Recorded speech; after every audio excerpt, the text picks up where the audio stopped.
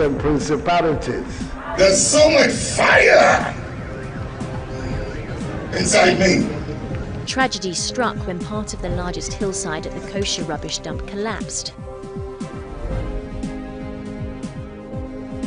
It's going to be fun to see how he goes about approaching this game.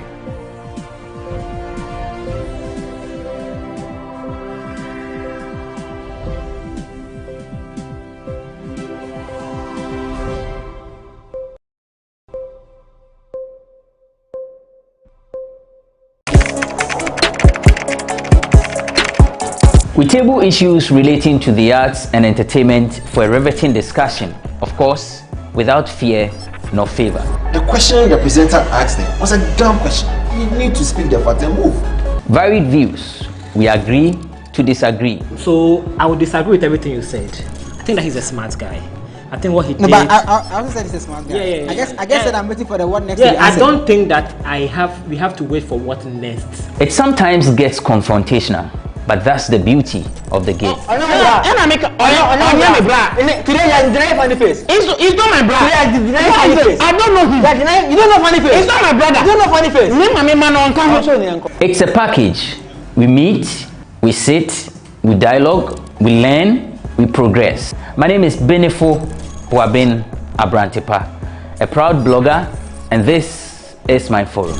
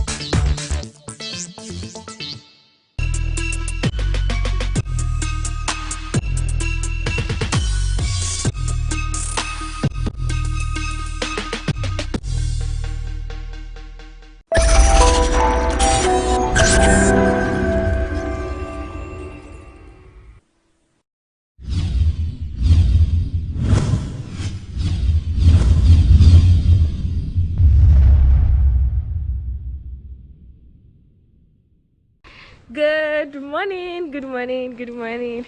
As part of my Vlogmas videos, I'm heading towards Ebri Botanical Gardens. I've been there several times. You've seen me there several times.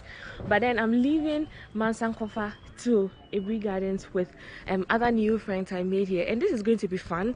This is also a way to also see Ebri through my lens. Woo! I just fell down. So I'm heading towards Ebri Botanical Garden. By this time around, I'm going cycling with Sweetheart. Say hi. Hi. Yeah, so we are going. You get to see Ebri. This is your first time going to Ebri Botanical Garden. So yes, I'm excited. Yeah. Are you very excited? So yeah, you guys are coming along with me, and this is Vlogmas Day 13. If you missed my 12, go check it out. It's the tour of this place and then my experience. So this is going to be my last day here, and so I'm going cycling, and of course you guys are coming along. So let's go, let's explore Ebri, and let's explore the beautiful Ebri. You know how I always say that Ebri is somewhere I want to build my dream home, and so this is a reason why, and you need to see the reason why I love Ebri, and this is why I want to own a house here. So let's go and let's explore Ebri. Catch you guys.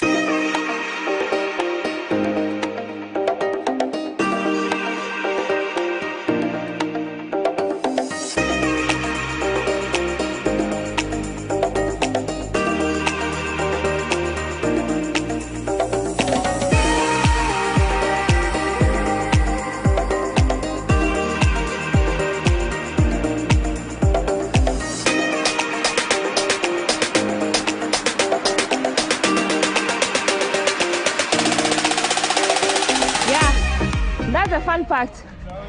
Yeah, going down the hill is always fun.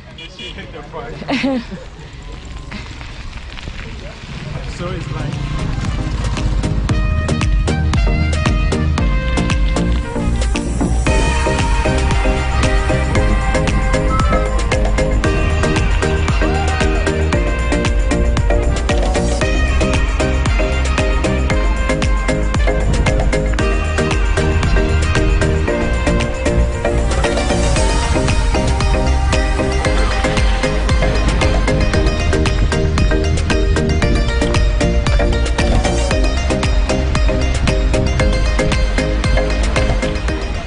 this is Peduase Lodge Junction. We're about to start the journey.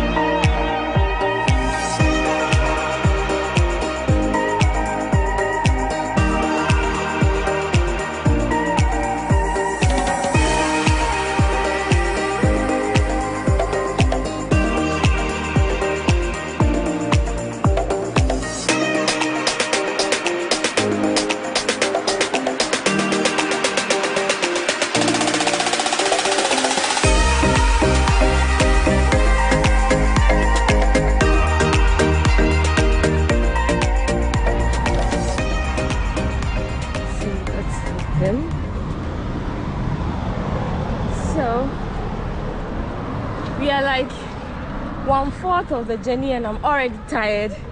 I'm so tired that I don't even know if I should give up. I'm so tired. So this is Peduase Valley Resort. If you haven't been here, I have been here before. It's up on my channel and waiting for the rest now. So this is how it looks like from here. The good part is we have a beautiful weather today, so yeah. Okay, here they are. Yeah.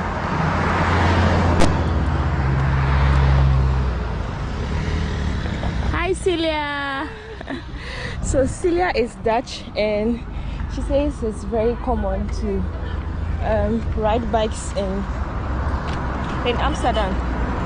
So it's nothing difficult for her at all, unlike us that very few of us ride bicycles. So yeah, so far so good. Yeah. So let's see how the journey goes. I just hope that I don't give up. Yeah.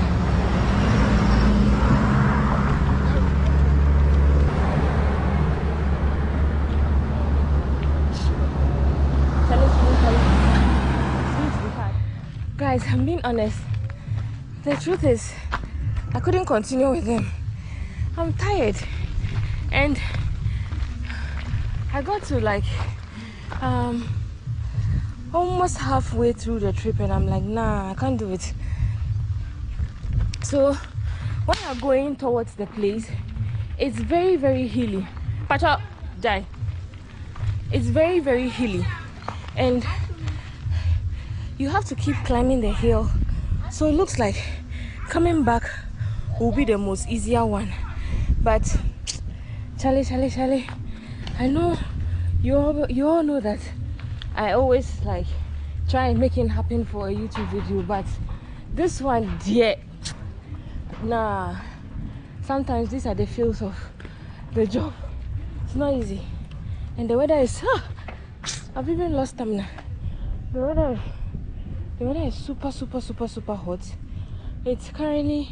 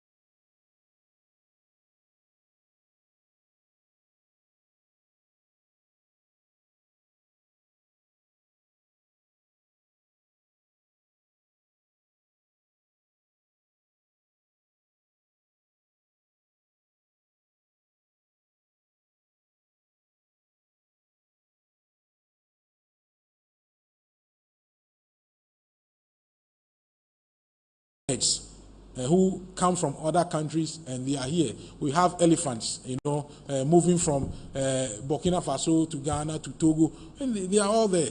And we have them in our, our parks. We have monkey sanctuaries. We have we have area. We have aviaries and birds. We have butterflies and all those things. There are every region in Ghana. We have some of these parks and unique landforms, and then unique animals that you will not find anywhere. We want to, promote private sector investment in these areas, and we also will be looking forward to implementing the recommendations of the committee that the minister has put together to revamp the timber industries. Honorable Deputy Minister of Information, I thank you so much for the opportunity.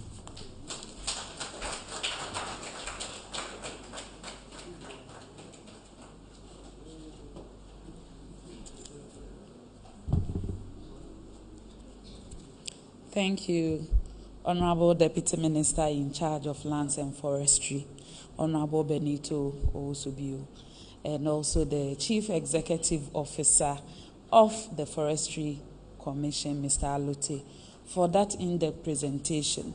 If you take nothing at all from today's presentation, you should know that the forestry subsector on its own is very critical if we want to develop our country, especially in trying to mitigate the effect of climate change, creating employment opportunities for our young people, and developing domestic economics in our various localities, and how to also rake in foreign exchange. I was very much excited about the fact that the Forestry Commission also covers our tourism ecosystem to the extent that wildlife ecosystem, to the extent that there are so many potentials that, but for today, I did not know exist in the wildlife sector. On that note, I'll say the floor is opened. If you have any questions for the Honorable Deputy Minister or the Forestry Commission CEO, we'll take the questions. But before then, let me acknowledge the presence of the Honorable Deputy Minister in charge of mines, my own big brother, MP for Takwa and Swayem constituency, Honorable George Mreku Duka, who has joined us this afternoon. So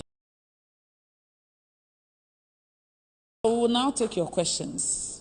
So we'll take 5 for the first set, and if we have time, go for another bout. If not, that'll be it. So we'll take 1, 2, 3. So the 3 questions from this side. We'll take 4, 5, 6. Okay, we'll take all together, and then we may not even have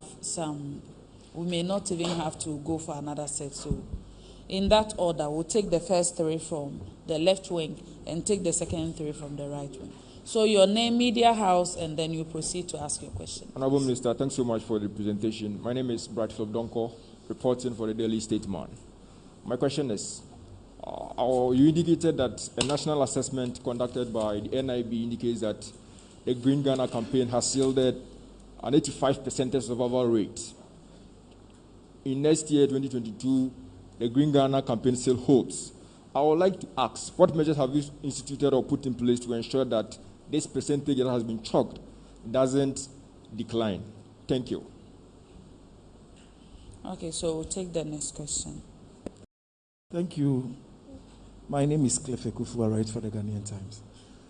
I would want to find out what concrete measures the ministry is putting in place to halt the encroachment on our wetlands, the mangroves, and then the Ramsar site. Because especially if you move within the urban areas, you see how fast people are encroaching on wetlands and then the Ramsar site. So I would want to find out what concrete steps the ministry is putting in place to halt this degradation. Okay, so we'll take the third question. Good morning, Honorable Minister. My name is Nana Peku from Daily Searchlight. Honorable Minister, you didn't tell us how much the Green Ghana project cost the nation, and then how many how much proceed came in, because some donors want to know how much they contributed, because it will give them the impetus to contribute some more. So we want to know how much proceeds came in and how much money the government spent, either through the government's own coffers or contribution from other people. Thank you very much. And then my second question, Forestry Commission, certain hardwoods in the country have become extinct. Mentioned like Odum, Wawa, Ofram, Odain, Amre, and the rest. We don't most see them. What are you doing, as it were, to replenish or bring them back? Because these are hardwoods that are very good for some projects or products. We are no more seeing them. What are you doing, as it were, to bring them back? Thank you very much. Thank you. So we'll start ladies first. So I'll start with her. Thank you. Please, I would like to find out, first of all, what accounted for the 15% loss that is in relation to the Green Ghana project, and what measures are being put in place to ensure that we don't experience it again. And then my second question has to do with the fact that if we have the regional breakdown, want to know the regions that have most of the trees alive, so that we know that next time this is where we are supposed to channel our resources to, and this is where we are supposed to tone down. So those are my two questions. Okay, so take the second. Yeah, thank you. I want to add up to what you said. I want to know the period this monitoring evaluation was conducted, the period between which this was conducted. Then my substantive question is on the ecotourism side. I think it's a good, Ghana has a very good potential in getting a lot of money from this area. But what we have witnessed over the years is that sometimes such sites are neglected. And so I want to find out over the years, how much has government invested in terms of improving the facilities in those ecotourism sites and facilities, so that it will attract more people to the place. Then I want to know the total sites, the ecotourism site, what is the total number in the country now? Thank you. So take the last question. Okay, so take the third. Maybe we'll have to come back again. Yes, my name is John Awuni. I represent Kesbin. My question goes to the Forestry Commission boss. There's this report that came out 2 days ago about youth in afforestation, precisely New Edubiasi area. They say for the past 6 months they've not been paid, and they're appealing to the Forestry Commission CEO to do something, because Christmas is just at the corner and they might be spending this Christmas with nothing. Thank you. Okay, so let's take the last one so that they will take all the questions at the go. Yeah, I have a number of questions. So, yeah. Please try to be brief, okay. Maybe one or two, but number of questions, I can see a whole page. No. In your presentation, you talked about Ghana having about 6.57 million hectares of forest, right? Please, can you speak up? Yeah, please. In his presentation, I'm talking about the Forestry Commission. He talked about Ghana having presently about 6.57 million hectares of forest. Do we know how much forest we had at the turn of the century, as in the year 2000? How much forest did we have, comparing that to today? And even as at independence, how much forest cover did we have, comparing it to today? Regarding the animals which are being exported illegally, can we have more details about which animals are being exported and which quantities? Where were the arrests made or the confiscations made for these animals which were being exported illegally? And the people who were doing the export, where are they today? Finally, I think that's about it. Yeah. Okay, to set the tone, let me start by saying during the introductory presentation by the Honorable Deputy Minister, he mentioned that when it comes to trees, they are like babies. Planting trees is not an event. It's a whole process. Like a baby, you would have to water the tree, you have to check on it, you have to prune at some point. You have to continuously invest until it reaches a point where you think it can survive on its own. So to set the tone, that is what I will say, that with continuously from 5 million to potentially planting 20 million next year in about 6 months, it should tell you that if we want to cut on the losses, what we have to do is to check on the trees and make sure we are able to nurture them onto a point that they are able to survive on their own. On that note, I'll yield the podium to the Honorable Deputy Minister, then the CEO of Forestry Commission. Thank you.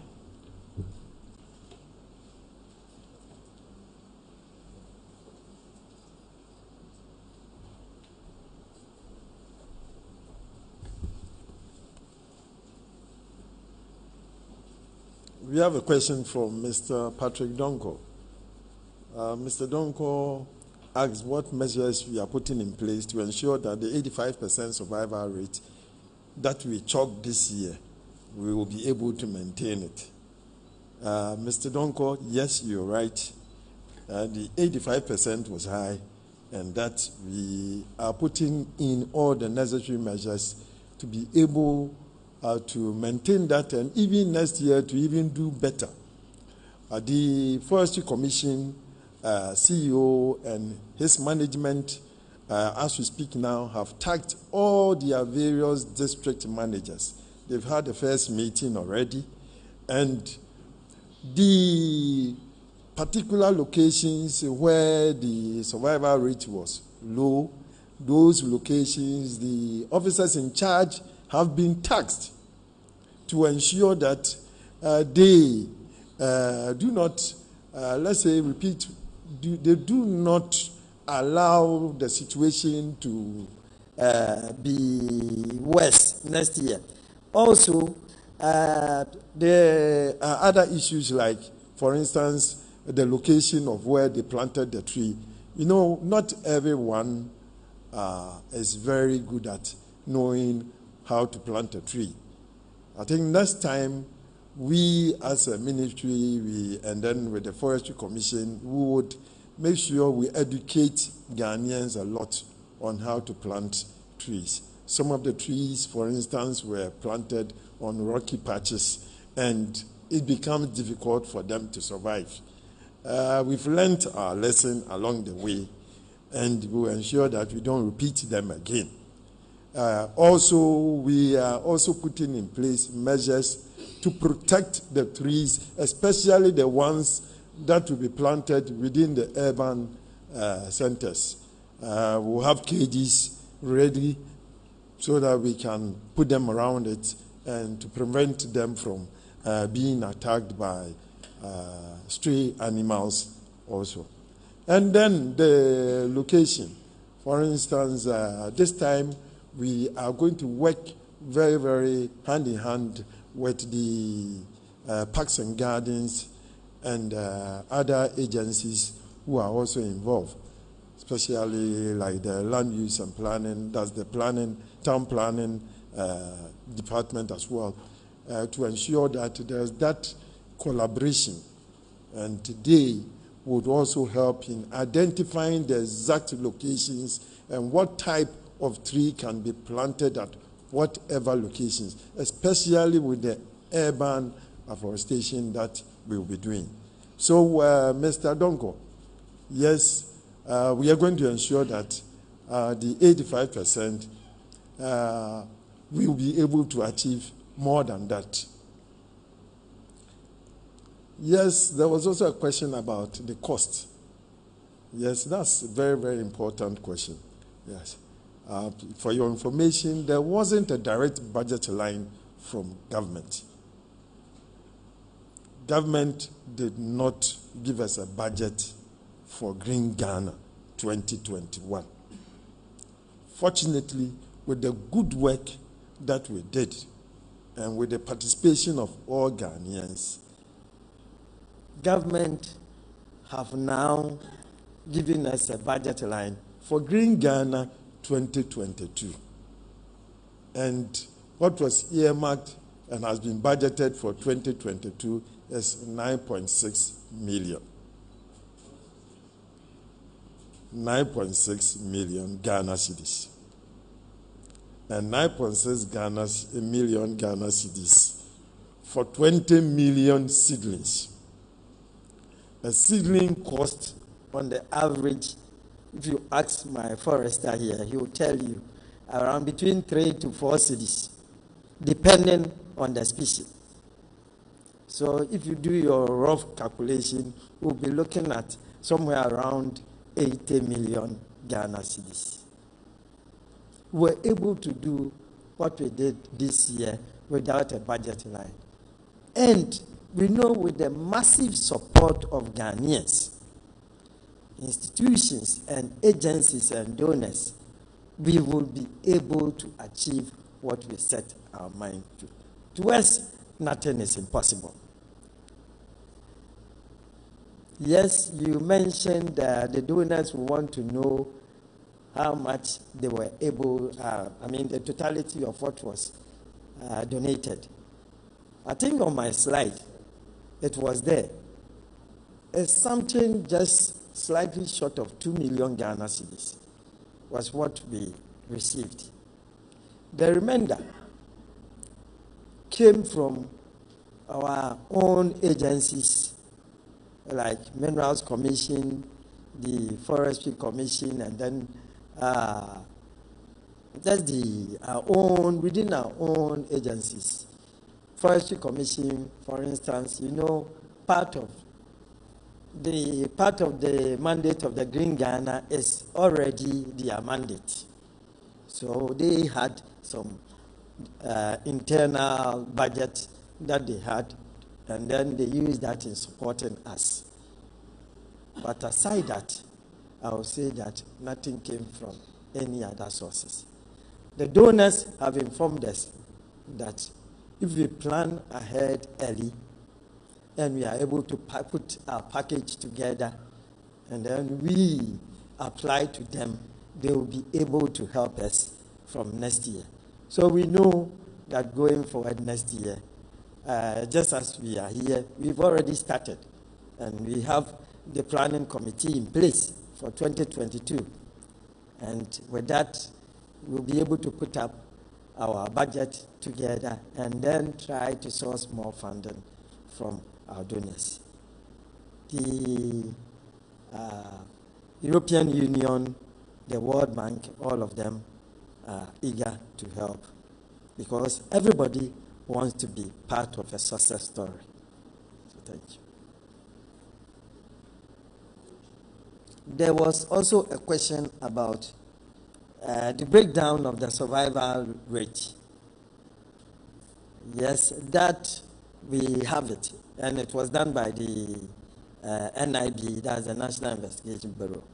Yes, we will let you have that, but unfortunately we don't have it here. But because they did it across the various districts and the entire regions, yes, we have that.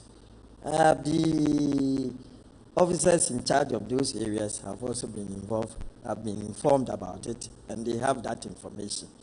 Yes. And we will let you have it as soon as possible. The other questions I will say to the Chief Executive of the Forestry Commission, and that's to do with the encroachment on wetlands and the bringing back our indigenous tree species. Oh, the duration. This week happens to be 6 months exactly to when the Green Ghana Day initiative was done. Yes. It is always better to wait after planting for about, let's say, 3 months before you can assess how well they are doing. They did this from month 3 to month 5. So I would say it's quite recent. It hasn't been that far.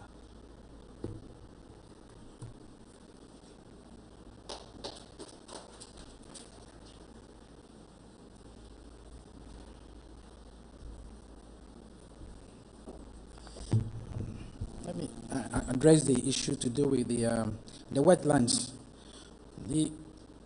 I think the problem with the wetlands, especially the ones that are in the city center, because of the competition for land in the city center. So you have a place like Sakumono, Ramsia side. That's the one that is very significantly encroached.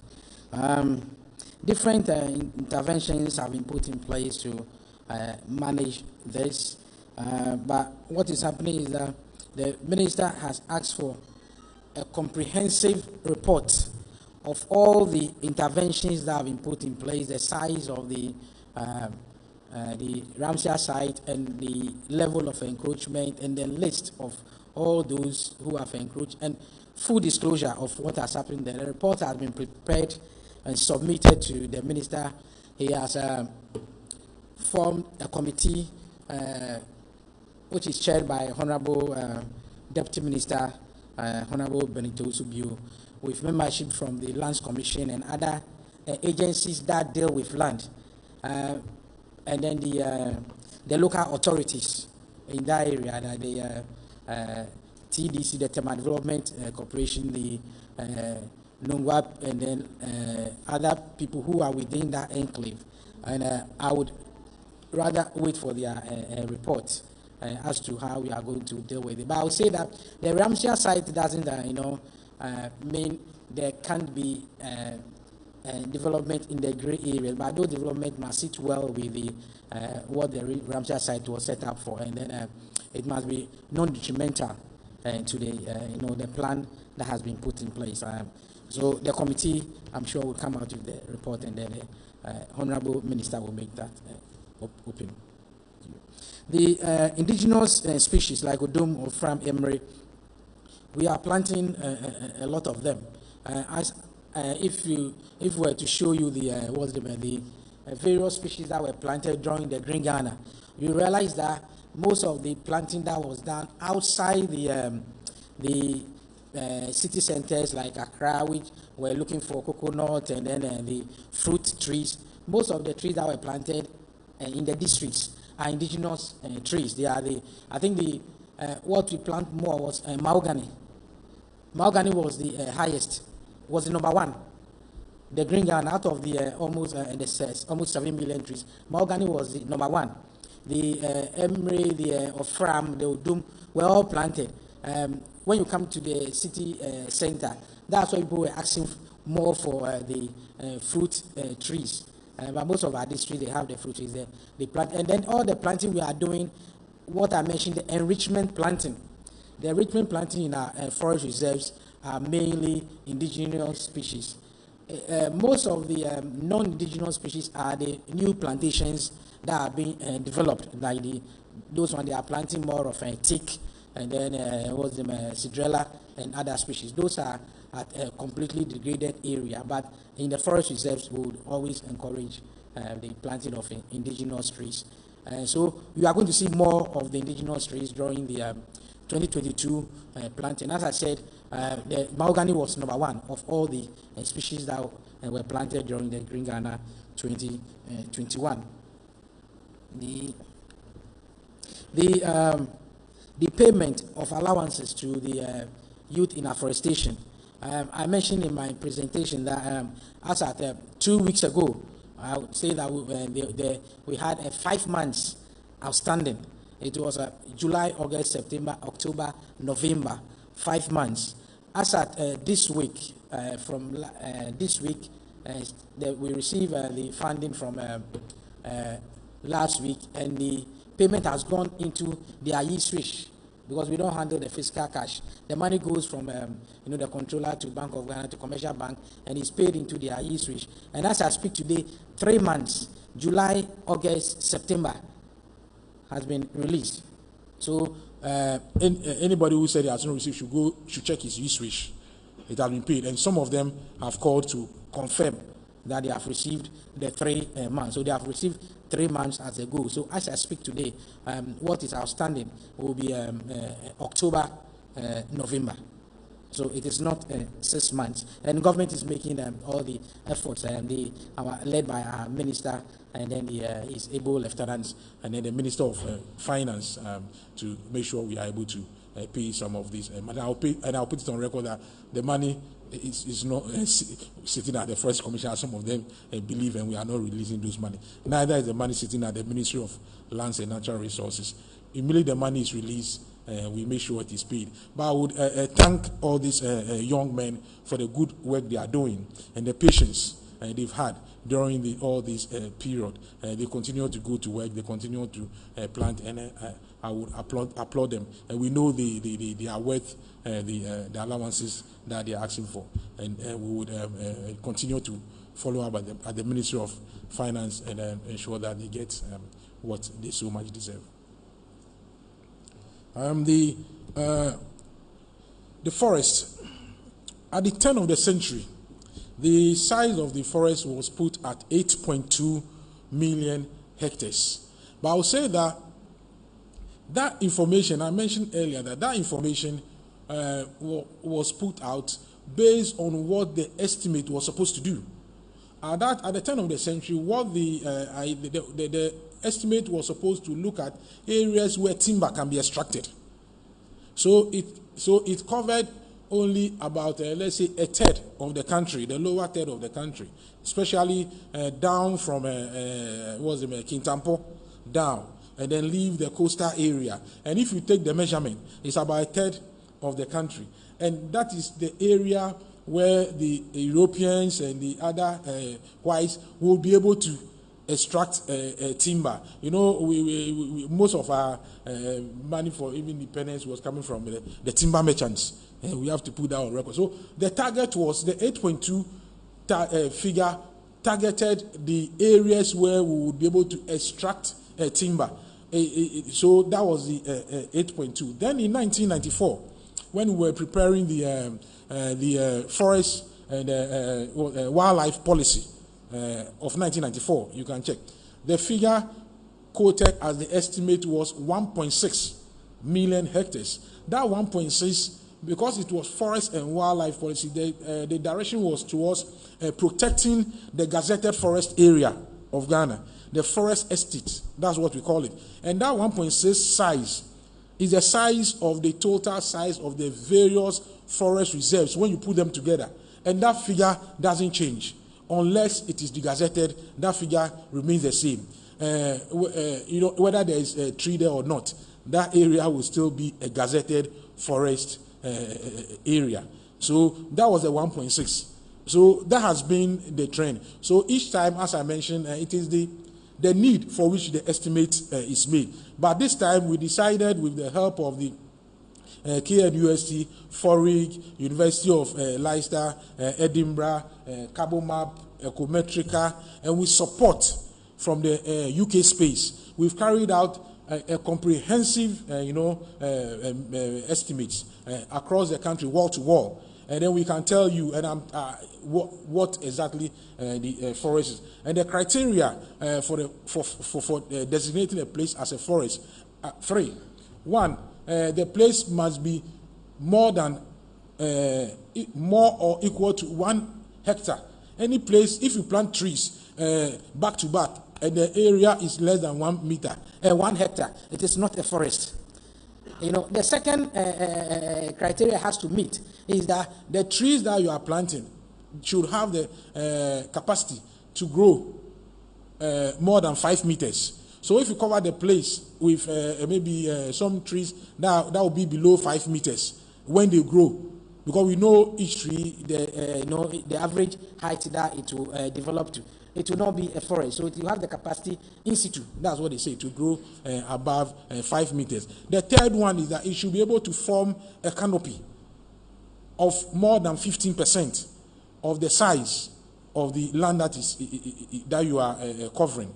So if the canopy is no more than 15%, and you have individual trees standing scattered on the place, it cannot be described as a forest. And this criteria has been properly communicated to the United Nations Framework Convention on Climate Change, and it is documented and accepted. And everything I have there as the work that has been done is something that is communicated internationally. It's not only Ghana-based information. So that is the point. At the turn of the century, the 8.2 million hectares focused on timber extraction. In 1994, the Forestry Commission and the Ministry of Lands prepared a document, the Forest and Wildlife Policy, and they put 1.6 million hectares as the gazetted forest estate. And that is not that didn't actually intended to take care of the whole forests of Ghana. And as I said, beyond the gazetted forest estate, we have forests outside what we call the outside forest reserve. Indeed, we have more outside the forest reserve than the what we have inside the forest reserve. What it is that there are strict regulations relating to the forest reserves, and you can't just enter and do what you want.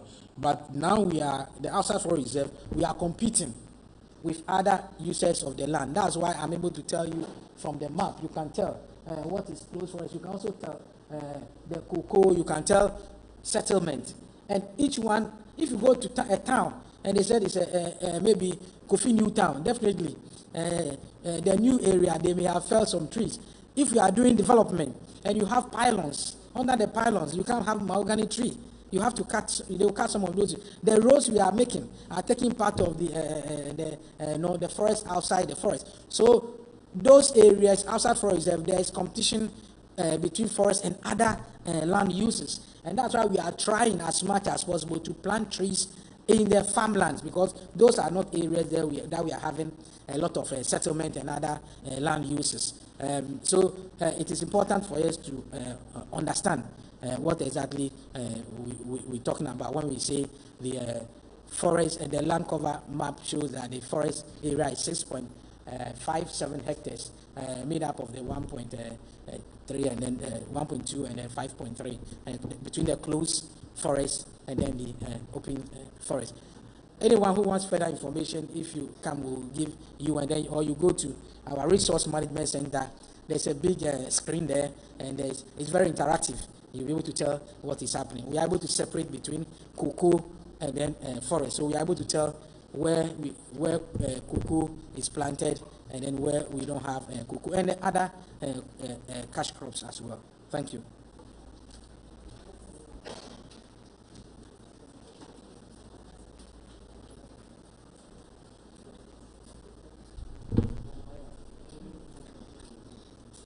On that note, I would like to thank the Deputy Ministers from the Ministry of Lands and Natural Resources, the CEO of the Forestry Commission of Ghana, directors and staff of the Ministry and the Commission, the media, and all our invited guests for joining us this morning. Thank you and have a great day.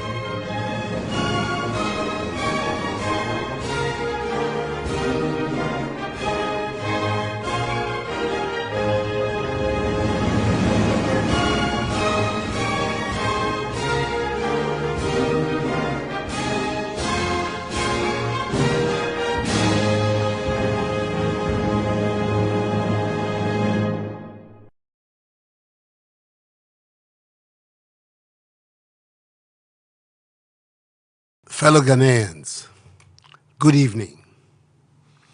It has been some time since I last came into your homes on a matter that has grabbed not only our attention, but that of every country in the world.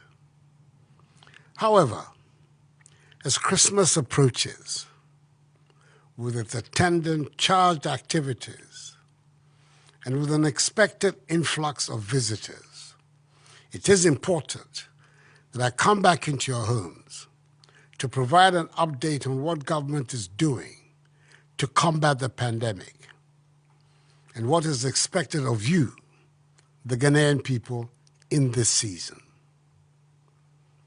When I delivered the last update, I indicated that in spite of the efforts to rid the nation of COVID-19, the fight was far from over, as we had begun to experience a third wave of COVID-19 infections, driven largely by the Delta variant. The data tells us that the months of August and September in particular were the most devastating.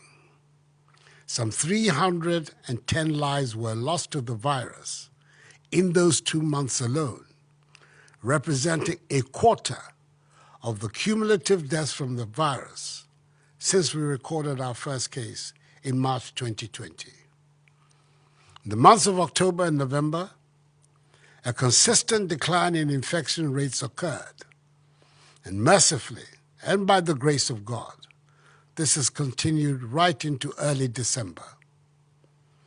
As of Sunday, 12th December, some 2,042,778 tests have been conducted, out of which 131,911 positive cases have been recorded. 129,683 persons have recovered, meaning that presently the number of active cases, that is the number of people with the virus, stands at 973 persons. Inasmuch as this represents some degree of good news, we have sadly had 1,255 dying from COVID-19. The current data suggests quite a favorable COVID-19 situation prevailing in Ghana. And I say this only to encourage each one of us to continue to be vigilant and adhere to the enhanced hygiene protocols which have served us so well so far. 3 regions, i.e. Ashanti, Greater Accra, and Volta, have the bulk of infections. 7 regions have single-digit infections, and 6 regions, that is Ahafo, Northeast, Uti, Savannah, Upper West, and Western North, at the moment, have 0 active cases. We must do everything possible, at the very least, to maintain this situation, especially as the festive season approaches. Whilst these numbers should normally provide us with some comfort as far as the virus is concerned, I'm a firm believer in the oft-cited adage that it is better to be safe than sorry. We're expecting in this month of Christmas a large number of visitors, overseas Ghanaians and foreigners, into the country, with the Immigration Service doing a yeoman's job by intercepting many foreign nationals trying to enter the country through unapproved routes. Government's concern has been to limit the importation of the virus through the Kotoka International Airport. As things stand, international passengers arriving at Kotoka constitute the highest source of infections in the country, leading us to take drastic measures recently to prevent the importation of the virus from increasing the numbers of infections in the country. The Ghana Health Service tells us that an overwhelming majority, that is 75% of the positive cases recorded at Kotoka, have come from passengers who are not vaccinated. Beginning yesterday, Tuesday, 14th December, government has decided that all visitors coming to Ghana have to be fully vaccinated. Furthermore, all persons seeking to travel outside the country must also be fully vaccinated. Fully vaccinated passengers coming to Ghana must, in addition, be in possession of a negative PCR test of not more than 72 hours, and also take a mandatory COVID test upon arrival at the airport. Children aged 5 to 12 will not pay for the test. Any passenger testing positive at the airport will be kept in isolation at a designated isolation facility, and non-Ghanaian will receive treatment at his or her own cost. Communications have been duly sent to all airlines flying into Ghana of the imposition of a $3,500 fine for each unvaccinated passenger that is allowed to board a flight into the country. Unvaccinated Ghanaians and residents in Ghana who departed the country before 14th December and who returned by 28th December will be offered vaccination on arrival at the airport. Further details will be provided by the Ghana Health Service. These are stringent measures, I know, but the benefits far outweigh the negatives. As your president, it is my duty to protect lives and livelihoods. The ravages of COVID-19 have been devastating on our economy, and I'm determined to return us to our normal way of life as quickly as possible by helping to defeat the pandemic. Fellow Ghanaians, as I indicated at the outset, the month of December elicits naturally an increase in the number of social gatherings in the country. I know many of you have planned either to host or attend a number of gatherings, such as religious events and activities, funerals, weddings, concerts, musical shows, festivals, anniversary, sporting events, family gatherings, and parties. Nonetheless, we should be guided by what transpired last Christmas, where there was a sharp spike in the number of COVID infection cases and deaths in the immediate months of January and February 2021. We should avoid the repetition of such a scenario after this year's celebration. We do so by ensuring that social events are held in open spaces, ensuring that attendees wear masks, ensuring that social distancing is observed, observing enhanced hygiene protocols such as hand washing and the use of sanitizers, and encouraging attendees as much as possible to come vaccinated.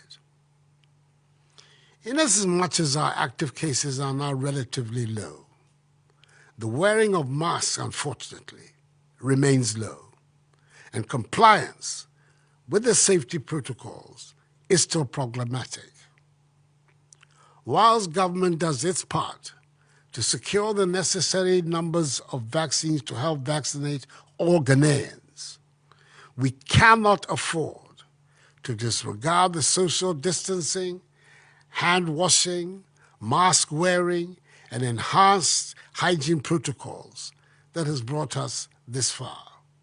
They must continue to be a part and parcel of our daily lives and routines.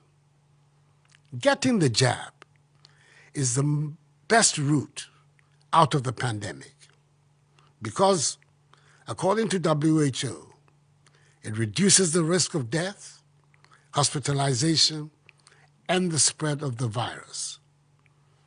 It is for this reason that we have committed ourselves to vaccinating some 20 million Ghanaians, that is the entire adult population, by the end of the year.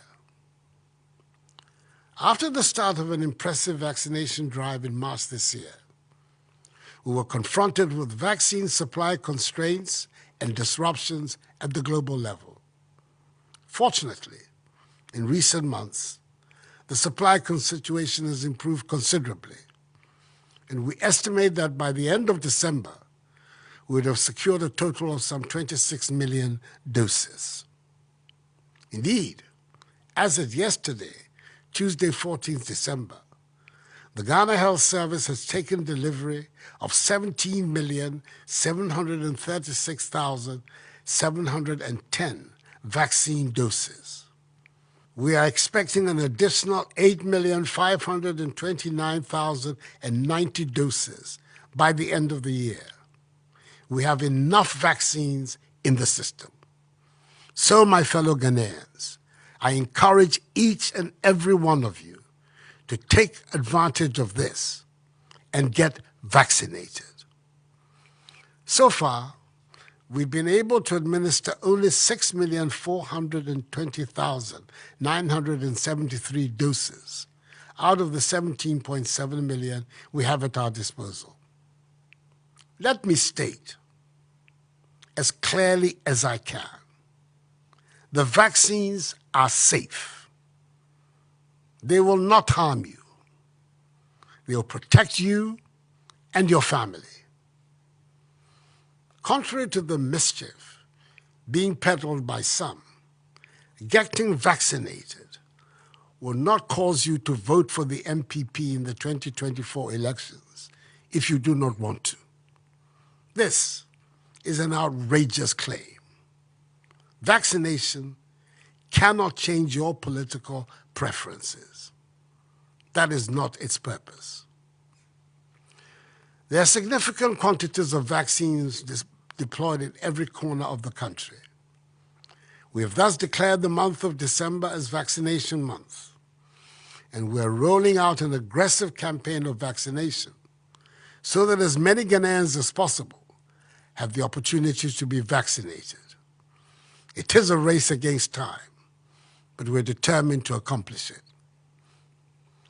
We continue to make steady progress in our quest to manufacture vaccines domestically. 2 days ago, on Monday, I was in Luxembourg, where I held discussions with the President of the European Investment Bank, Werner Hoyer, on Ghana's COVID-19 response plan. An €82.5 million facility has been approved for Ghana by the bank for use in the effort to strengthen healthcare delivery and the provision of specialist medical equipment and medicines across the country. Government has set aside €20 million of this to establish the National Vaccine Institute, which will supervise the domestic production of COVID-19 and other vaccines, led by the private sector and the business community. To my fellow Ghanaians living along the borders of our nation, I know of the difficulties occasioned you by the closure of our borders. As you know, the decision to close our borders, which are a source of livelihoods to many, was necessary because we wanted to limit the importation of the virus into the country. We're monitoring the level of threat of the disease and ongoing vaccinations in our neighboring countries. And as soon as we are satisfied that it is safe to do so, the borders will be open. Until then, I believe this is not the right time to reopen our land borders, especially as we're determined to prevent a fourth wave. And as such, they will remain closed until further notice. Government has beefed up its response capability and capacity to deal with the virus should we encounter an upsurge in infections. Over time, we have expanded our healthcare infrastructure, including oxygen supply and reach, particularly with respect to treating and testing centers, and the training of health professionals across the country in the care of severe and critically ill persons. However, our best bet in the fight remains adhering to the enhanced hygiene, social distancing, and mask-wearing protocols and getting vaccinated. Enuanom, yensaka corona drono bebre woyama mu bebia. Mamuntienia ebinum yakeka. Boni bia eni adrono ho.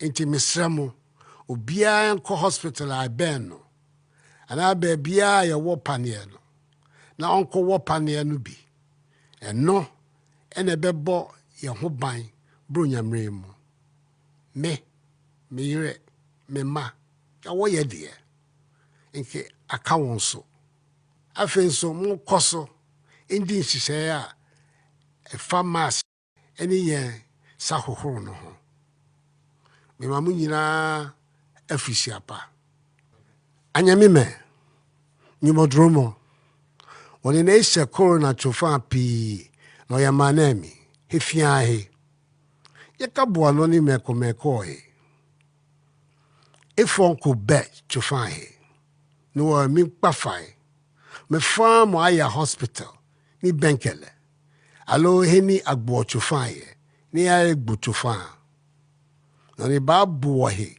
bronya ne mi he fatalo mbi wogbo no ehwebohu eko nye ya no ni nye wo mask ke woni ne formo mi hanye afi eya ni ebani na wo. Let us choose to live and act responsibly throughout the Christmas festivities and remember that our actions or inactions will either help to end the pandemic at a much faster rate or continue to spread the virus in the country.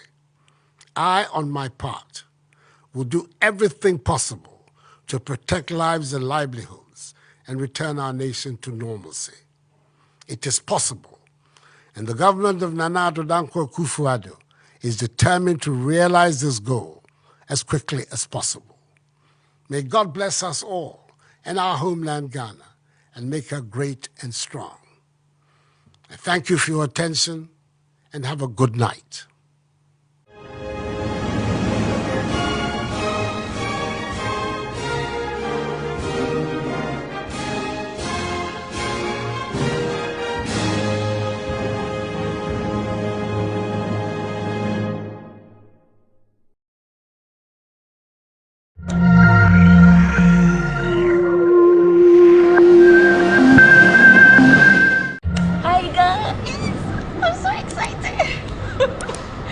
It's Vlogmas Day. What? Oh, I have forgotten the Vlogmas Day. Okay, guys, I'm sure you guys are already you're already keeping up. I've forgotten the Vlogmas. There's too much excitement on my face, and I'm super excited. I'm going to Nigeria, and I'm going for a wedding. Okay, so I'm going for a wedding with my family, and my cousin is getting married, and so yeah.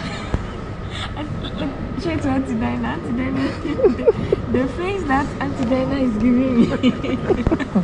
And this is a group trip, and so includes my family, and so we are going to have a good time. I have a sponsor for today's video, and the sponsor for today's video is Lambel Laboratory, and that's where I took my COVID test. And as part of the travel requirements, you need to do a COVID-19 PCR test, and I did mine at Lambel Laboratory at East Legon. It's a very good prime area, and he's our sponsor for today. And so today my video is sponsored by Lambel. It's the cheapest and fastest on the market that I can trust. So let's rewind to see how it all started before today's trip. Lambel Laboratory and Diagnostic Center is located in East Legon. They offer the fastest and cheapest COVID-19 tests. They are open from 8 a.m. to 8 p.m. on weekdays and 9 a.m. to 4 p.m. on weekends. For the 12 to 24 hours, it costs 250 cedis, which is about $40. And for 6 hours to 12 hours, it costs 350 cedis, which is about $57. And for 3 hours, it costs 400 cedis, which is about $65. The good part is there are a lot of healthcare personnel to take care of you. So I spent about 15 minutes the entire time for the COVID test. You can check out their website on www.lambelgh.com, and I'm going to share all details in my description box.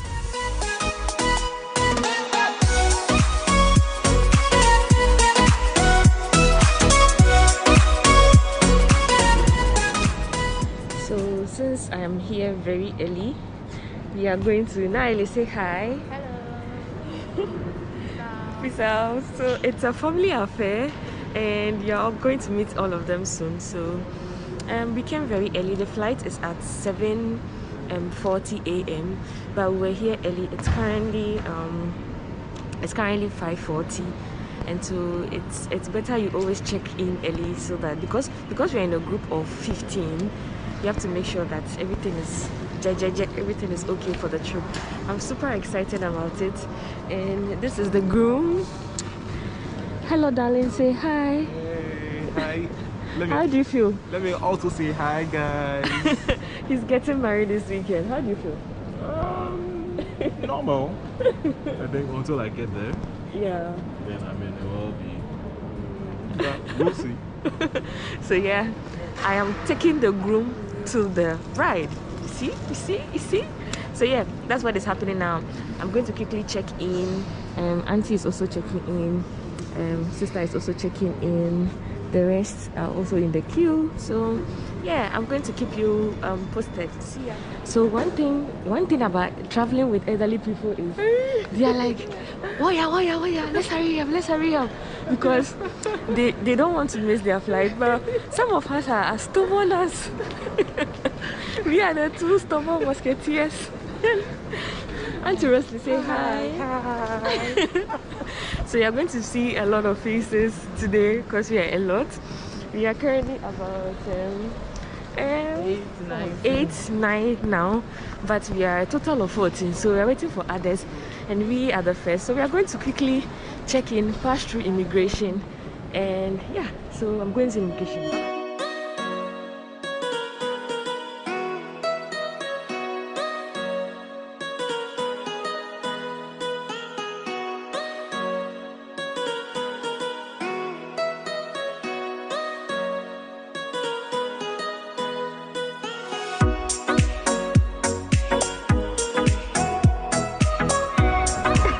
Smile.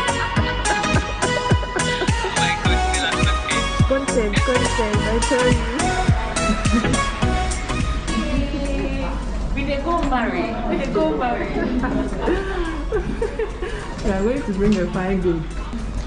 We are going to bring a fine babe to Ghana. Say hi, Lottie. Hi. So I'm super excited. Do you all remember Stella? Hi, Stella.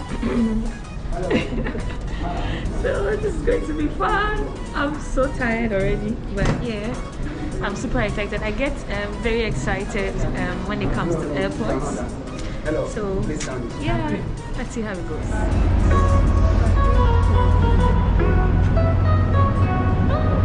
So it's very early. It's about 7:30 now, and yeah.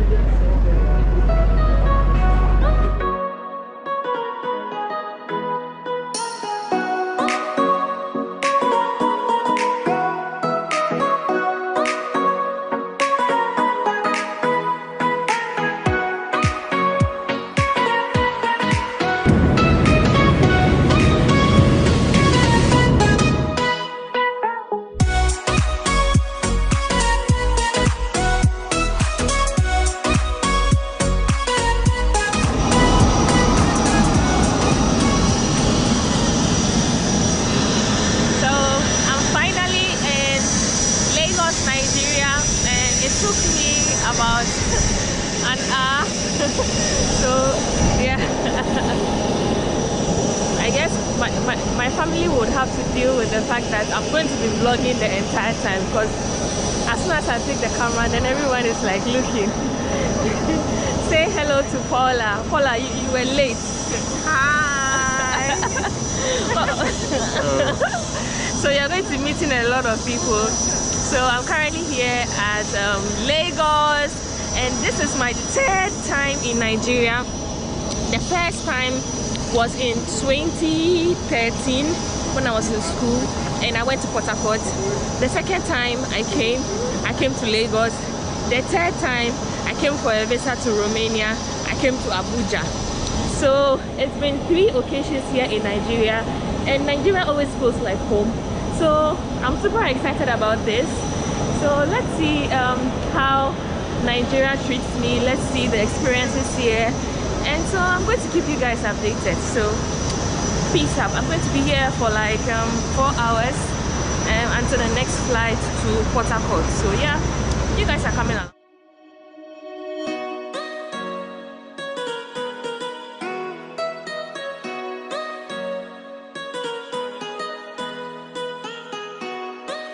Okay, so this is after 1 hour 30 minutes. We are finally out of the immigration. We are here hanging around till our next flight. So yeah, we're waiting for the others, then we continue. So I changed $100 and this is what I get. That's lots of money. How much is it? So this is $5.20 and this is all I'm hoping to spend. I am hoping not to spend more than that. So yeah. Let's go. Everyone is just chilling out and changing some currencies. So I had to come to a different vendor because I needed the 1,000 notes. So I get 55,000 naira and I'm rich. I am $100 rich.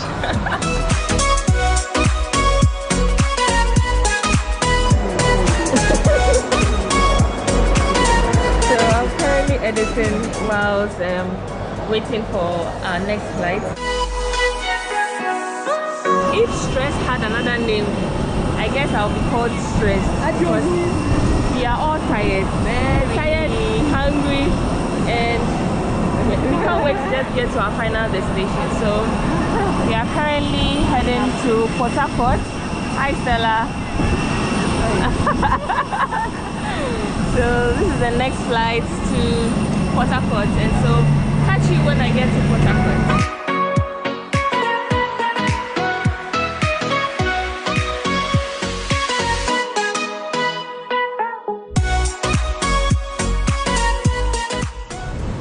So we have finally arrived at our final destination, which is the Port Harcourt, and it has been such a stressful journey waiting. I'm super hungry and this is how it looks like from here. So it's time to go home. I'm super excited because I'm so hungry and yeah, super excited. We're in Port Harcourt and this is my second time in Port Harcourt. I know some of you are in Nigeria but haven't visited other cities. I get to visit River State, so cheers to me.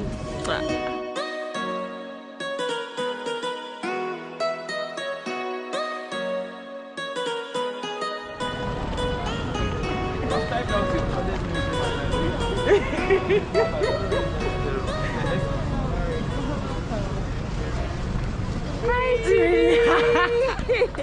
Finally, Mr. Bride. Hi. We're finally in Port Harcourt. You're getting content. Like, have a good one. I'm hungry. I'm hungry, Papa. Let's go say she has food for me. Oh yeah, plenty food. Okay, we are going to eat the pie. Yeah.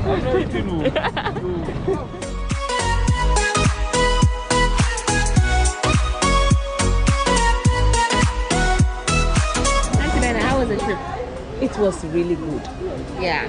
So we are finally here. Yeah. And I want to end the video here. Yeah. This brings us to the end of today's video. The whole journey was exciting. It was an amazing trip from Ghana to Lagos, precisely Port Harcourt.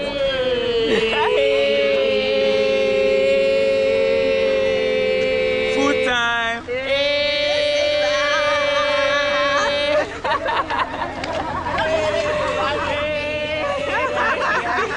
So this brings us to the end of today's video. I'll catch you up tomorrow. I'm going to be giving you my first impression. No. Wait. Okay. So you see the Eba and Ogbono soup. Okay. So this is going to end today's video. I'll come right tomorrow with another video. And from now till 6-7 days, I'm going to be sharing my experience here. And yeah, so far so good. Yeah. So we are so tired and hungry. Very tired. Yeah. And hungry. We got a very good welcome. So yeah, we are here. Let's go. See you tomorrow. I love you all.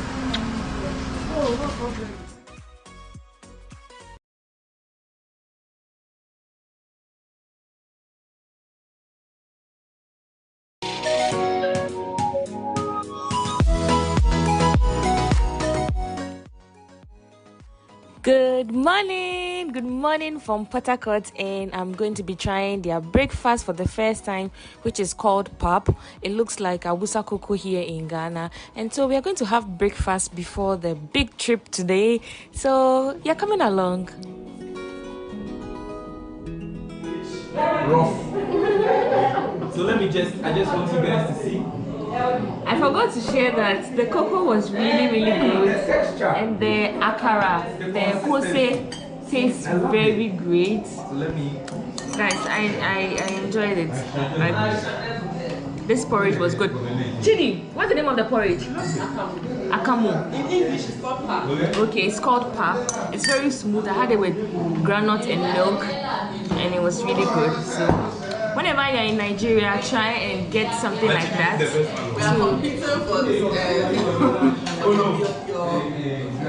My YouTube channel. Hi guys, we are back again, Charlie.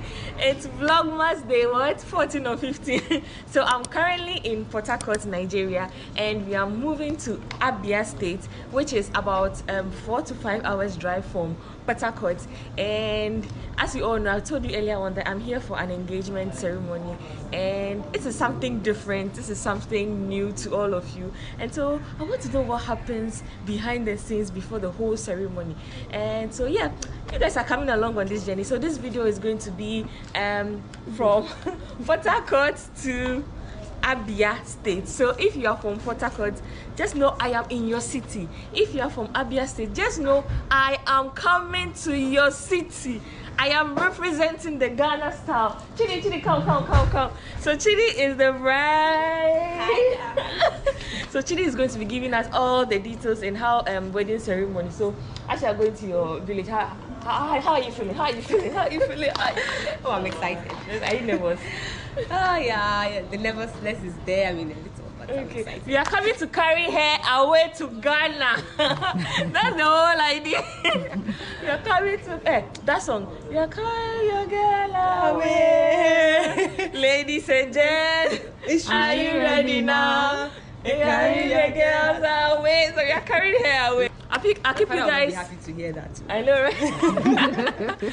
I'll keep you guys updated. So yeah, let's go. Let's see how the journey. Let's have a feel of Port Harcourt. Let's have a feel of how Nigeria is. If you haven't been to Nigeria, at least you get to see Nigeria through my lens. So let's go.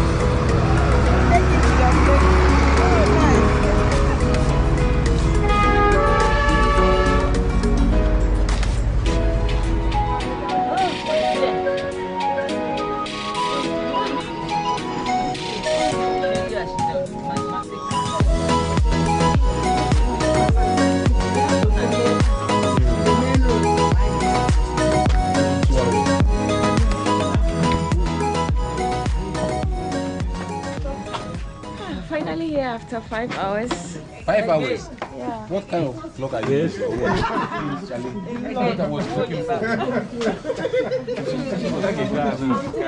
So we are finally here at the hotel, and this is where we're going to spend 2 nights, because tomorrow is the knocking, then the next day is the engagement. So this is how the hotel looks like from here.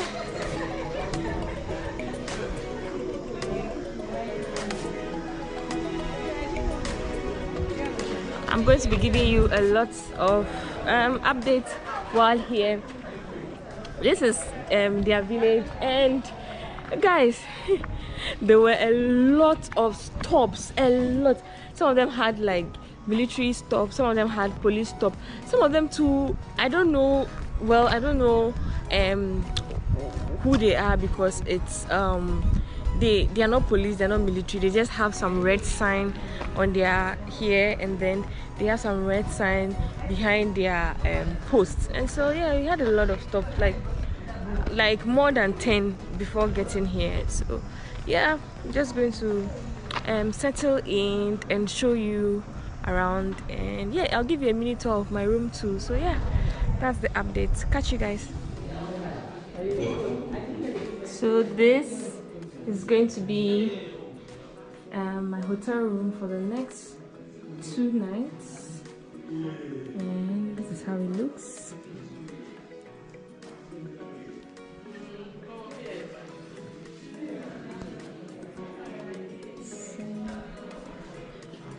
And this is the washroom.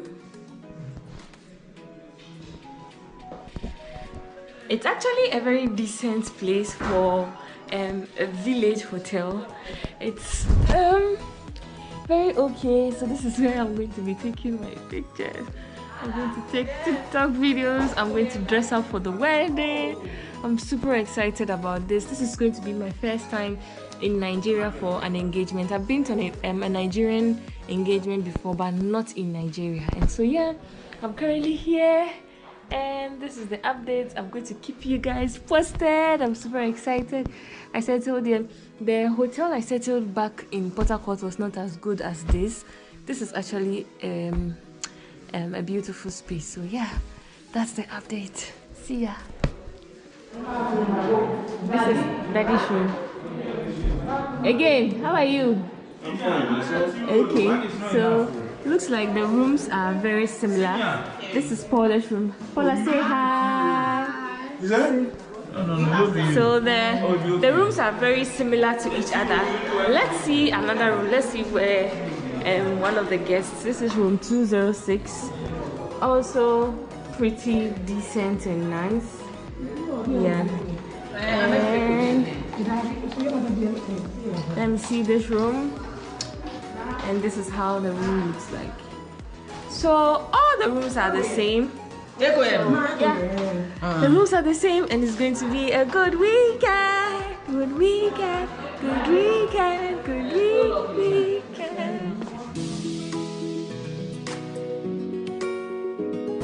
So we are finally at a village called Amibu, and this is her dad's house. So this is where the whole ceremony is going to happen. This place is a very beautiful place, so I get to get nice pictures. So yeah, this brings us to the end of today's video. I'm going to come along tomorrow with the experience here in the village. See you.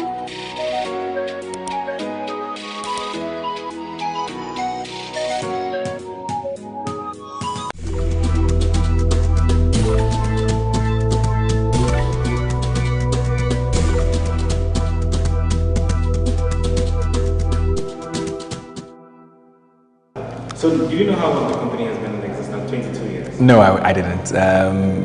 It's when you reached out to us and mentioned that you're 22 years, and I think that's shocking. I've followed GhanaWeb for quite a while, more than a decade, but I wouldn't have pegged you guys for having been in existence for more than 2 decades, and I think that's really positive for you guys. You've served the nation really well with the kind of contents that you've delivered to your readers over the past years, and I think that it's been a pleasure, having worked with you for me at Soccerbet, and for every other reader out there. I'm sure they'll be really pleased to know that you've been in existence for 22 years. We want to, from here at Soccerbet, what we want to say to you at GhanaWeb, to your management, to your staff, is congratulations for this particular feat. It's been an amazing journey, I'm sure, and I want to wish you all the best going forward for the years to come. Everything that you do, may it work well for you. May you go beyond your boundaries and continue to serve the entire populace.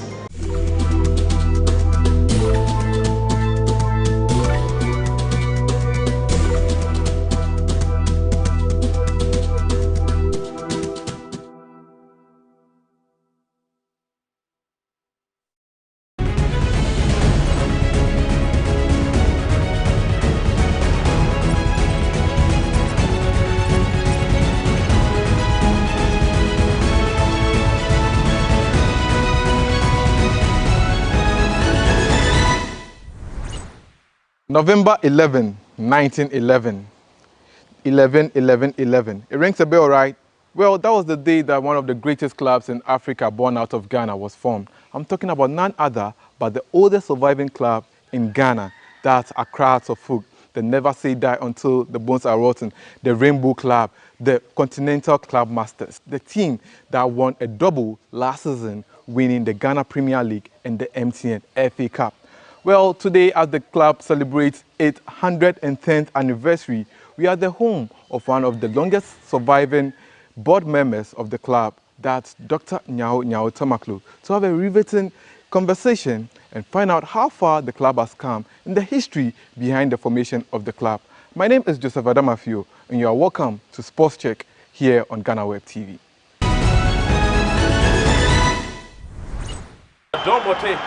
The last time he played in a competitive match against Kumasi Asante Kotoko, he scored from a free kick. From a similar position. And he always brims with a lot of confidence whenever he's playing against Kumasi Asante Kotoko. Sometimes we keep wondering why. Let's see what he does with this one. Well, what a goal! What a screamer! Unbelievable! We were talking about Bernard Dombote and he has done it right into the top corner. This is top class. Everybody know that Dombote is no more a game. I think it's me. I am that I am. So I think if Dombote is there, Asofo is there. Again, a dink from Salifu looking for Barnier. That's the opener. Daniel Akuya Barnier. Against him. And Dombote champions. Kofi Mensah Smith and the Phobians have won the double. Oscar Santiago by 8-7 on penalties there at the Accra Stadium. Dr. Nyao Tomaklo, thanks for having us. Please, as the club celebrates their 110th anniversary, we would like to know how the club was formed and what inspired the formation of Accra Folk. What we call organized football really started in Cape Coast years ago. And with time we go to Accra. And Accra Folk was lucky then to have some young people at that time who felt there was a need for football in Accra. And this establishment took place in the house of a gentleman by name Captain Neti, or Asafuache Neti, in a place in Accra called Swalaba. The house is still there till today. If you go there, you see where even the old man lived. It's a big family. The house is still there. Now, in those days, 1911 is quite a long time. So, then there weren't much clubs in Accra then. There were few clubs after that. Few clubs sprang up. Notable amongst them was Accra Standfast, which later fell by the wayside like others who also started. And the club started with notable figures at that time. The Bruce Tegos, or what we call the Bruce Tego brothers, who were also players in the club. And then we have the natives themselves, that's the children of the old man. Then we have the Okrakus. And there are other names I can't remember now. And then the Ankras. So this is how the club was formed on the 11th day of November 1911, which is exactly 110 years since it was formed. That's a long period. Was the day deliberate? 11, 11, 11. Was it deliberate? I should think so. If you look at certain things of the club, the picking of the name, the symbol of the club, certain names that are attached to the club, that will tell you that it was deliberate. It was definitely planned. Normal history we find on the internet and in books tells us that the club won the first national league that was set up by Guggisberg. Yes, that is very correct. Guggisberg was a governor. He organized the first ever organized league in the country at that time, the Gold Coast then. And that was one, the cup was won by Accra House of Hope. So you can see that winning cups, winning matches started long ago. You follow me? That's how it is. Did the club start with the same colors that we see, red, yellow, blue? Oh yeah, the club started what we call the rainbow colors. Yeah, and rainbow colors, as we know, rainbow itself stands for a lot. It's a very important symbol for Accra House of Folk. So our jerseys, which were made in England in those days, the original jerseys, which came from England, had rainbow colors, just like you see now. But they were all in striped form, like that, beautiful. Now, a rainbow itself is a sign of solidarity. The rainbow is also a sign of unity, or a symbol of unity, if I would say so. Rainbow is also a symbol of hope. How does it come in? A symbol of hope because after a very downpour of rain, if you have noticed, and this is supposed to have happened even centuries ago in Noah's time, and then you have the rainbow. And when you see the rainbow, you know that the rains definitely will cease. You follow me? And now it got its own spiritual acception too, which is a symbol of success, hope, and fortune. So you can see that the rainbow also, as a symbol, definitely might have been properly thought of and thought through by the elders in those days before they pick it.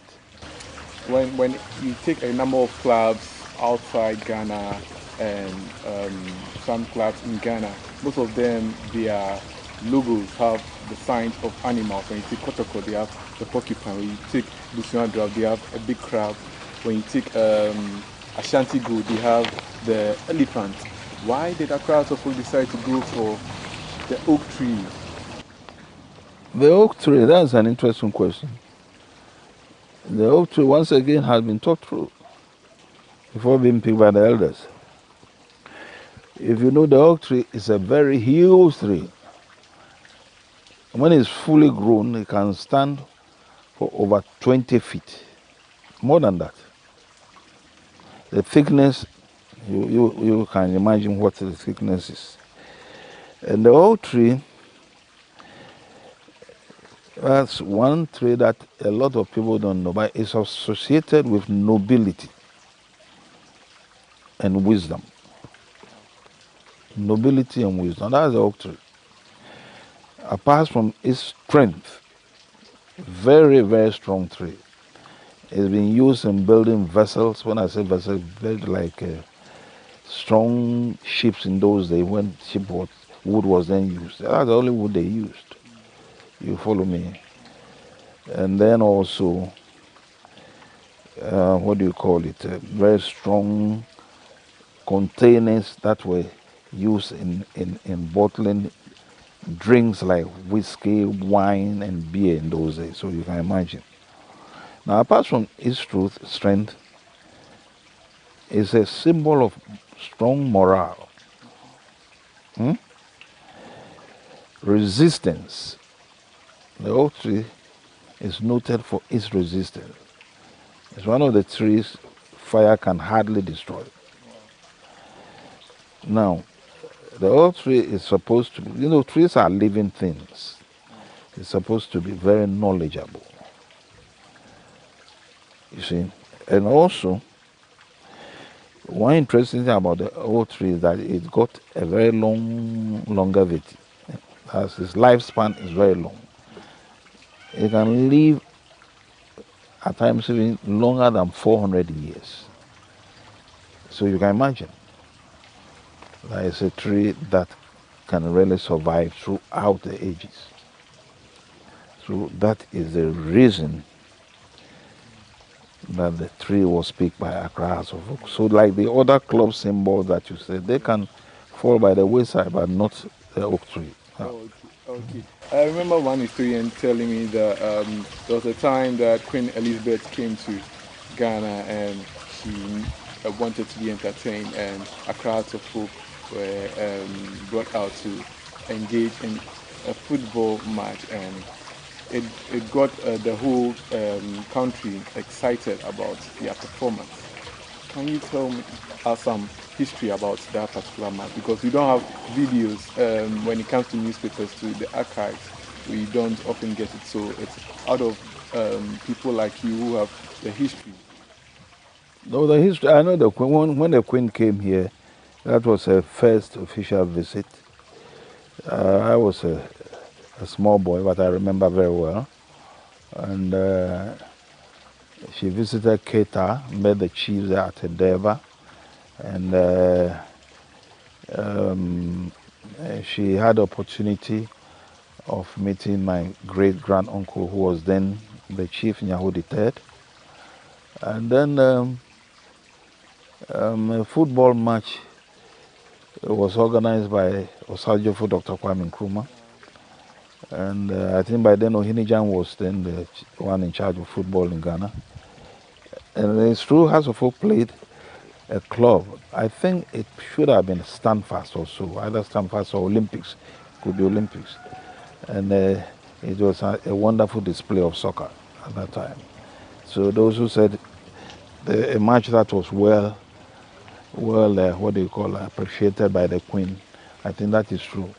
Well, by that time, at that time, even though very few people wear boots in playing football, it was still very interesting and competitive.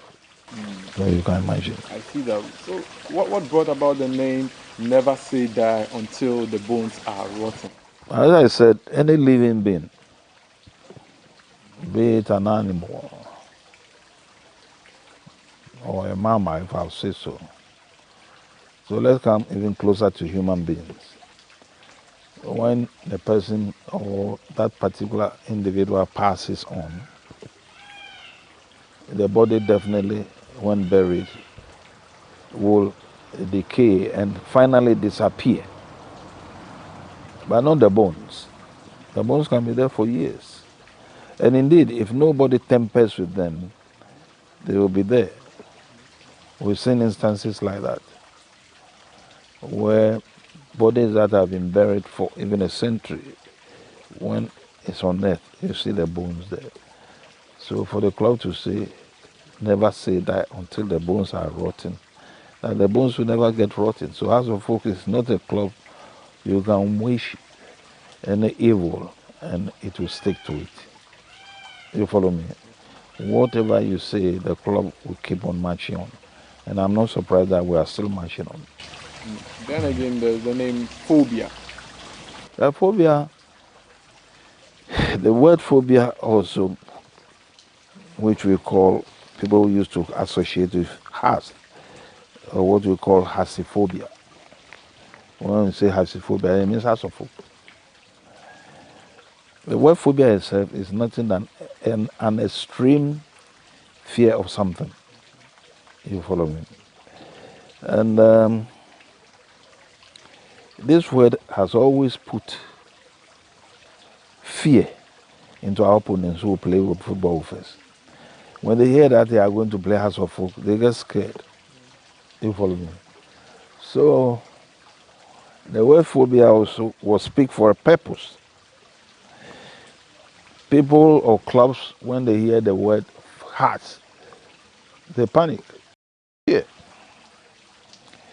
And there's one that I can remember. When I was chairman of the club, we were to play Enugu Rangers. That was, I think, 1985 or so long ago. Enugu Rangers was one of the top, and it's still one of the top clubs in Nigeria. So a match was organized where we were to meet them.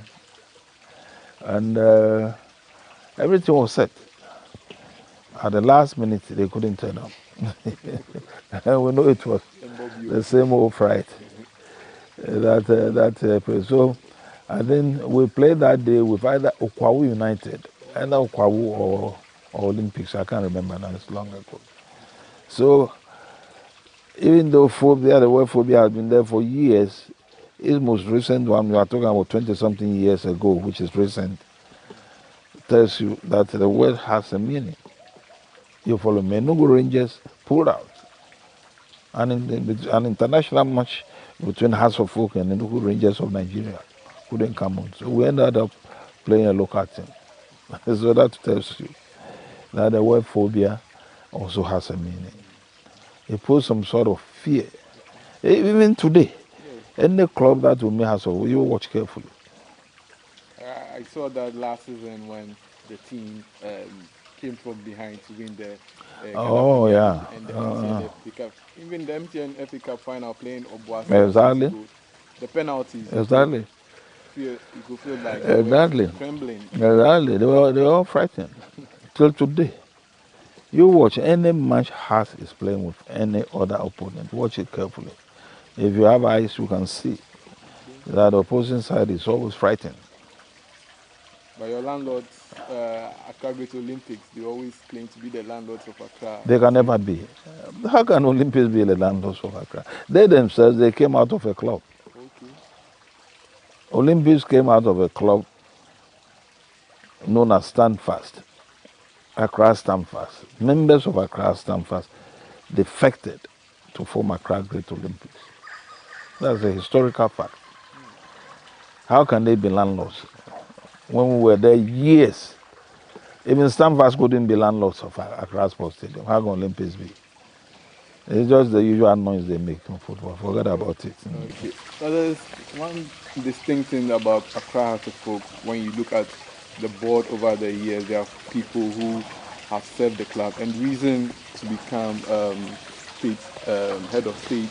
When you take a look at the players also, there have been players who played for Accra House of Folk and ended up playing for the national team. I quite remember there was a time that the late coach Cecil Jones Atukwefiu led some House of Folk players to play for the national team and all that.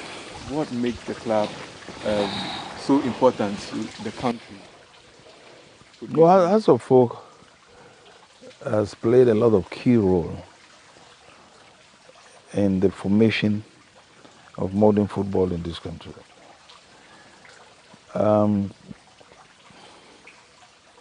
The first ever visit to England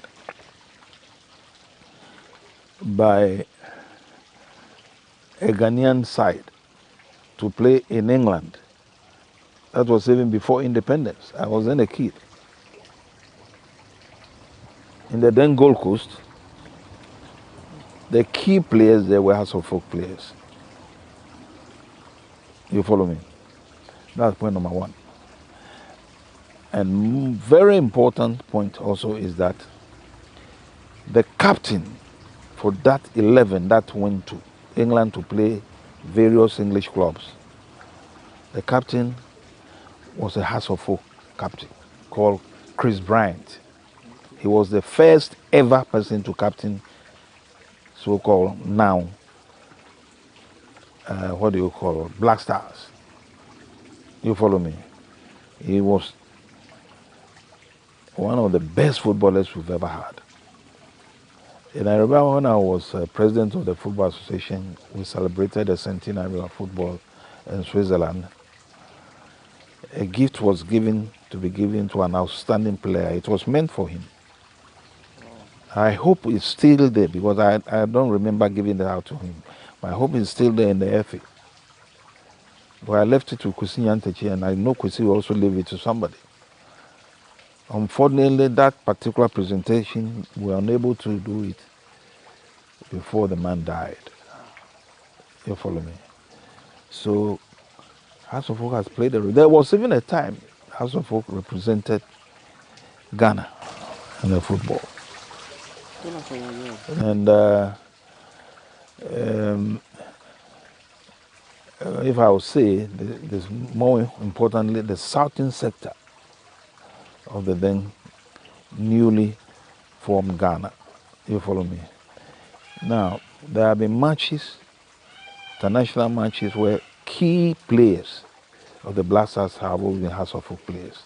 I mean, there's no doubt about that. These are things that are documented. Anyone who doubts it can go into the history books and see.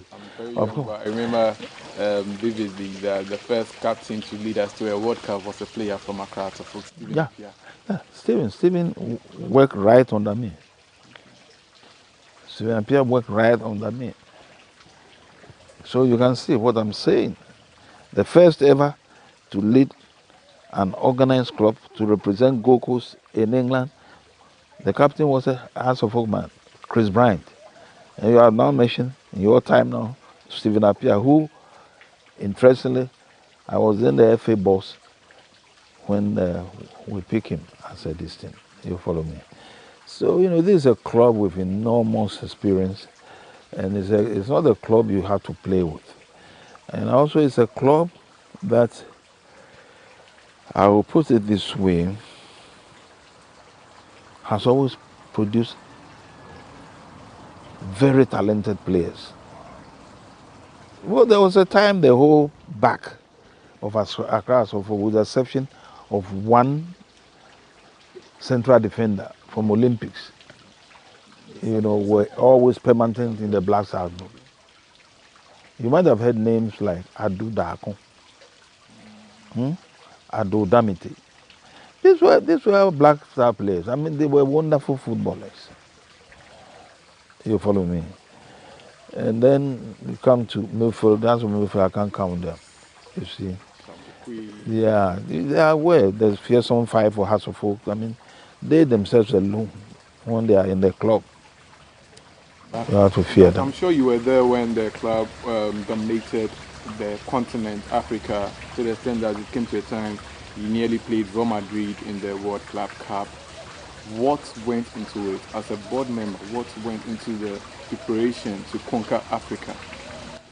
No, like we are going through now. A lot of money is spent when you are preparing for international matches. A lot of money. You have no idea. You see, footballers, especially supporters, don't really know the amount of money leaders of the club invest into the club. For instance, as we sit down now, a lot of good work is being done by the chairman of the board of directors. That's Toby Afede the 14th, you see. And because he's doing such a wonderful work and things are going on smoothly, very few people even think about it. You follow me? A lot is put inside, is injected into football when we are having international matches. You are talking about thousands and thousands of dollars for one match. So we shouldn't make that mistake. So if even we come to national level, look at the amount of money involved. Recently we went to play in Morocco. It cost us a fortune. You follow me? Yeah. So if the club is not in good hands, you can imagine the disaster that will come. Football is not a game for people who are not serious. Football management must be in hands of people who are serious. Because if they fail, the whole club will collapse. You follow me?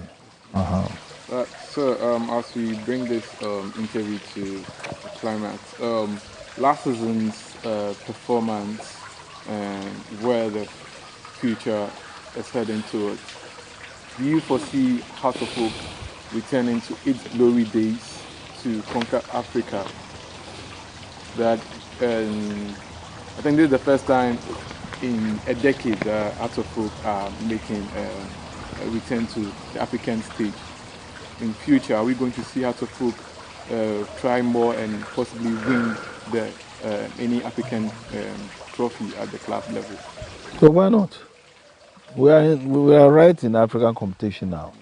You follow me? And our aim and objective in playing the league is to win the national league, and that will definitely, just carry us into the African competition. So we are working seriously on that, very, very seriously on that. It is our aim and objective is to make sure we gain a place for the African Cup of Nations, what do you call it, competition again. So we are working hard towards that, and I can assure you, definitely we shall succeed. Continental Club Masters. Yes. As we are being called. We are, and that's what we are. That's what we are. We are Continental Club Masters. That you are coming up with at the Pobiman place, the place at Pobiman. We keep on seeing new developments each day, each time. What are some of the things that are going to go on at Pobiman? The Pobiman project is a huge project.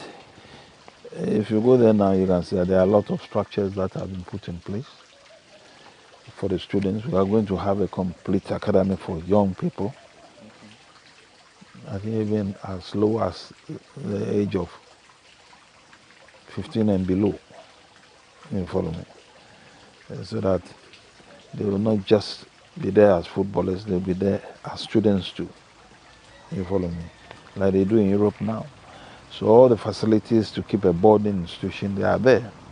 In addition to that, we are going to have facilities for hotel, for people who might come from outside the country to play football, not necessarily with Hearts of Hope, but with any other club here, from any part of Africa. Even local clubs here, if they come to play in Accra and they want to put up with us, if they want to put up somewhere that is quiet, they can go there. We are going to have a swimming pool there. There will be 4 pitches there. 3 will be natural grass. 1 will be Aztec grass, if you can imagine. And there are quite a number of other facilities that we are going to have there. There will be a clinic there. I mean, all these things are going to be there. It's a huge place. Have you been there?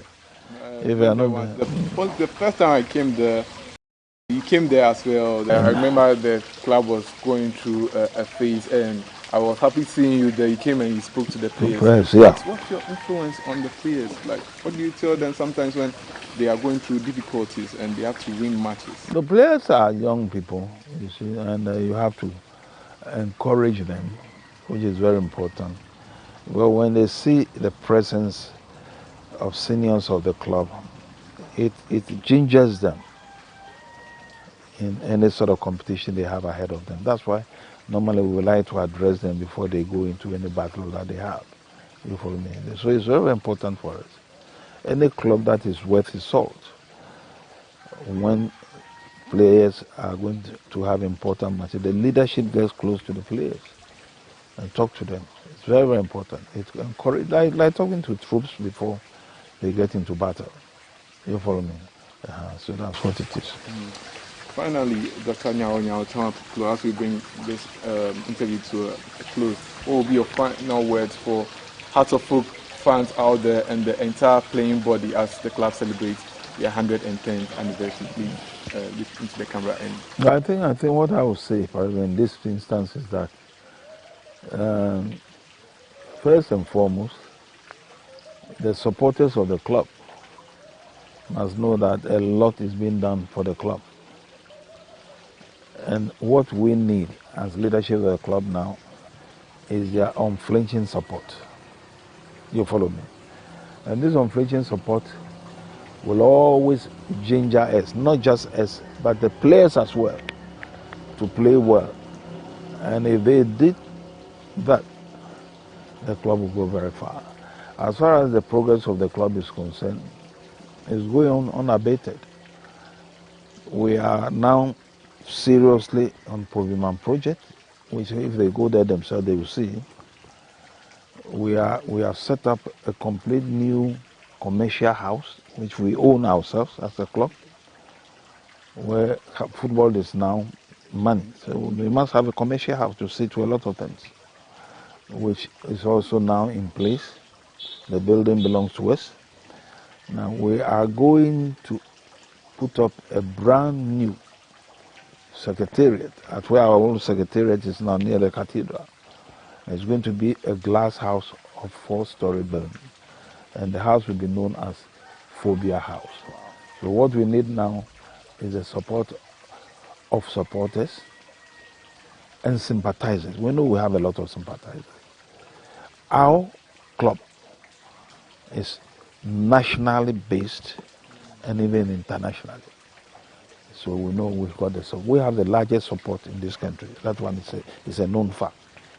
Any other club that will claim that, tell them I say it's a lie. We have the biggest support in Ghana. And you know it, you can say it. Yeah. Huh? So I thank you very much for coming.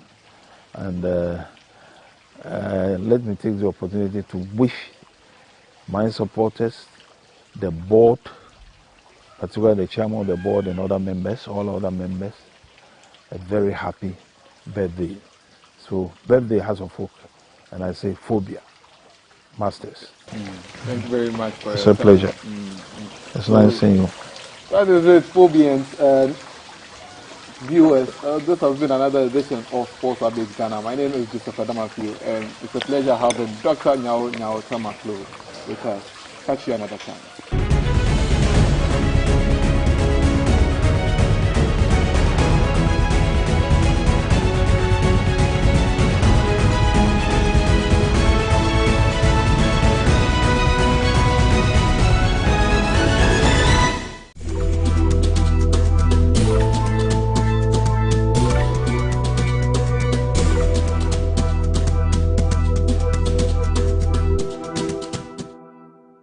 Continue thriving and obviously achieve higher, and everybody knows that even though I'm not working with them again, but my personal relationship with the owner and many of the management and the staff, it is where my heart is. So I wish them very well, but I'm sure that even without wishes they will still do very well.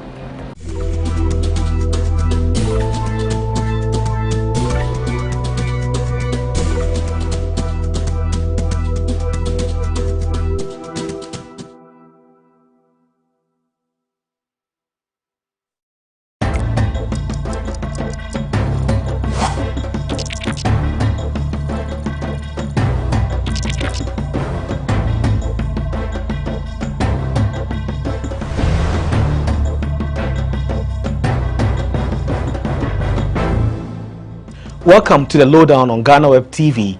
This program covers all the important details of every major issue that come up in Ghana. My name is Ni Akwe Ismail Akwe.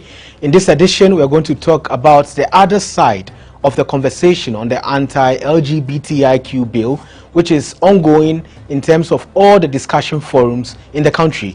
We are going to look at what exactly do people who identify as LGBTQ plus go through, and how do they feel in the midst of all of these discussions.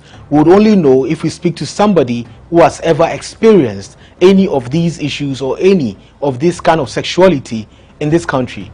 We'll be right back to talk more after this break.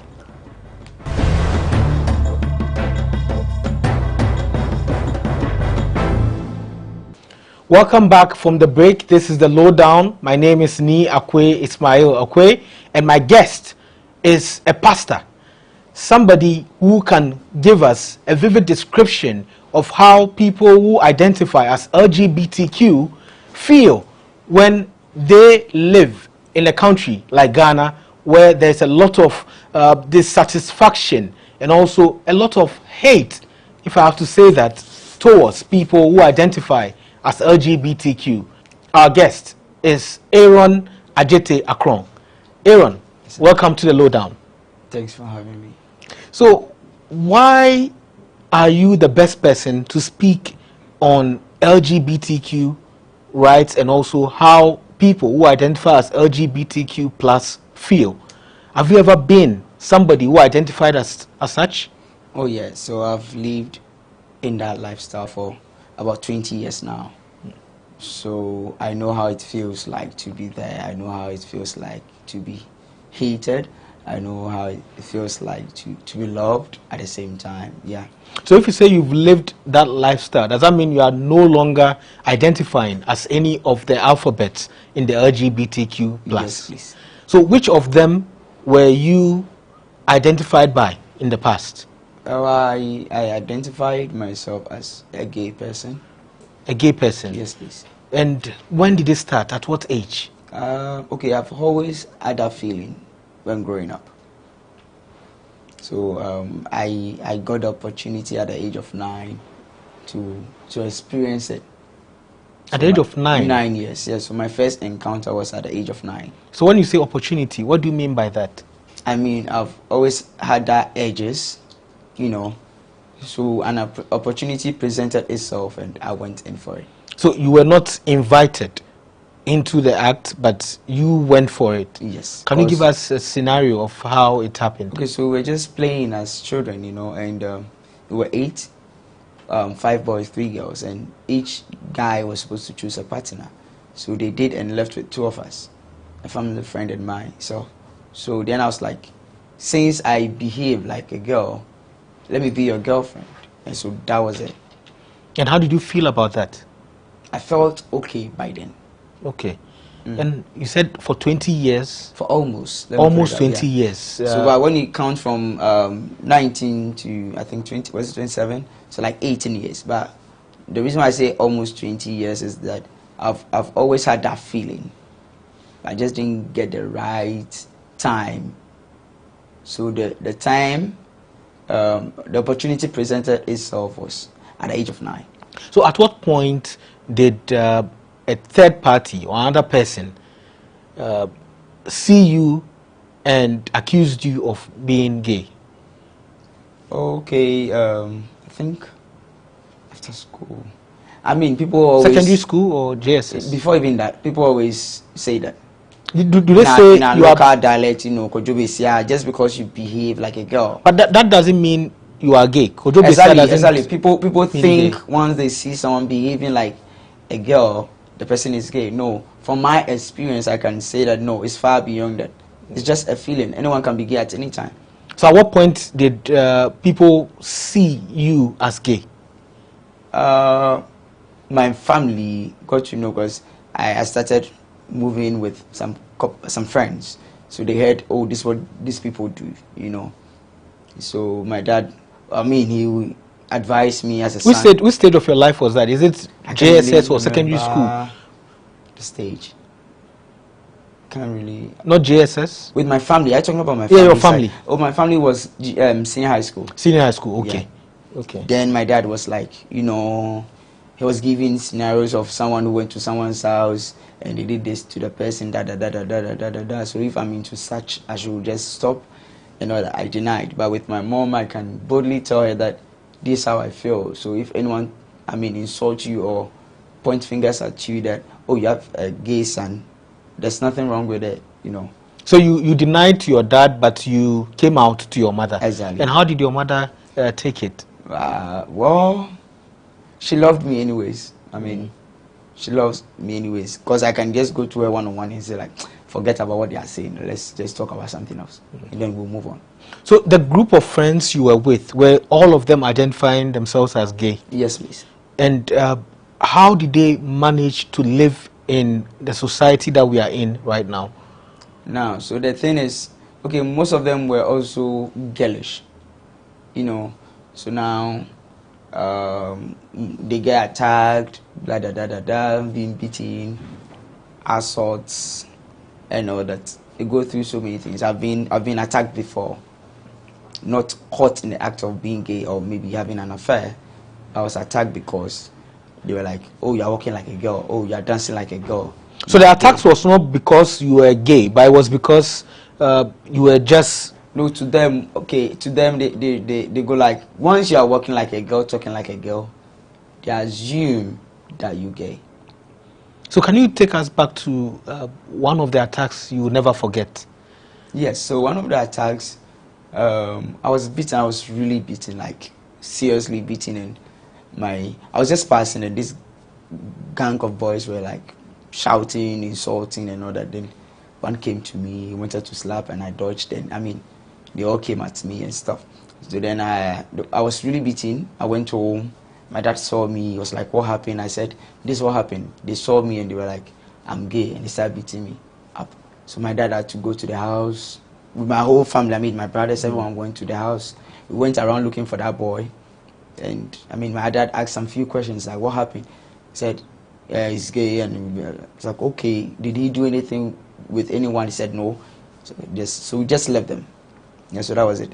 I lost a tooth because of that.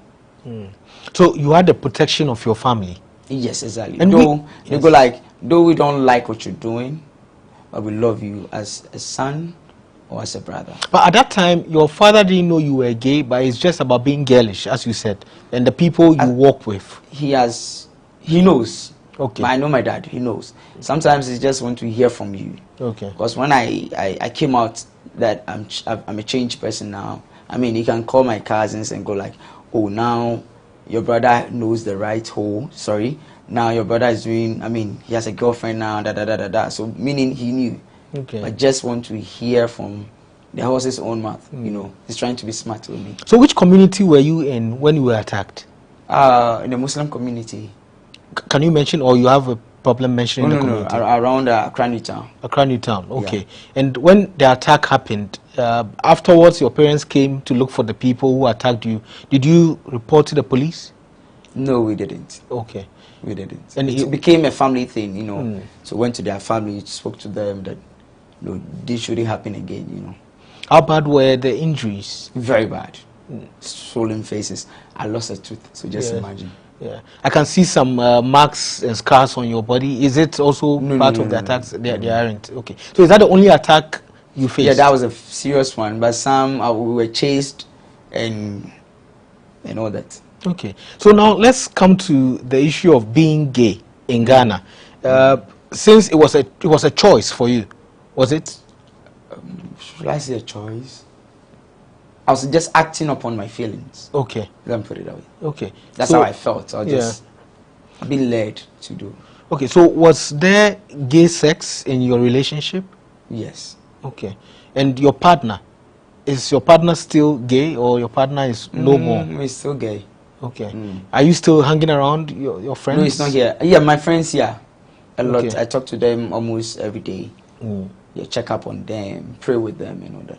Okay, so we'll be going on a break, and when we come back, we'll talk about when you decided to not be gay and what actually happened. So this is the lowdown. We are speaking with Aaron Ajete Akrong. He is a pastor, and he used to identify himself as LGBTQ. He has given us some information as to how he felt during those days. We'll be right back after this break.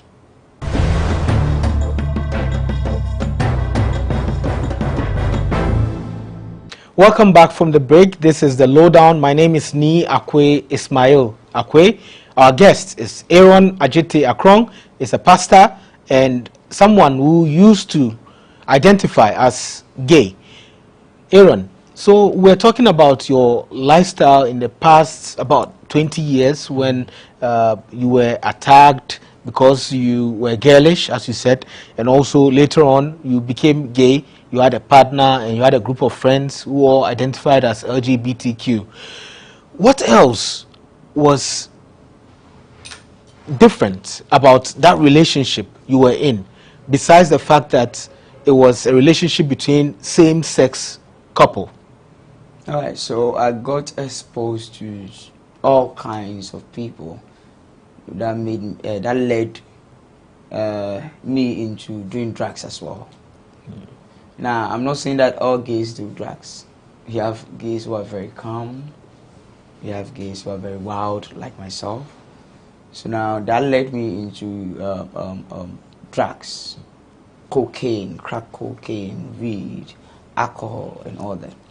So if you say it led you into drugs, is it your partner who led you into the drugs, or is the group of friends you're moving with? I was a party type. You know, you can go for parties and maybe you meet someone who's into drugs, or maybe meeting a partner, you meet someone who's into drugs, because I was all over the gay dating sites and all that. So maybe if there's a hookup, I go for a hookup and the person is into drugs, I'll just do some and all that. Yeah. So it's interesting you mentioned gay dating sites. Do you have a lot of them in Ghana? We have gay dating sites all over the world. Yes, but in Ghana, do you have a lot of Ghanaians who are part of the gay dating sites? Now, when we go like, oh, gays are here, these are people we live with. You'd be so surprised that your cousin could be gay. These are people we work with. Your security man can be gay, because you don't know what he or she does in his room. You understand? These are people we live with, because it's just a feeling that they feel like. Just as I was saying, people think, oh, just because you walk like a girl or behave like a girl, you're gay. No, it's far beyond that. It's just feelings, and it can be on anyone, or anyone can feel that feeling at any time. Yeah. So is there any identifier for people who are gay? Because a lot of people see, as you said, being girlish. I know a lot of people who are like that. They have more of the feminine tendencies or characteristics, but they are not gay. Yeah. And we have others who are and are gay, and we have other people who might not even have feminine tendencies, but they are gay. Is there anything that you could use to identify people who are gay? For now, it's a little bit difficult, because, as you're saying, someone may not even have any sign or characters of being girlish, but the person is gay. You'll be so surprised. So now I can't go like, here's a description. What if I miss it? You know, sometimes you'll be pointing fingers at the wrong person, not knowing the one standing right beside you is gay. So it means that most of the accusations cannot be, substantiated, because you can't just see someone and assume they are gay. Yeah, unless probably the person just open up to you, I'm gay. Okay. Yeah. So you've heard about the bill, that's the Promotion of Proper Human Sexual Rights and Ghanaian Family Values Bill 2021, which has been tabled in Parliament. It was tabled this year by a group of MPs and other people who are interested in ending the activities of gay rights or even gay people in the country. When you heard about it, did you think it was in the right direction?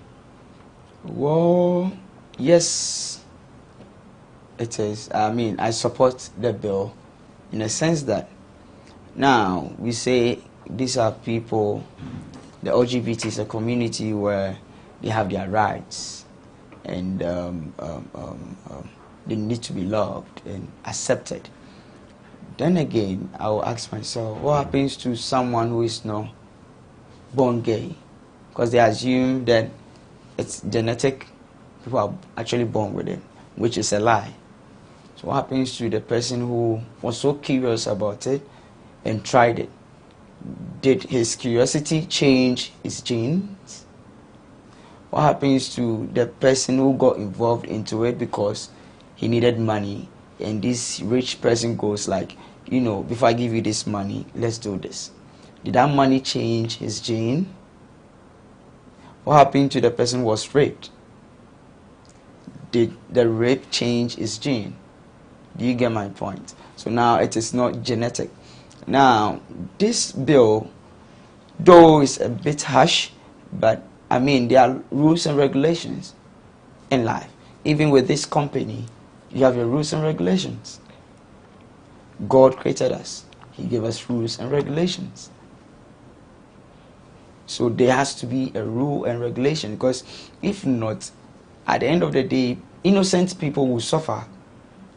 There was a story that a teacher, raped 19 children quite recently. Are they born gay? So now this law will, help such people, victims like that. Fine. If you believe you were born gay, be gay. The law is not saying stop being gay. Or don't feel, or when they pass the law, your feelings will just disappear. You can't force something on someone. Whatever the kind of sex you have in your room has nothing to do with me. Why are you saying this me, I have this kind of sex? Accept me. Now you're giving me opportunity or you want my opinion because you're coming to me that this is what I do. I can say yes or no. And me saying yes doesn't mean I hate you. If I don't like something, I don't like something. Saying no to you can be loud because I don't like it. I'm being honest with you, I don't like it.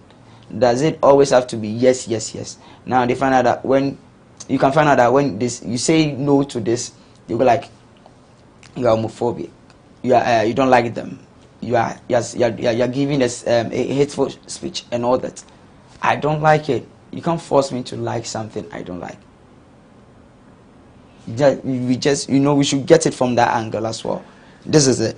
Whatever sex you're having, I care not to know. I don't want to know.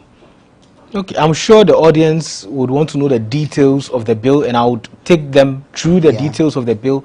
But right now, I just want to know, if you had not stopped being gay, would you have supported the bill? Now, a friend asked that same question. Now, nothing can stop the will of God, bill or without bill. If God is saying you are going to be saved, a friend said, let me put it right. He said, Aaron, so if this bill was there, let's say 5 years ago, where would you be? Probably you not even get me here to interview me. And that's true, because I would have stand for my rights. But then again, what is the will of God?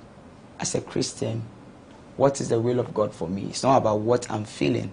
If God truly created me in his own image and likeness, he said he is holy, I need to be holy. And this is not holiness. This is perversion. This is not holiness. So that's the will of God. So now I've channeled myself to the will of God. So now let's talk about you deciding to stop identifying yourself as gay. When did this happen? Oh, it started about 2015 when I started having weird dreams and strange happenings. Then I was like, what's happening to me? Sometimes I could just wake up and see ants biting my eardrums, ants coming out of my ears, literally. In the dream? No. Literally seeing ants coming out from my ears and stuff. And sometimes I can see myself being laid dead, crying, like, you didn't repent, now you're dead, that kind of thing. And sometimes I can just go off where I can only hear a voice speaking to me. I can be in a room with you speaking, then I cannot hear what you're saying anymore. My mind or my ears are just focused on one voice. So that was it. So that's how I started, and so many encounters I didn't understand. Then I went to the church, for help. Was it a church you normally frequent? No. So you didn't attend church at all? I'm coming from a Christian home. We go to church every Sunday. But by then, I was going to church because my dad asked me to go. But probably my brothers are going, so let's go. Understand? So I wasn't, and because of my lifestyle, I just want to be myself. I always want to be myself. I don't care. I just want to be myself. I lived a life which I was okay with, without thinking about what your concern about it. Your opinion is not needed. But at the end of the day, that's not the will of God. There are rules and regulations. There are laws. So now I realize, okay, I'm just living anyhow. Why don't you try this way as well? And that was after the dreams and then the feelings that you had.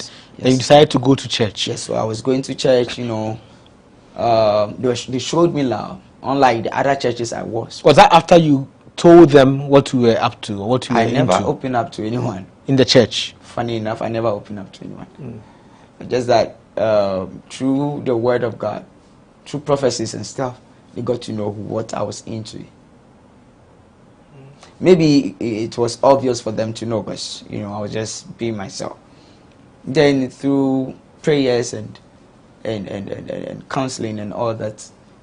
Now, as a Christian, the Holy Spirit came upon me and led me into all truth of the Word of God. This is wrong. As a Christian, it's wrong and forbidden in the presence of God when it comes to LGBT. That's 2015. No, I mean, it started from there. So From 2018. So 3 years later, yeah, I gave my life to Christ. So 3 years later, I was like, okay, Lord, let your will be done.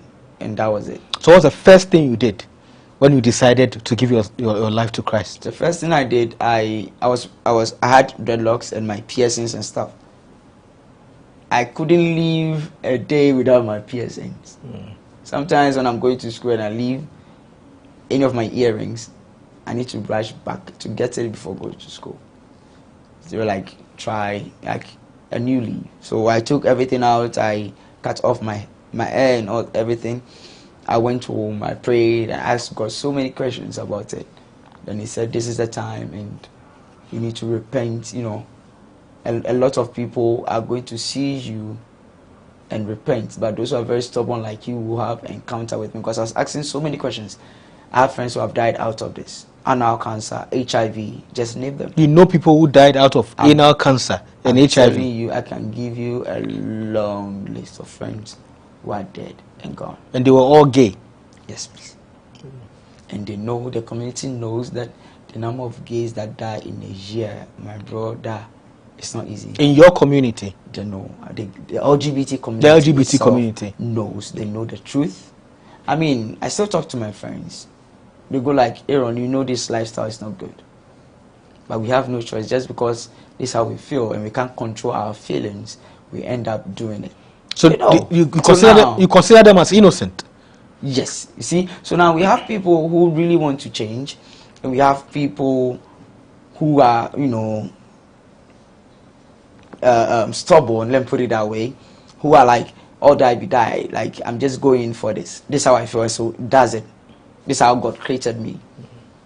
But what is the Word of God saying about this? Sometimes you see, whatever is happening, we need to go back to the Word of God. What is it saying concerning these issues? So what if the person doesn't believe in the Word of God? Do you still think the person is wrong to go by their feelings? If that's you, but per my belief. Okay. You are entitled to your belief, but this is me. You can't change. This is it. Even we should put religion aside.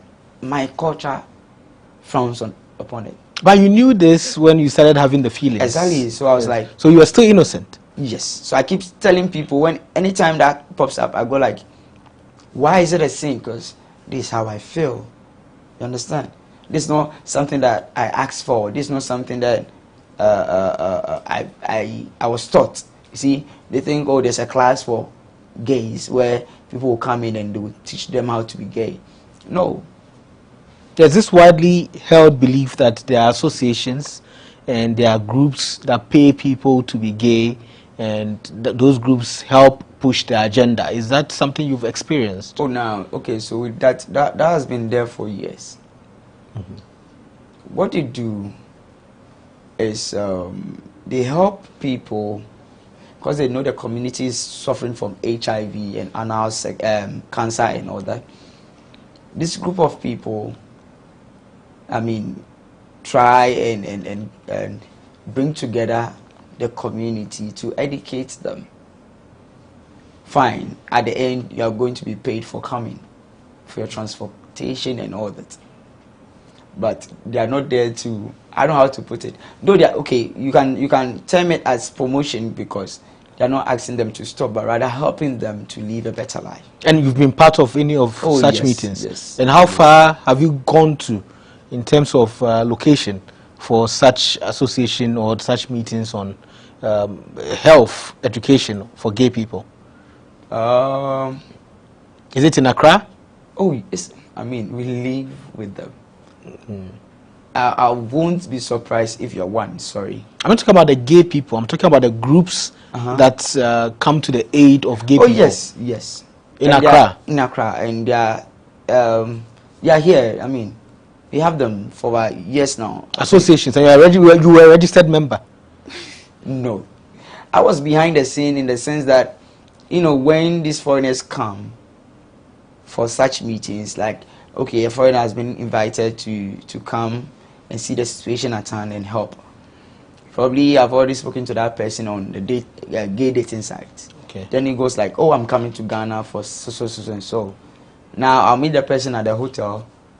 So before, let's say, the meeting, I'll meet that person and we'll talk about what's happening in Ghana and what he can also help to improve the situation in Ghana. For the person who meet the board. Okay. You get it? So that was what. So behind scenes, I was trying to put things together. And also, you keep mentioning gay dating sites. We've heard that a lot of people are enticed by money to be gays. And is that something that's true? That's so true. Now, so they believe like, oh, being gay, there's a lot of money in there because, you know, for someone to just turn his back for you to have sex with, come on. So people go to the stream of paying people for sex, you know, so they think, oh, okay, there's money in this, let me do this. That's what I'm saying, it's not genetic. So did you also go in for money at a point? I won't say, okay, I'll tell it at yes and no. Because I was getting it anyways, because, you know, I wanted to be a nudist. I was a nudist. I wanted to be a male stripper. So it's like I post my naked pictures and I posted, and people go like, oh, I want to see more. And I'll say no. Like, okay, I'll pay to see more. So this prostitution anyway. So the prostitution side, at the end, you get something. Yes. Yeah. So you got to that level. Yes. And you made some money. Okay. And you have a lot of friends who are doing the same thing. Oh yes. I mean, most of the gays who are outside now, Ghanaian gays who are outside now, through that means they went outside. Most of them. You go on the dating site to meet someone, the person will come to Ghana, you meet, the person goes, sends you an invite. Since it's legal there, then you go, then they get married. So most of them are married. And the audiences, those who follow and watch these things, are they Ghanaians or they are foreigners, non-Ghanaians? Audiences as in? Those who watch and consume the content that you are providing, or those who follow the things that you post, your new pictures and the others. Ghanaians, everyone on social media. As soon as you go on my page or my profile, everything is there. Okay, so let's come back to when you saw God, as you said, and when you decided to change, when you accepted Christ in 2018. So after, what happened to you? You said you cut your locks, you stopped wearing your earrings, and there were so many changes in your life. How far did you go with the change? Okay, so now I had to tell my partner that, you know what, this is sin and forbidden in the presence of God. And all that. Then he was like, God loves you the way you are, Oh, was your partner Ghanaian? No. Okay. Which country was your partner Greece. from? Greece. Okay. So you chat online, or your partner was in Ghana with you? We chat online. Online, okay. So he was like, do you know what, I'm coming for you. They're trying to brainwash you, I'm coming for you, and all that. I keep saying no, you know, this is sin and forbidden in the presence of God. So I need to cut him off. It wasn't easy for me to do, but I had to. Now I started cutting some friends off because I needed time with God. I needed to know more about this new life, this new found faith. You know, I wanted to know more. So that's what happened. I mean, I cut some friends. I stopped going to the clubs. Always in church praying, or maybe I go to the mountains to pray. Yeah. And were the clubs gay clubs or regular clubs that people frequent in Accra? Oh, we have gay clubs, we have regular. We have gay clubs in Ghana, and people identify them as gay clubs. Anyway, so I mean, you are not mentioning names. I'm just seeking anyway, the facts. It's no news. So okay. So yeah, so that's what happened. So besides your Greek partner, did you have any other partners in Ghana? Oh yes, as I said, I was on the gay dating side, so it's just having fun. Okay. Like a hookup. You meet someone you have sex with, you meet someone you have sex with, and all that. Okay. So at a point there was regret, you changed and you gave yourself to the church and you decided to follow God, as you said. So at that point, when you cut off your friends, did you also try to pull them along to your side? Okay, for some time I went off. Okay. Then later came back. So now I'll call you, talk to you, you know, what you're doing is wrong. And I mean, some weren't happy about it. I mean, they were giving me names and all that. To the extent that they were like, oh, they're only sick of HIV. That's why I said he has changed. Now, that's the perception of the community. The only thing when someone comes out to go like, to be like, sorry, I don't want to do this anymore, then you are sick, which is wrong. That's a perception they have.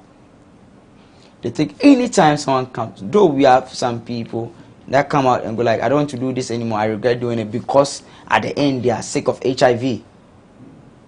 So they think that goes for everyone. That goes for everyone that comes out. Like, I've changed and all that, because they know that's what the community is suffering from. Now, the bill there will try to help people.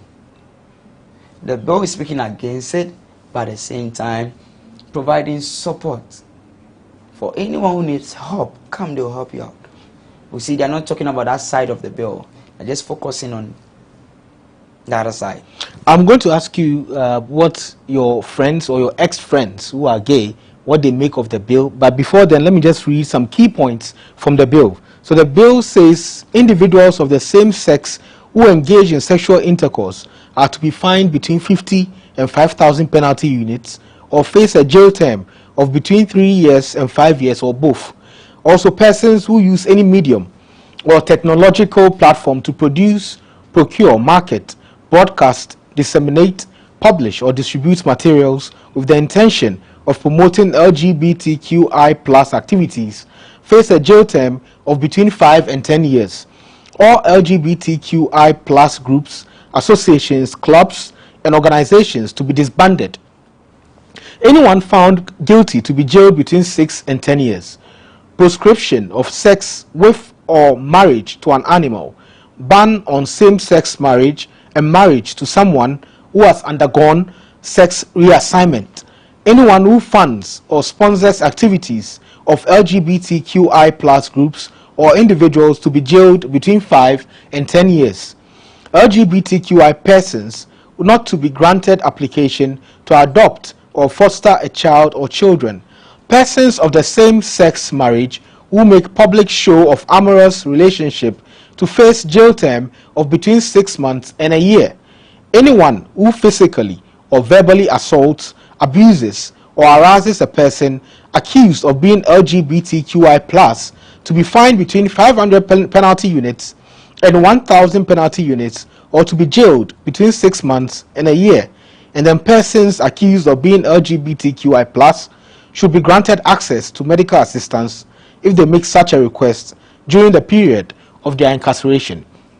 So these are key points in the bill, and it covers everything from people who are accused of being LGBTQI+ to those who are gay and would want to not be gay anymore, and also to those who even promote gay activities in the country, those who have associations or clubs, and all the things you have mentioned. What feedback are you getting from people who are gay on this bill? Well, one of my friends was like, this bill will not, will only affect the poor and not the rich. This bill can only will affect more poor people than the rich. Now, what he means with that, by that, is that now those who are poor, you know, this our community, some people can just hate you for no reason, and they can just put two things together, one or two things together to accuse you, try to frame someone who can just enter into your room, the person will just shout, "You're trying to do this with me," you know. So he was thinking from that side. Now, this bill, I think, is good in a sense that it will help us check. You see, the community itself cannot be controlled. Most of them are like angry dogs. Now, if you are caught, how can you be caught? You don't have sex outside. You're having sex anyways. You don't have sex outside. The reason why you'll be found guilty is that, you see, some people try to lure people in. You think you are born that way. I think you need to find someone who is born that way and do that with. That one there is between both of you. But now, if you try to bring someone's child in here who is not born that way, that's when, because the news that came and one guy was beaten, one was, how do you call it? Was thrown out of the city or whatever. Yeah. And all that. What happened? Look, listen to the story. Well, they try to lure people in. Someone who is not like that. So that's the only way you be caught. But if the person is not like, if the person is like that, the possibility of you being caught is very low.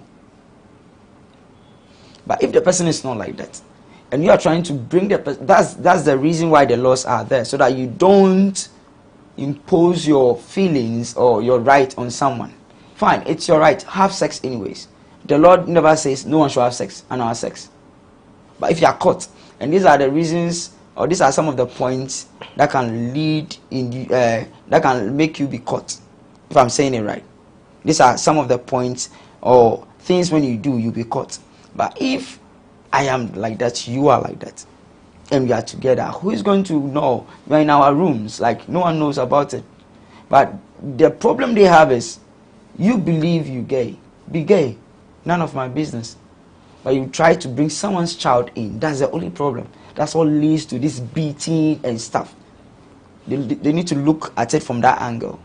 There's one clause in the bill which talks about all LGBTQI plus groups, associations, clubs and organizations to be disbanded, anyone found guilty to be jailed between 6 and 10 years.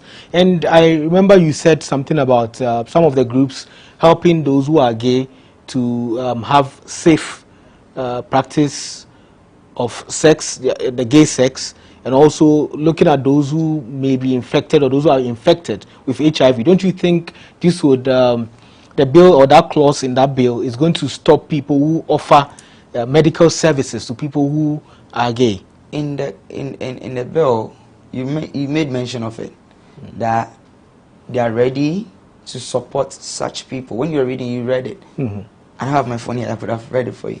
They are ready to support people who are in need, who need help. It's in there. Yes. It's in there, so yeah. So now that organization will take that responsibility. So it will be official, they are in control of that.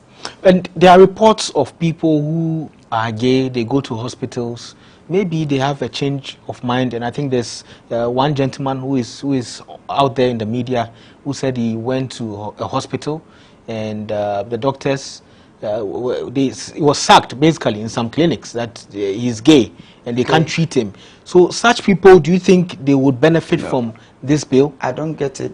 Okay, so he went to the hospital and go like, I do have anal sex. That's none of the nurse's business. But indeed, he was asked such questions, and that interview is out there. What made them, maybe he was sick of anal something. Yes, exactly. So then you go like, what's happening? So stigma. What made, you see, sometimes you need to ask, what made them ask that question? When you go to hospital, do they ask you if you're gay? No, I'm asking you. No, of course, they don't ask if you are gay. You get it. But if you have the person had a problem at the anus and the question likely to be, so they asked the questions, and then he said he was sacked from the hospital. That one is wrong. That they have no right to do that. No.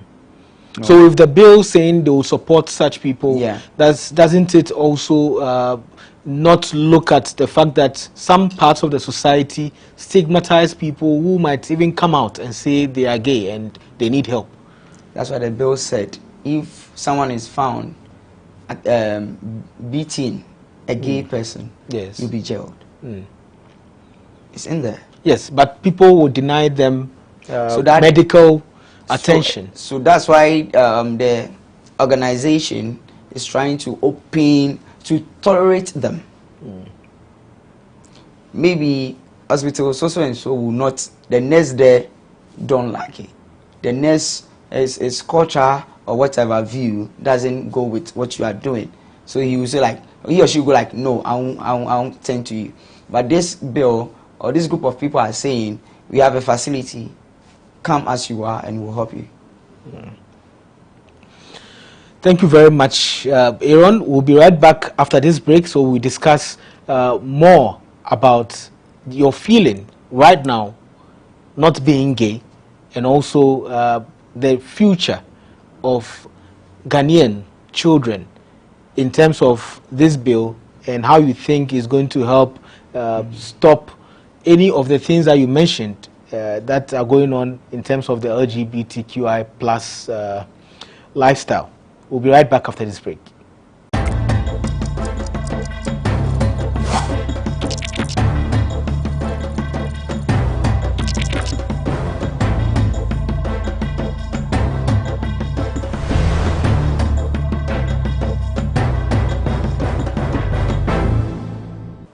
Welcome back from the break. There is a lowdown. My name is Ismail Akwe, and we are here with Aaron Akron, and he is a pastor, and he used to be gay. He's no longer gay, and he's in support of the anti-LGBTQ plus bill.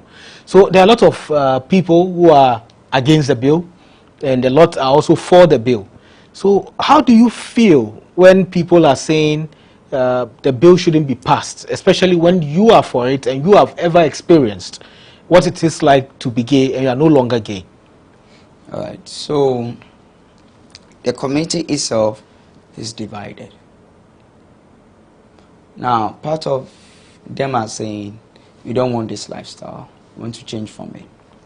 Another part is saying, we are in it to death do us apart. You get it? So there's a confusion in there. Some people truly they think that, you know, this lifestyle is not really good. It's not healthy. Just name it. And all that. And those supporting, those who are against this bill, most of them are not gays.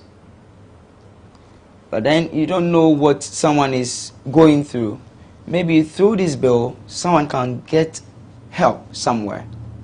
Someone who is in there and wants to stop may get that opportunity to seek for help. But you out there, you don't know anything about it, you've never even done it before, and you're going like, oh, that's their right, oh, that's their right, oh, that's... You see, it's LGBTQI+, right? Now, more letters. They are saying genders is not, we don't have 2 genders, we have 50-something genders or so. Now, fine. If we give the right for this group of people to do whatever they want, fine. Then the next group of people will come, because we have people here in Ghana here who have sex with animals. They will come. This is our right. This is how I feel like. Then we'll grant them, because that's their right, right?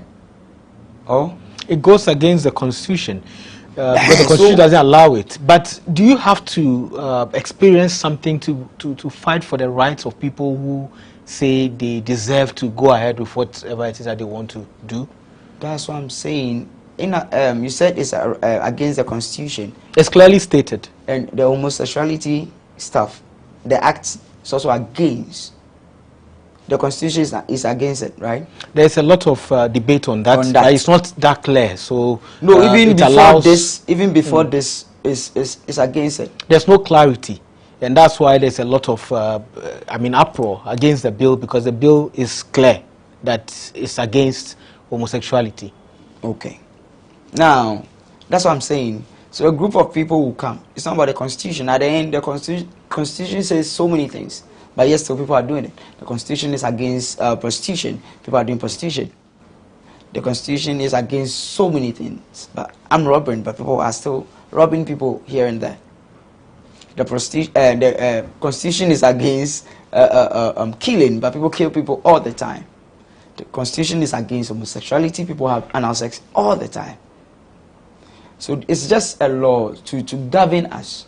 If not, everyone can just come out and go like, this is how I feel, let's do this. At the end, the bill is not saying stop being gay. Or the bill is not saying, or when the bill is being passed, your feelings will disappear. But the bill is there to help you. To help the feelings disappear? Yes, which can be possible. So he's saying you shouldn't be gay because you can be jailed if you are caught being gay. Now, the reason why, okay, so the bill is in response, that's a reply to what they brought, the first bill. That a child as in 4 years can be taught how to masturbate, wear condoms. Where are we going as a country? Do you get it? Now, if you have a son who is 4 years and comes back from school and go like, Daddy, I don't want to be a boy, I want to be a girl. From henceforth, I want you to call me Ama. How are you going to feel? Now, if you call him Kojo instead of Ama, you'll be arrested. So these recommendations were for sex education, and I think it's something that a lot of people in Ghana and other African countries have fought against. And it's the same thing in Nigeria and in other places, and they fought against the sex education that was recommended that it be introduced in educational curriculum. So you being in a position of being called a gay at a certain time in your life, and even being attacked and all of this, what is your response to people who think there is a lot of hatred against people who identify as gay? Because currently, a lot of people are being attacked verbally on social media everywhere since the bill was introduced. And you can see the insults and all of those things against even people who you call Obabesia, people who have more feminine characteristics, being attacked and insulted. What's your reaction to that? My reaction to that is, then again, in the bill, the bill is giving provision for people who are being assaulted, who beat you, who attacked you because you're gay. Now, the police will be ready to go and arrest that person. It says they can be fined between 500 penalty units and 1,000 penalty units, or to be jailed between 6 months and a year. Yeah, exactly. So the bill is also there to protect you. The bill is also there. You see, they're only talking about, the only problem they have is that they can't promote it. Because it goes hand in hand. It's saying, don't promote it. Now, if you are in any situation that you need help, we are going to help you. But just don't promote it. If you believe you are born that way, why should you go around raising flags? This is how I have my sex. It's none of my business. You see, that's the thing. Yeah. And you can't say, and they're saying you can't say no to it. They're saying there's hatred everywhere. People can disagree to so many things. You have your likes and dislikes. I can't force you to like something you dislike. I have my likes and dislikes. So if you are doing something, I'm like, no, I don't like this. That's my opinion. I don't like it. So what's your motivation of coming out to talk about being gay in the past and not being gay anymore? What motivated you to take that bold step? Okay, so the first time my story came out, people actually came out to me. I mean, they sent DMs. Oh, I found myself in your shoes. I want to stop. I'm not happy with that. So I find a lot of people coming, even when this thing was raised. I mean, this LGBT, this bill, I had people from Nigeria, South Africa, sending me DMs, like, I find myself in your shoes and I want to stop. In Kenya, and just name it, Malawi, Tanzania, they send me messages like, Aaron, I find myself in your shoe. I'm not happy with it. So then I'm like, okay, then I have people like me who are not okay with that. And they want a way out. So why don't I come out and speak? For, someone may be listening to me and go like, wow, what he's saying is true. I've been through it before. And if it's possible for him to come out, then it's possible for me to come out. Have you been attacked after you being on other media platforms? Some threats, yes, small. By who? Which group threatened you? I mean, they hide behind profiles and speak, so I'm just being careful, that's all. Thank you very much, Aaron Ajete Akron, for coming. And you are a pastor of which church? Oh, I'm in a Bible school. Okay, so you are not a pastor yet? I'm doing the work before, doing the work. and at the same time going to the school. Okay. Yeah. So you have plans of starting a church? No, but for now we do online, Zoom meetings and stuff. Okay. Okay. Thank you very much for coming on the Lowdown. This is the Lowdown. My name is Nia Akwe Ismail Akwe. Watch us every Monday on GhanaWeb TV. Thanks for watching. Be safe.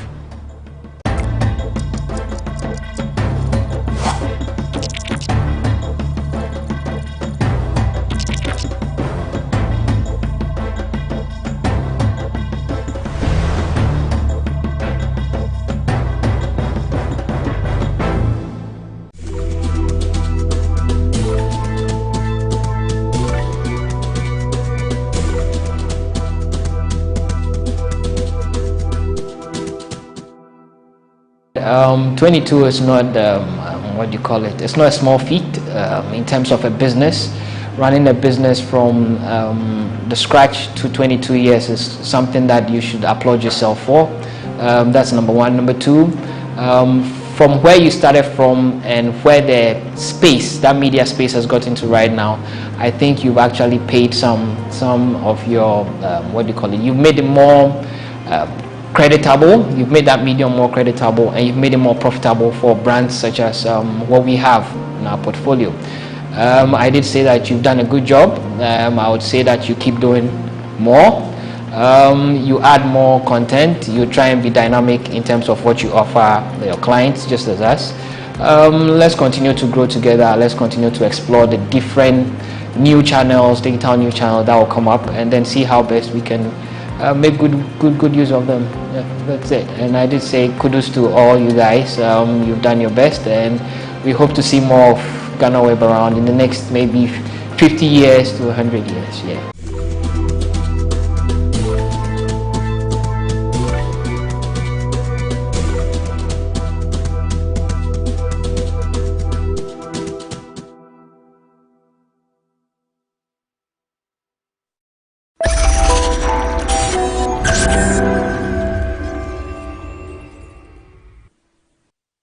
Welcome to another episode of Say It Loud on GhanaWeb TV.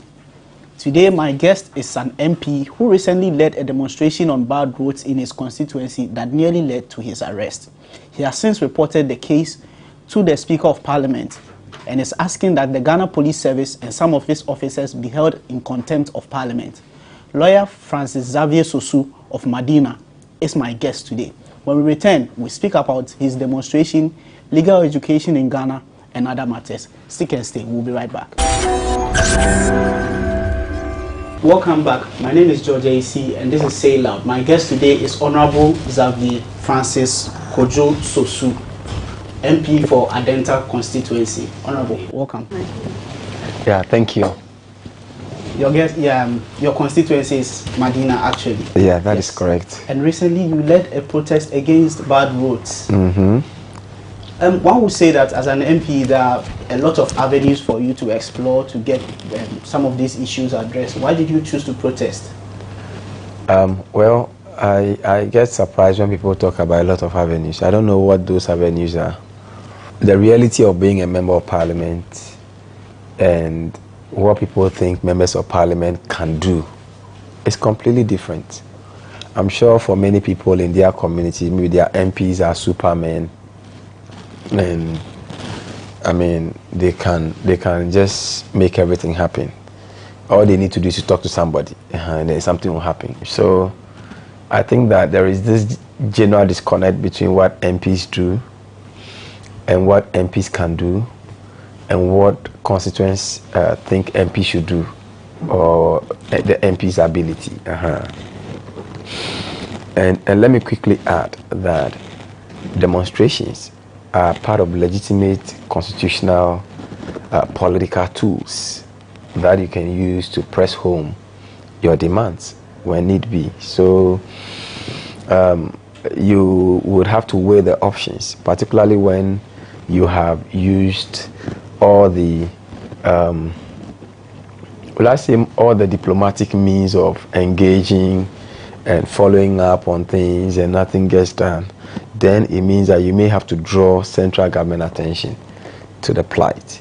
And we are talking about a road that is about 10.5 kilometers long, and then a road that is awarded on contract. And we're talking about 11 million Ghana cedis contract to somebody, and the person has failed to perform. This road was awarded way back in July 2020 and was supposed to be finished or performed by June 2020, and that was not done. And so under those circumstances, you have to use all the legitimate means to get the person to do the job. This one was a project of feeder roads. So we've raised concerns, we've been there with the feeder roads engineer, we've spoken to the assembly, and so the obvious thing that you can do to draw government attention is to demonstrate, and that's exactly what I led them to do. So on that day, on that fateful day, what happened, and then what happened between you and the police? Well, I wish I don't really go into details with that, particularly because the matter is currently before the Privileges Committee of Parliament. So I don't want to say things that would prejudice the work of the Privileges Committee. But quickly to add that this demonstration was a lawfully organized demonstration, because in the first place, it was a demonstration that came out of a continuous community engagement with the people. And so those people have had a chance to talk with their MP. They've raised concerns about how difficult things were for them. Pregnant women were struggling on that road. Many miscarriages recorded on that road, with trotro drivers and taxi drivers complaining about the number of times they need to maintain their vehicles, and among many other complaints. And at the end of our engagement, we came up with a roadmap that all these concerns, we would need to bring them to the doorsteps of the appropriate authorities. By appropriate authorities, I'm talking about the municipal chief executives, the various engineers that are supposed to be working on this road, as well as the feeder roads and the roads ministry. So this communique was made available to all of them, and with a condition that if the citizens or if the community members do not see any action within 14 days, then they will resort to protests and demonstrations. And so this was made very clear to the authorities that be. Unfortunately, after 14 days, nothing came out of the communique. And this communique was dated 27th of September 2021. So after we served the authorities on the 11th of October, we decided to then issue a notice of public action, public protest and demonstration to the police. The police got a notice and invited me, and we had a very fruitful discussion where they pleaded that we change the date. And in fact, we were going to have the protest on the 26th of October. But the police wrote to us and said we should do it on the 25th. And I said, no problem. So I had to just go back, get the other stakeholders informed so that we can do that on the 25th. And that was exactly what we did on the 25th. I know the downside or the unfortunate part of what happened, which really were things that should be expected in protest, was the fact that even before we would even start our demonstration, the people in the various community along that stretch had come out, particularly the youth, and were already blocking roads and burning ties. And if I later got to know that most of the people who were blocking the roads were even the trotro drivers, and some of them were claiming that if they will not go to job, then nobody must go to work on that day.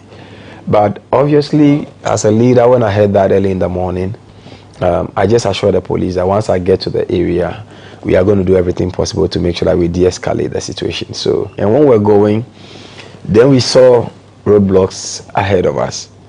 And that was where we saw the police also. So together with the police, we went there. And I addressed the youth and told them that there was no need for them to remain on the streets, and that all of them should come with me so we can go to Otinibi so we can do the march. So they followed me. I mean, it took some time, I mean, to really cool their tempers, but that is what emotional intelligence and situational awareness requires. I mean, when people are angry, particularly in a circumstance of a protest, you just have to work around them to de-escalate the situation. And then from there, I then moved to Damfa. I think it was in Damfa that beyond the blocking of the road, I saw the first tie burning. That was what I saw in Damfa. So again, I had to get down, try to talk to them, talk them down. But whilst I was talking to them, some of them were still insisting on trying to burn more ties. But of course, like I said, the policemen were there with me, and we had to work with them together to de-escalate the situation and got them to follow us. So at Otinibi, we then took time to address the gathering and began to lead them on the protest. And this protest that we're now going, the police were the people ahead of us that were now, embarking on this walk. And the walk was extremely peaceful, extremely peaceful. And we did that until we got to Aimensa, where I addressed the community.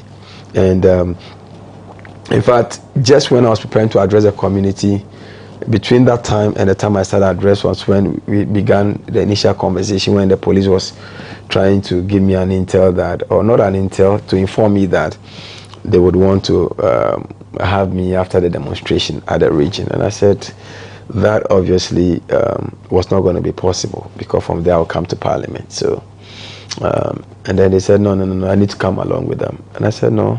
At that point, they are not giving you any reason why they were No. I mean, and of course, when you are not given any reason for invitation, I mean, you are not bound to respond to such invitations. So I recall that when I took the mic and I was finally speaking to the people, after making all my points, I made it very clear that police had indicated to me that they were inviting me and that I'm declining the invitation. And I want to assure them that they cannot arrest me because I'm not willing and ready to waive my parliamentary immunity for them. If they want to arrest me, they know what to do. So in other words, I was openly throwing a challenge to them that you know the law you need to use if you really want to arrest me. And I'm sure that probably might have angered them or something. So then if we say we can't arrest you, then we will arrest you for you to know that we can arrest you, or for whatever reason I can't tell. But my understanding of the law as someone who have been practicing for some time now is that you cannot arrest a person without telling the person the reasons for the arrest. I know that when you look at the sequence of events that I've narrated, obviously for those who might not have followed the demonstration from the time we began to the time it ended, you can easily confuse sequence of events and think that the real demonstration was the blocking of road and the burning of ties. I am very sure that people who probably were on social media or seeing some of those short videos, maybe at the police headquarters and others, they may be the people who may be calling the people on the ground that why is an MP leading a demonstration and burning ties and blocking roads? So they probably may be directing that if that MP is doing that, then you may have to arrest the MP. Of course, and I agree. If the police saw me gathering ties and trying to spark fire on the road, yes, why not? I can't raise parliamentary immunity under those circumstances when right before them I am committing crime. You understand what I mean? Yeah. But in this case, that wasn't what happened. In fact, when those things began, I wasn't even there. But when I got there, I was the one who led the way to clear those things. And after clearing those things, before we actually started the demonstration. The police's action was largely triggered by the challenge you threw. I'm very sure. I don't know. Maybe they probably might have some other reasons, I can't tell. But, the point is that we must understand our jobs. And everything we are doing is regulated by law. I am in Parliament because of law. I mean, what I do here, everything is law. It is a house of law, and we are making laws, and we expect that the laws that we make, we ourselves respect those laws, and we expect that people who are law enforcement officers will respect those laws. We expect that judges who are going to enforce those laws or give interpretation to those laws would follow those laws to do so. So that is what we call the rule of law. Rule of law means everybody working in accordance with a certain legal framework. I mean, Article 117 and 118 of the Constitution makes it very clear that no criminal, let's say, a process could be executed on a member of parliament when he's on his way to parliament, or from parliament, or attending to parliament, or attending at parliament. The purpose behind that law is that when a person is seized with duty as a member of parliament, you cannot serve those processes on him. And the law, there is a reason for which the law was given, so that people who are in this space can have some limited opportunity to do their work without being intimidated by the force of police. So like I said, these matters are currently before the Privileges Committee, and I think I've even made just too many comments on this one already, except to say that, the videos of what happened are all over the place. How the police attempted to arrest and all that. And that conduct is what I brought before Parliament, which has led to 2 of the officers summoned before the Privileges Committee. There may be more people, because I saw more people on that demonstration. I saw more people. Even I think the director of, not the director of operation, I think he's an operation commander at the even national headquarters. I think Mr. Ahi, he was there. I saw him there. I saw him in the midst of the people. But I chose to file the specific complaint, in respect of these 2, because they were the people I engaged from the beginning. The Identity Division and then the region. So I didn't know where the national operations found its way into the end of the demonstration, and also one of those who were actually insisting. But I'm confident that when the hearing properly starts and we put all those videos before the Privileges Committee, the committee will have the powers to then subpoena and bring other people who are supposed to be there, who perhaps are not part of the initial complaints, and so on and so forth. So let's leave it there for now. Okay. And then, yes. Well, since you're asking, we'll spare you for that. But then the roads, back to the roads, you've protested. What has been the result? And if not any, what would you seek to do further? Well, I think that it has already generated a lot of heat at the various agencies and institutions of government. It's one of the major things that I know the Assembly is concerned about now. Feeder Roads Department has been very, very worried about the situation, and have been pushing the contractor to come on site to work. I've seen the contractor himself gone haywire, complaining all over the place about why we should embark on demonstration and so on and so forth, without taking responsibility of his own incapacity to deliver on the work that has been given him. And what I have done following that is to file an urgent question in Parliament, to bring the Minister for Road to Parliament to come and tell the people of Ghana the criteria they use in selecting contractors, like the contractor on the Imensa Amrehia Road, and in the events that they fail to deliver on those contracts, like this very person, what sanctions are there for such contractors? And all these ones is to ensure that we can hold the contractor accountable to the citizens living in that stretch of the road. And quite apart from that, I know the contractor has said that they were unable to work because of rains. As weather has been raining for the last 1 year in Ghana, it is only the viewers who can judge for themselves. But the last promise he made is that in 2 weeks they are going to be on that stretch. Your MC is supposed to be helping you out in this situation. Do you think that you're having difficulty in getting this road fixed because you are an opposition MP? I don't think so. I don't think so. I just think that government has not shown commitment to this, its own promises. Remember, it's government that declared first year of road and second year of road. It wasn't the MCE.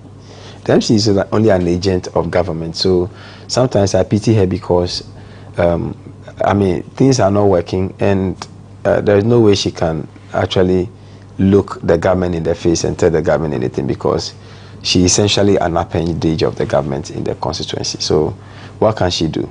This, for example, this road was given out by FIDA Roads, a road of 11 million Ghana cedis. Where would the MC, what would the MCE do? The MC will only call the contractor. Contractor won't buy site. Into the Mumbai side, every company say, oh, you're ready, and now you're sika. What would the MCE do? When I raise a question, she would have to be politically correct by making it look like, oh, maybe because he's an opposition, that's why he's raising it or something. So she would have to do her politics, but that's unfortunate. But that is how it is. So if there is anyone who can stand with the people to demand for work and demand for accountability of government, then it will be me. Because, trust me, if you go to Medina today, there is no evidence of first year of roads. There is no evidence of second year of roads. And so then one wonders, is Medina really part of Ghana? Is it part of the capital? Is the government really paying attention? Do they really want to do something with or for Medina, or they just want to pay lip services to Medina? Yeah, my view is that government has just neglected the entire community, and that is why I am on this mission to get government attention to Medina, and we will continue until Medina gets its fair share of national development. So this is still Say Loud on GhanaWeb TV. We'll take a quick break here, and when we return, my guest remains the Member of Parliament for Medina, Lawyer Francis Xavier Sosu.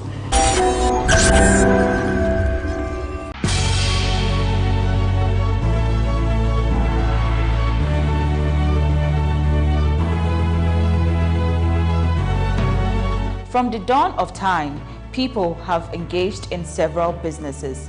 With the onset of technology and innovation, life has relatively been made easier. By using debit or credit cards, mobile banking. Thank you. And your favorite, mobile money? Tech has indeed married business. On BizTech, we spend time with faces behind known and upcoming businesses in the country. Learn more about the new technologies and innovation, as well as find out about the trending issues in the world of business. Join us as we serve you with a variety of compelling interviews, projects, and others right here on GhanaWeb TV.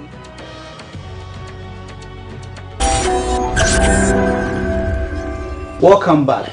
I am with the Member of Parliament for Medina, Lawyer Sosu, and our next issue has to do with legal education in Ghana.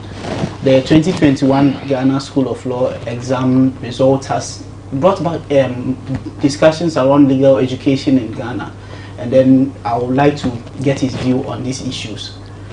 Well, I think the problem of legal education is that we haven't shown sufficient leadership in this area. We haven't shown leadership because I've always said, and I maintain, that if law school was a private school and I was the owner of that private school, I don't think that what has happened there from 2017, 2018, 2019, 2020, and even 2021, I'm going to spare anybody in management of my school in that manner. By now, my CEO should have been gone. So I've said it over and over again. Like the director of legal education should have resigned long ago. But you know, we are in Ghana, South Africa. He will not resign. And then, if you are to allow them everything the same, next year the problem will recur and nobody really cares. We'll talk about it, it will come down, and they will continue as business as usual. So it's a very, very unfortunate situation, and that's why I believe that leaving the situation to them at the law school will lead to no resolution, and that's why we are working very strongly from legislature here to introduce a private members bill to regulate legal education. So whatever we believe must be the way law must be run, very soon we should be able to have a bill that will deal with that situation. I think that the General Legal Council, as is presently constituted, definitely needs to be dissolved. I mean, we need to replace it with something else. Legal education must be autonomous. It must be standing on its own, and having the Council for Legal Education as the majority leader proposed recently. He was even proposing that we should have, he says we should look for, I think, a commission of legal education, of a commission of a sort that would give us a presidential commission to come up with the modalities,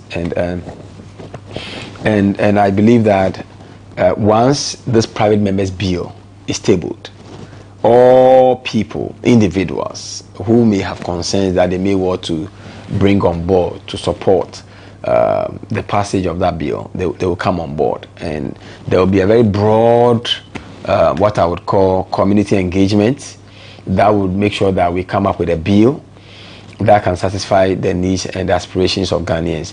What I have said, and I maintain that, is that every single law school or currently law faculty, for example, KNUST, Methodist University, they have a law faculty, Presbyterian University, they have a law faculty, Central University, they have a law faculty, University of Ghana. These law faculties must be assessed on their merit, whether they have the appropriate faculty and they have the libraries, they have the infrastructure that can support training. If they do, they must be certified to be able to write or to run a professional law program, so that at the end of the day, any institution that replaces the legal education, the General Legal Council, with respect to regulation of legal education, would only be a regulator, and that regulator would set a unified bar exam that everybody will write annually, and those who pass are called to the bar. And then we establish a bar council that now take care of what I'll call regulation of standards of the practice for lawyers and I mean lawyers who are either members of the GBA or who are non-members of the GBA. So we have a big problem at hand. We need to amend our Act 32, which is the Legal Professions Act, which is going to be the starting point to reforming the entire regime of legal education that we have now. And I think we can do that through a private members bill, and that's what we will consider in Parliament.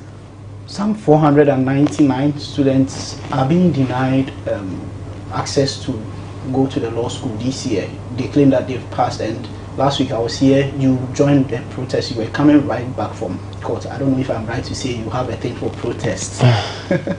Well, protests are very democratic means to press home your demand, particularly when you have a leader that seems not to listen to the voices of democracy, you know. And in this case, you would mean the president? Well, I mean, if that is what it means, I think that if you don't have a listening president, then you must bring on board the full force within a democratic space to get him to listen.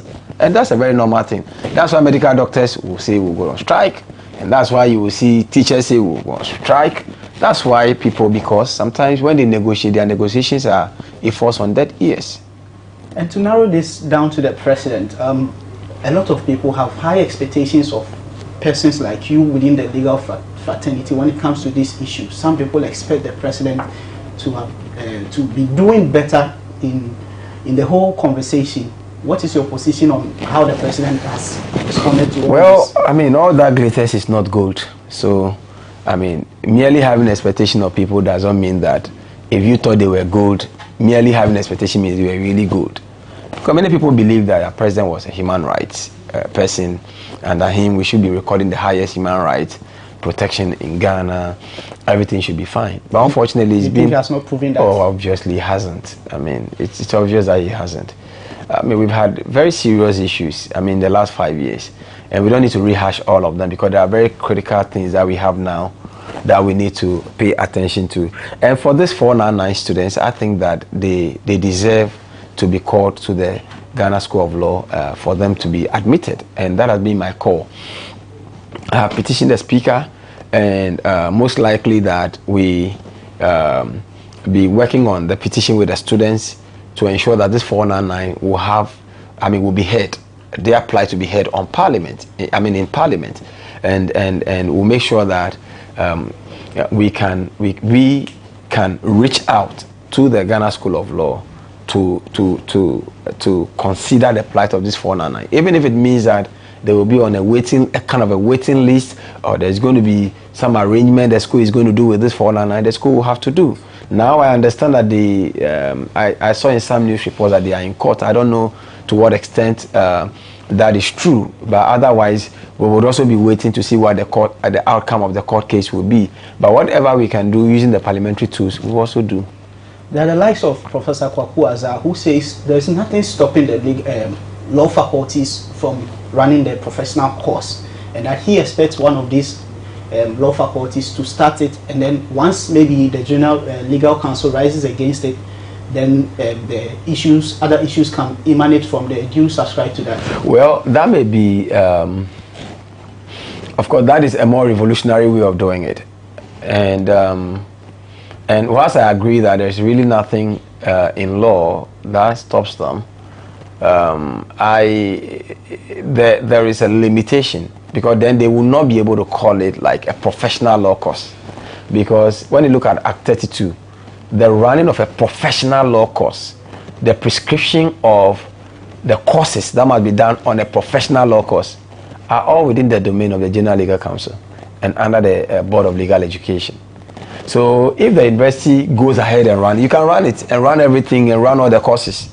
But for the purpose of certification, the only institution that can certify that these people that you've trained are people who can be called to the bar currently is the Board of Legal Education and the General Legal Council. So that is a policy problem. So not until there's a review or an amendment to Act 32, that may not work. Moving away from legal education but then sticking to the law, there is a new IGP, and some people will say there's a new sheriff in town. Things seem to be moving at a very faster pace. Some celebrities have been arrested, they were remanded and all that. But then from your position as a human rights lawyer, some people are raising concerns that the issue of remand is somehow, some way turning into a sort of punishment that the courts and the police are using against some people. What is your take on the Satawale issue? Well, that is a concern that I share, and it's a very unfortunate concern. And I share that concern not only because of Shatawale and all that, but I have personally been involved in matters in very, very recent times when a client of mine was arrested and was kept in detention for like 8 days. And when I insisted that he be sent to court, I was told that they've been trying to get an assignment for court, and it took forever for that assignment to be done. And on a particular day, I went there and even threatened that I was going to write a petition to the CJ against them if they don't get us a court, after which I left the place angrily. After I left, I think about some 20 minutes later, the investigator calls me and says that, oh, well, finally we now have a court. We've been there. Your client has been remanded. I'm like seriously? So I realize, and these things sometimes happen at the blind side even of the judges. Because when you appear before the judge, all the judge knows is that this is the first time you're appearing before her. So whatever you are telling her, I mean, she's most likely to oblige. You know, so most often than not, I think that our justice system has become a tool for injustice in many instances. And I feel extremely sad about that. And what happened in the case of Shitawale, for example, is a case study. I don't see why when you arrest someone, which you have a right to do as a matter of law, you would not want to follow the same law to deal with the person. Because the law says that within 24 hours, within 48 hours, if you don't release him on bail, you put him before court.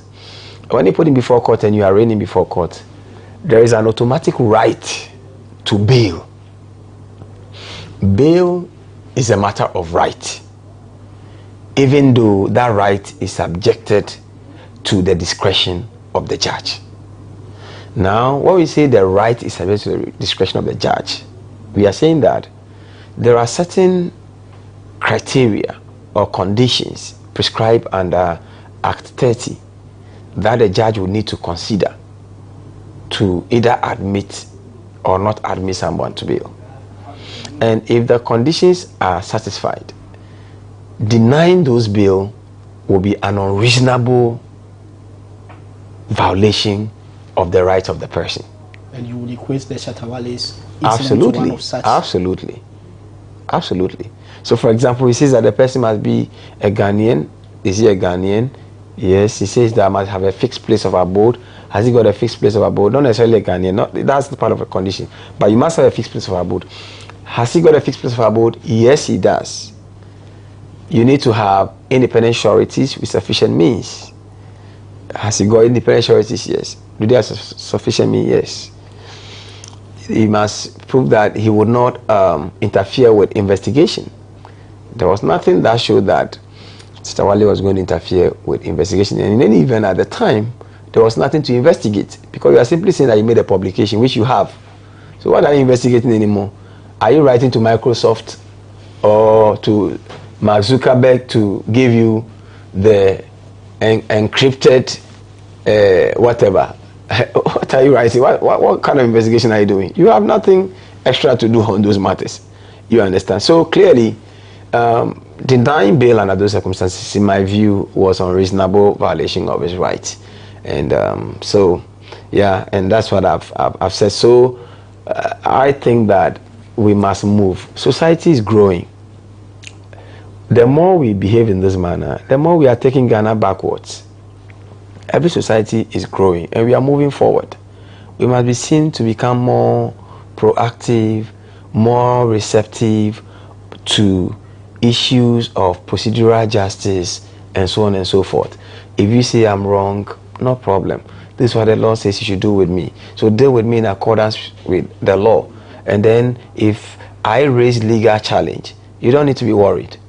Be patient and let's go to the legal challenge. After that, you can still go ahead. And that is what makes societies grow. But when we remain as if we are a subtle military regime, where yes, we have the law, but we really do not follow the law. Okay, we believe in constitutional democracy, but we don't believe in constitutionalism. And you think this is where we are tilting towards? Absolutely. Oh, we believe that with the constitution. Yeah, we believe in the constitution. But would we believe in the values within the law? We are not. For example, I've made that example before that. For example, you have a Legal Professions Act, and we established a General Legal Council. And the council that you have established, you have made the chairman of the council the Chief Justice. The Chief Justice, who is the head of the judiciary, is the head or the chairman of the General Legal Council. Now, when the General Legal Council takes a decision which is wrong, and you challenge that decision, it's the Chief Justice that will empanel a court to listen to that decision. I mean, are we real? I mean, we need to grow. If you talk about separation of powers, and there's a reason why in every democracy separation of powers is so critical. Because that is the only way you can hold each other accountable without necessarily blurring the lines or the contours between the various institutions. So such duplicity reduces the effectiveness of every society, the kind of checks and balances that must exist in a progressive democracy. So I think that we need to grow. Okay. The president is in his final term, the first year, which will make it 5 years of his under his leadership. What are your comments? Well, I think that the president has done the best that he can. I mean, obviously, what we are experiencing now is the best of the president. So you can be sure that we cannot expect anything more than he has done. And naturally, everything that grows, you know, also dies. It's a natural progression. You know, there is a rise and there is a fall. If this is the best of the president, you can be sure that we can't expect anything. So for the next 3 years ahead of us? I'm not a prophet of doom, and I don't intend predicting doom for Ghana. But it's not going to be any better. I mean, it's not going to be any better because the trajectory of governance does not suggest that there is hope at the end of the tunnel. I can assure you that the biggest win for Ghana would be a vote to change government. So you can put new set of people with new set of ideas, with new set of approaches. And you'll be talking about the NDC. To deal with the issues and the challenges of the people of Ghana. Look, you can take every sector of the economy. Nothing is working. 2024 is, one would say, too far away, but very close. Yeah, but JM is winning. Yeah. We live to see. But then you fought very hard for your seat. Is Xavier Sosu retaining Medina in 2024? I'll leave that to the good people of Medina. I believe that they will retain me because they will not have done a good job. But I want to leave it to their own discretion. Yes, so you heard it from the Member of Parliament for Medina, lawyer Francis Xavier Sosu. He leaves everything at the end of the day to his constituency. He hopes that in 2024 they retain him. After this interview with the Member of Parliament for Medina, some CID officers are reported to have stormed a church in his constituency where lawyer Francis Xavier Sosu had turned up to worship.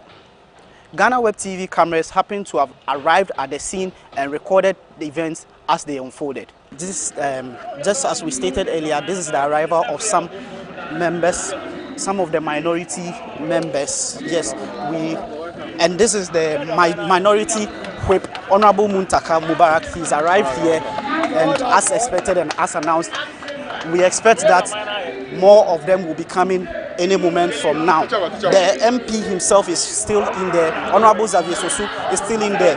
We will try and speak to the minority chief whip to find out what he's here for. What's happening? What did you hear?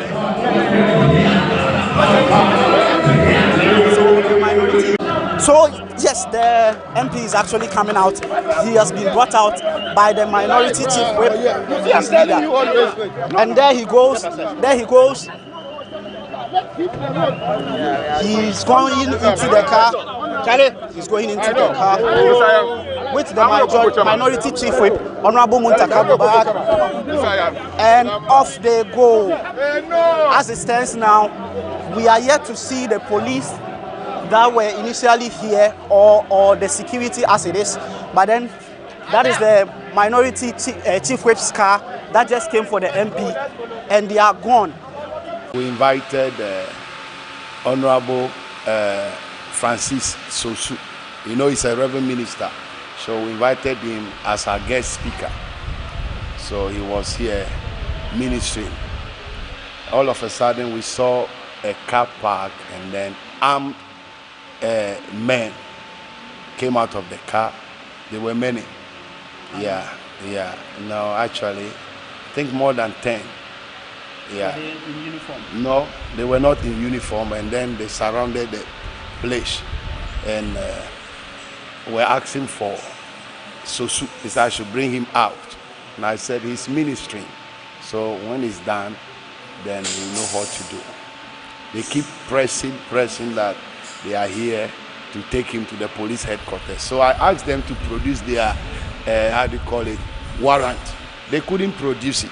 Did they show any ID as well? Yeah, 2 of them showed me their ID. And they were which people? That they are from the CID headquarters. CID headquarters. That's what they said. And that is what the ID showed? Yeah, the ID showed. Okay. Yeah. So then what happened?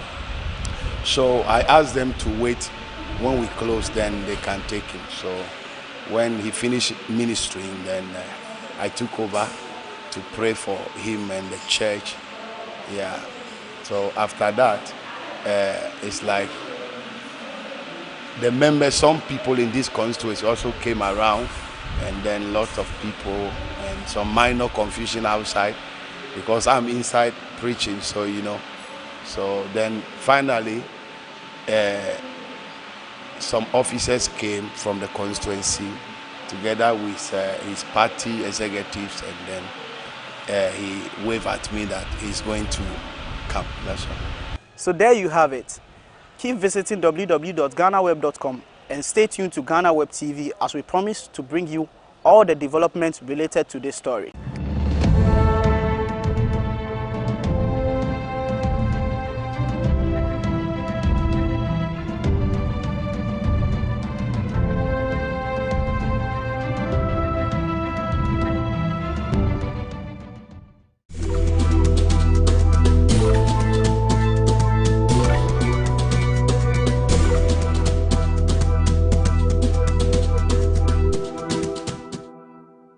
I would want to congratulate management and staff for how far they've come. GhanaWeb is the biggest portal in Ghana and even in outside Ghana as well. For the people outside Ghana, this is their go-to portal. And anybody outside Ghana will tell you that GhanaWeb is where they get their source of news from. I've had friends who are residing outside Ghana. And anytime there's news about me, and this time it's about me, they hit me up and say, oh, I read this story about you on GhanaWeb, I read this story about you. So it tells me that it is the #1 portal for everybody else, for both of us in Ghana and outside. So I would want to congratulate the management and staff for the work that you've done over the years. And I wish you guys well. I pray for strength, for success, for favor, and for special grace, that you guys will live on to be 50, 70, and 100 years. Congratulations to you guys.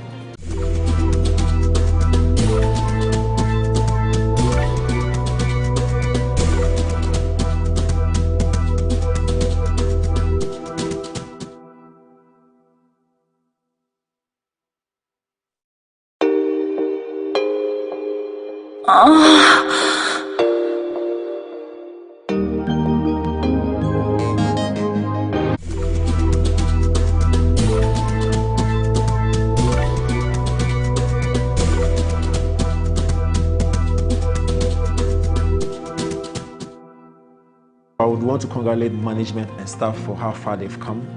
GhanaWeb is the biggest portal in Ghana and even in outside Ghana as well. For the people outside Ghana, this is their go-to portal. And anybody outside Ghana will tell you that GhanaWeb is where they get their source of news from. I've had friends who are residing outside Ghana. And anytime there's news about me, and this time it's about me, they hit me up and say, oh, I read this story about you on GhanaWeb, I read this story about you. So it tells me that it is the #1 portal for everybody else, for both of us in Ghana and outside. So I would want to congratulate the management and staff for the work that you've done over the years. And I wish you guys well. I pray for strength, for success, for favor, and for special grace, that you guys will live on to be 50, 70, and 100 years. Congratulations to you guys.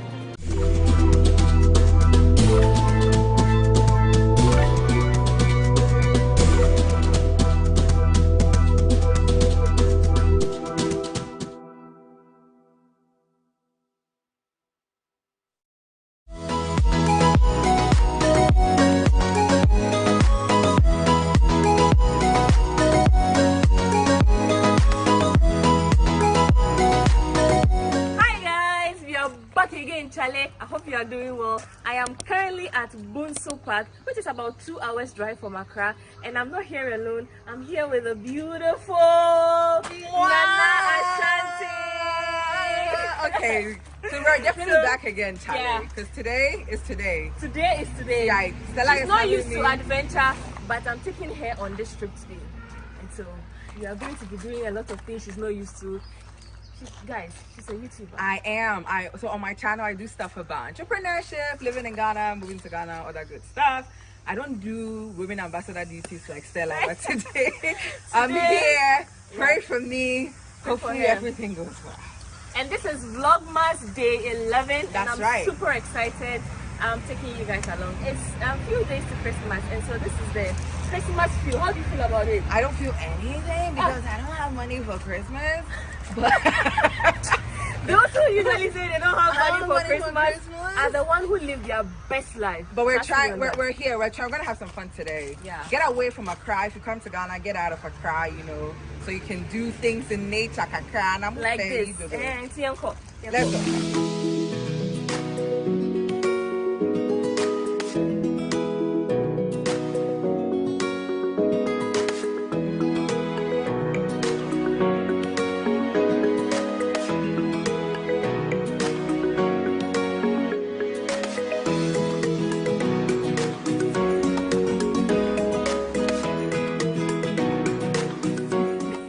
Welcome you once again to Bonsu Eco Park. My name is Foster and I welcome you once again. This is our canopy walk, which has 5 bridges with 6 rest stops. The moment you get tired, you just stay on the staircase and then you rest more. Always normally do maintenance. We do checkups on it because it is hanging. So we need to go on it and then check whether there is a problem on it or not. We just finished this one. I think it was yesterday that we finished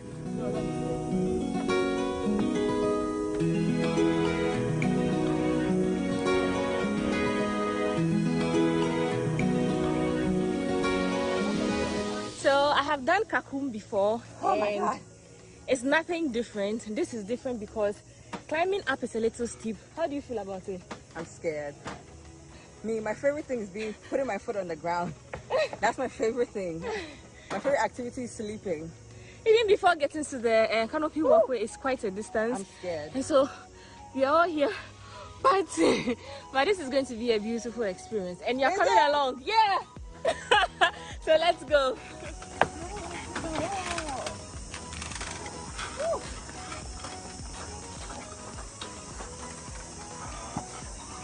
This is so steep, eh? This is bad! Can I turn back?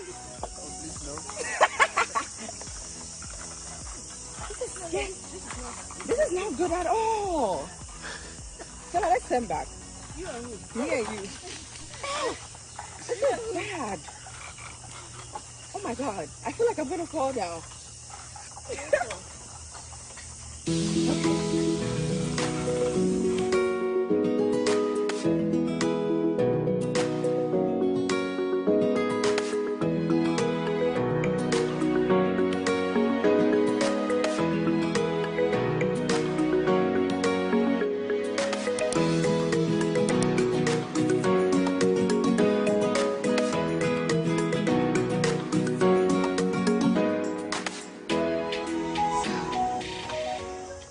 Going.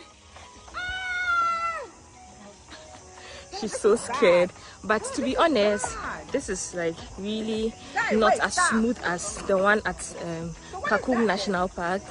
It's either it slopes. Oh, my bracelet is tagged on there. Why did? Okay, this is the second time it's happening. I have to take my bracelet off. And this is not as smooth as the one at Kakum National Park.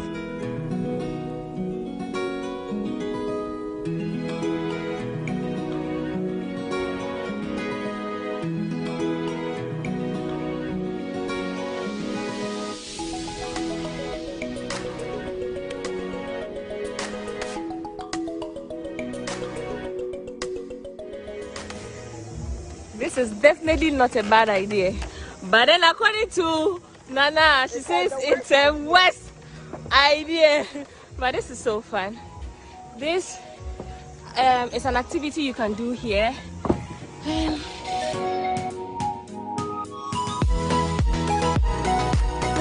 So we just ended the canopy walk. We are going to do the zip line and enjoy the place. I think the place is really, really beautiful. Yeah, so you're coming along with us. Let's go, guys. This is for somebody who is afraid of heights. This is going to be very challenging for you. But if you are someone that's okay with height, I think this is a perfect place to come with your family and hang out. Not only can you do the canopy walk, but also you can have picnics. You can just do horse riding, just like you would do in, let's say, Ebri Botanical Gardens or Legon Botanical Gardens. So yeah.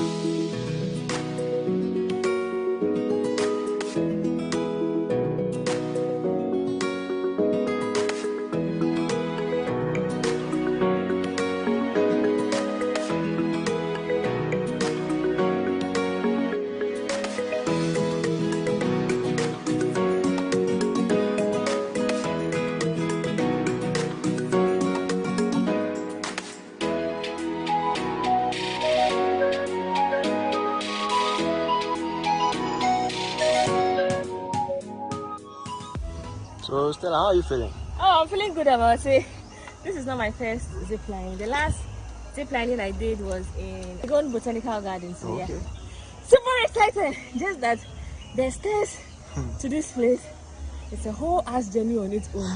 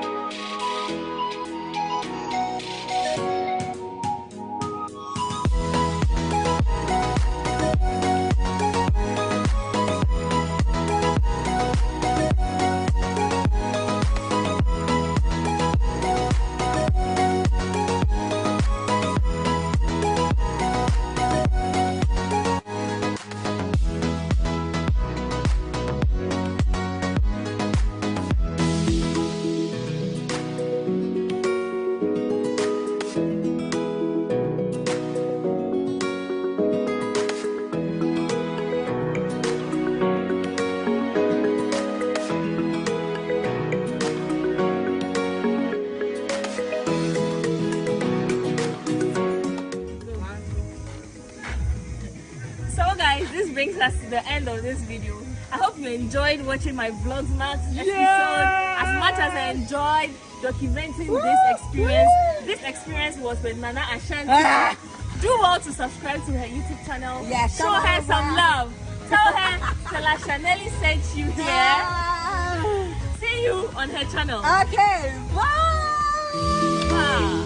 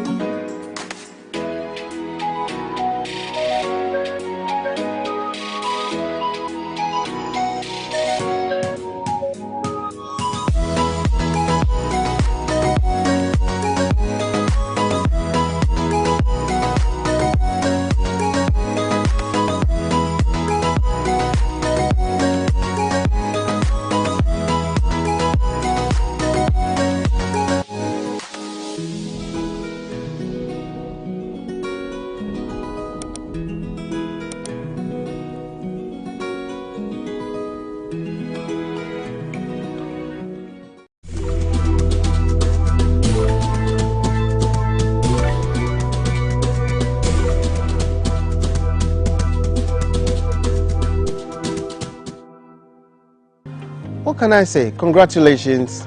The media these days is not easy. I think that you guys are doing your very best. And when I look at the team of people who are doing this work, I can only congratulate you and hope that this team will maintain and move on to achieve much greater things. But congratulations, you're doing a good job.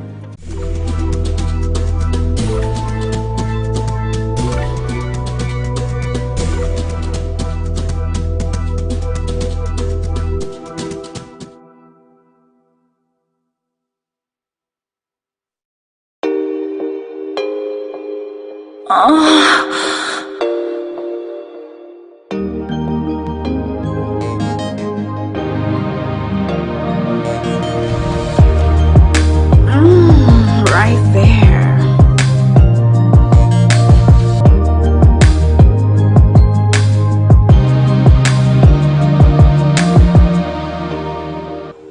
Bad company, they say, ruin good manners. Well, I have heard stories of friends ruin marriages and relationships. Victims also say you will never see it coming. Is it in your best interest to cut off friends whilst you're married? What are the downsides in cutting off friends?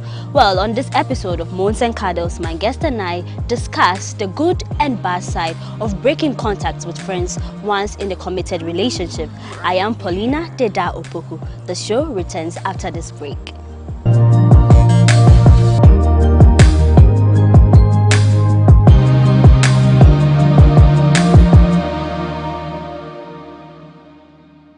Yo, welcome back to Moans and Cuddles on GhanaWeb TV. Now, let me announce that this is going to be our final episode for the year 2021.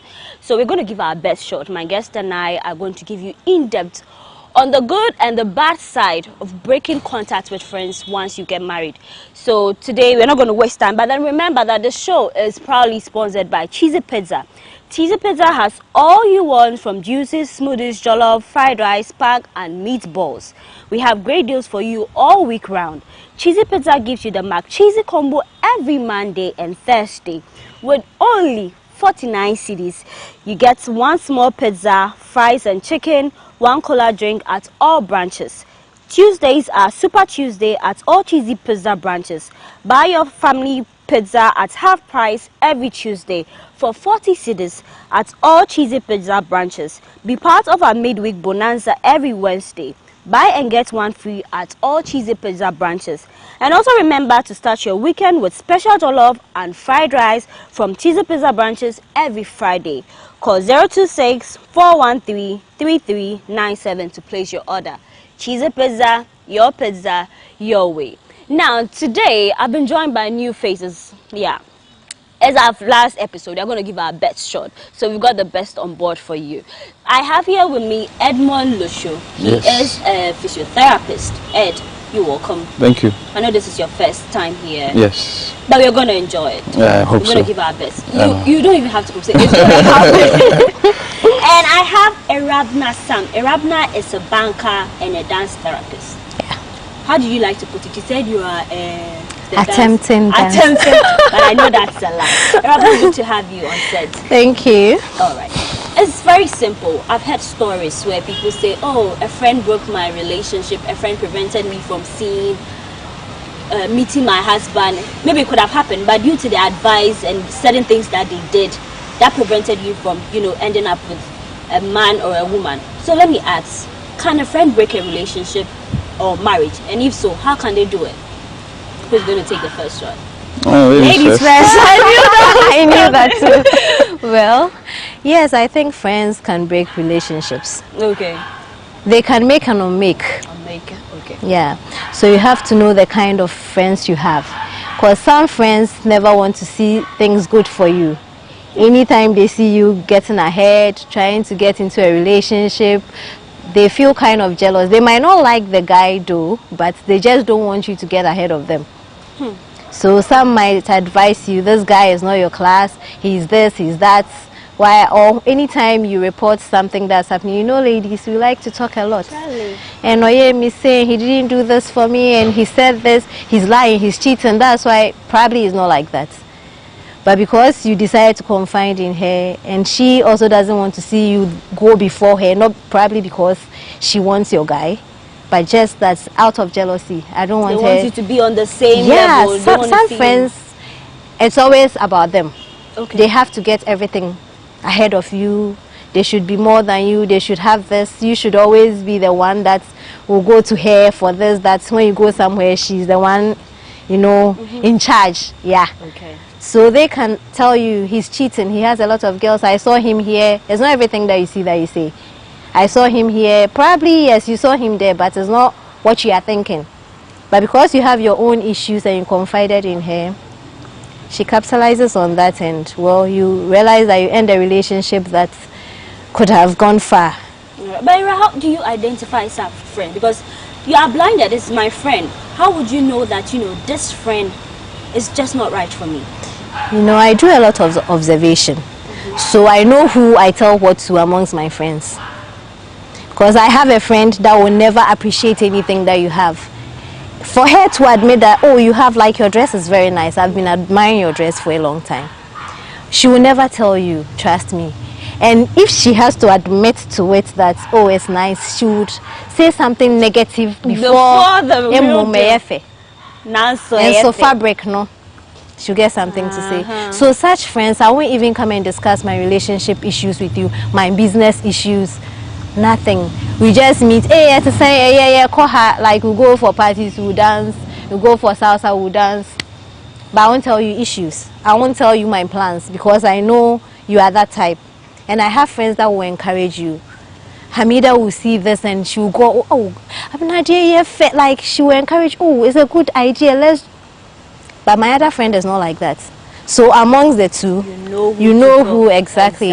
So you have to pay attention to details. The red flags in your friendship. Exactly, that's the word, red flags. Some friends are just red flags. You just have to keep them at arm's length. It's not every time that you draw them close to you, yeah. Thank you very much for that advice. And as we say, can friends break a marriage? Now, let's say marriage is the big deal, because sometimes relationship, you might not take it as a big deal, but for a marriage to, you know, collapse due to friends, it's a big deal. How feasible is it? Friendship for males and females are different, because we think differently. How women relate with each other is very different from how men will relate with each other. But I would like to base my answer on the words of the scriptures. The Bible says that bad associations spoil useful habits. But it also says that there are friends that can be closer than brothers. So it is who it is that accompanies you that determines really the outcome of your relationship. Exactly. So there are a lot of people who say that if you follow two wise people, you become the third wise person. If you follow two foolish people, you become the third foolish person. And so it's really about the kind of people that you surround yourself with. There's no straight jacket answer to whether or not people should keep friendships. I think that during counseling, people are told different things. But personally, I think that counseling is very unnecessary. The counseling, the kind of counseling that we do in Ghana. Which one? Is it from the family or the from church? The church. From the church most often. I mean, the thing is this. I think that marriage is one of the longest institutions that we stay in. We stay in school like 22 years and we are done with it.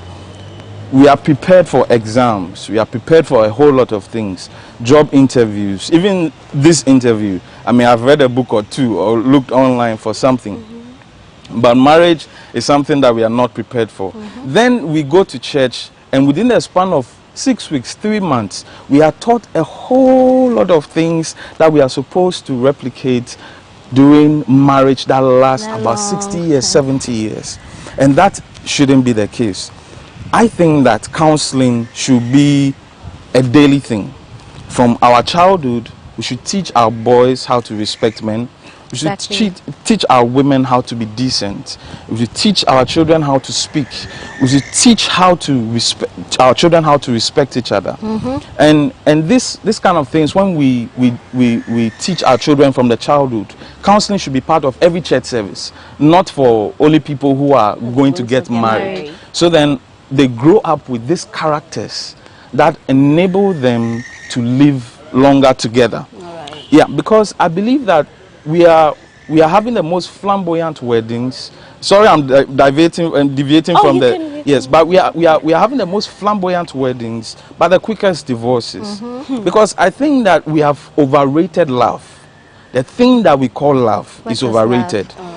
What really is love? You know, we opine it as the feeling you get when you see somebody, then something is doing you. Yeah. Then maybe you have butterflies in your stomach and all those kind of things. Imaginary feelings. Yes, but you see, when you go to the court, the people that are divorcing are people who were once in love. I always say, they say, That's it. It's people who are so madly in love, but you seldom see people who respect each other, who are patient, who are God-fearing, and who have tolerance and can compromise, ever get to the stage where they say, I want to leave a marriage. Ed, but on the back of your wedding that you're talking about, I want to ask, should you cut off friends once you get married? No, you shouldn't cut off friends once you get married. I've had a bad experience with that. I had a childhood friend, a lady that I grew up with in Old Greater Estate. And this lady was some sort of sister to me. Okay. And I loved her very much. But I introduced her to one of my other friends who was a male. And she didn't even like this guy before. But later on she got to like him, and you know, they worked together, and then they got married. Oh. She cut me off completely when they got married. And this thing has been in my head. Sometimes I can be sitting down and be thinking about this lady. Why is she not talking to me? Why am I absent from her life? Because I've known her since I was a kid, since I was like 5, 6 years. And why am I cut off just because somebody is married? I think that people should be careful about how they treat others because they've got into the institution of marriage. Because the people you leave whilst going into the marriage, and the people you meet whilst you are coming out. We pray not, you don't come out, but yes, unfortunately, you know, most people do that. So, and they finally come back to say, you know, it was my husband who said I shouldn't. No, I think that the kind of friends you keep will definitely inform how far or to what extent you allow them into your lives. Okay. I keep very few friends. I have a very close circle of friends. I can count my friends 2 or 3. And most often I invite them into my house for Sunday lunch or dinner, because I like to keep that camaraderie. I like to keep that friendship. You know, so I call it a couples retreat. Okay. And then we gather. My wife, I like my wife to know the kind of people I'm with. Unfortunately, my wife is from Cape Coast, and so most of her friends she had were in Cape Coast. She doesn't have many friends in Accra. She's a medical doctor. So and so the colleagues that she has are the ones that have become a friend. So they are not really friends. So I don't really know my wife's friends, but I try to, you know, give her new friends because she's now in Accra with me. I try to, you know, bring her into my circle of friends. And I think that it's because I trust the people I've been with. When I was growing up, my father never allowed me to have a friend. Nobody entered my house, and people actually thought my father was a very wild man. He was paramilitary. Okay. He was paramilitary. He's an Ewe. Okay. Yeah, it's okay. Most often we, you know, they are very sweet, like Mr. Blagoji in Things We Do for Love. Yeah. You remember? That's the kind of life I live. Nobody enters our house. We don't have friends, you know. So I didn't grow up knowing how to have friends, but because I'm a naturally likable person, I'm very friendly, I'm very talkative when I want to be. I kind of get along with people, and that's how I choose my kind of friends. Yeah, so I think that we should be very careful about how we choose our friends, and then we'll not be worried about the kind of people we keep around us when we are married. So when it comes to cutting off, should there be an exception to the cutting off? Because it looks like no matter what is happening, some people will have to cut some people off. But what kind of friends should be the exception? You know, there are some friends that are more than family. Okay. You know that they always have you, they always have your back. You just have to say and they are there. Before you even talk, they know what is happening. those friends, you just don't say that mawari, so that's the end of the relationship. No, it's a no. Because at a point your family might not be available, but that friend is always calling to check up on you. She doesn't need any money from you. It's not like she'll come running to you and today I have this issue, tomorrow I have that, so you think it's because of money. Or she needs a favor. Some people, no matter where they get to, you always be on their list. They always wake up in the morning and you are part of the people they think about, so they check up on you. Such people you don't let go of. Yeah, sometimes you don't intend to cut anybody off, but it might be pressures from work, from family. You know, when you start, you and your husband, then within some few months, let's say 9 months or a year, there is a new member in the family. Yeah. It demands a lot of attention, especially when you're a first time mommy, daddy, like you have a work that's so tiring or demands a lot of time and attention and all that. It happens like you are cutting, no, but those ones, they understand. Some of them initially might think it's because she's married, but when you explain things to them, they realize that, oh, it's not intentional. But as I said, some people, you don't really need them. Automatically, those people will even fall out of your your list. You don't have to tell them that I don't want to be friends with you anymore. Because, you know, when you marry, your husband or your wife should be your friend. Why are you able to keep a friend and you trust so much, you tell everything to, and you marry and you can't have the same relationship? Then you are in the wrong marriage. Sure. You are definitely in the wrong marriage. Because when something happens right now, before I sat here, I was chatting, much as I was talking to him, I was chatting with my husband as well alongside. Okay. Anything that happens, he's the first person that comes into my mind. Let me tell him. I was also chatting with my wife. Exactly. So like it should be, there's nothing my husband doesn't know. No. He knows all my friends. When I get a new friend or I start talking about a new person, he will get to know the person within a short time. All right. Yeah. He knows my pay. I know his. My bonuses that comes in, he knows how much I've been given. Okay. When he gets a gig, I got a call today. This person says I should do A, B, and C.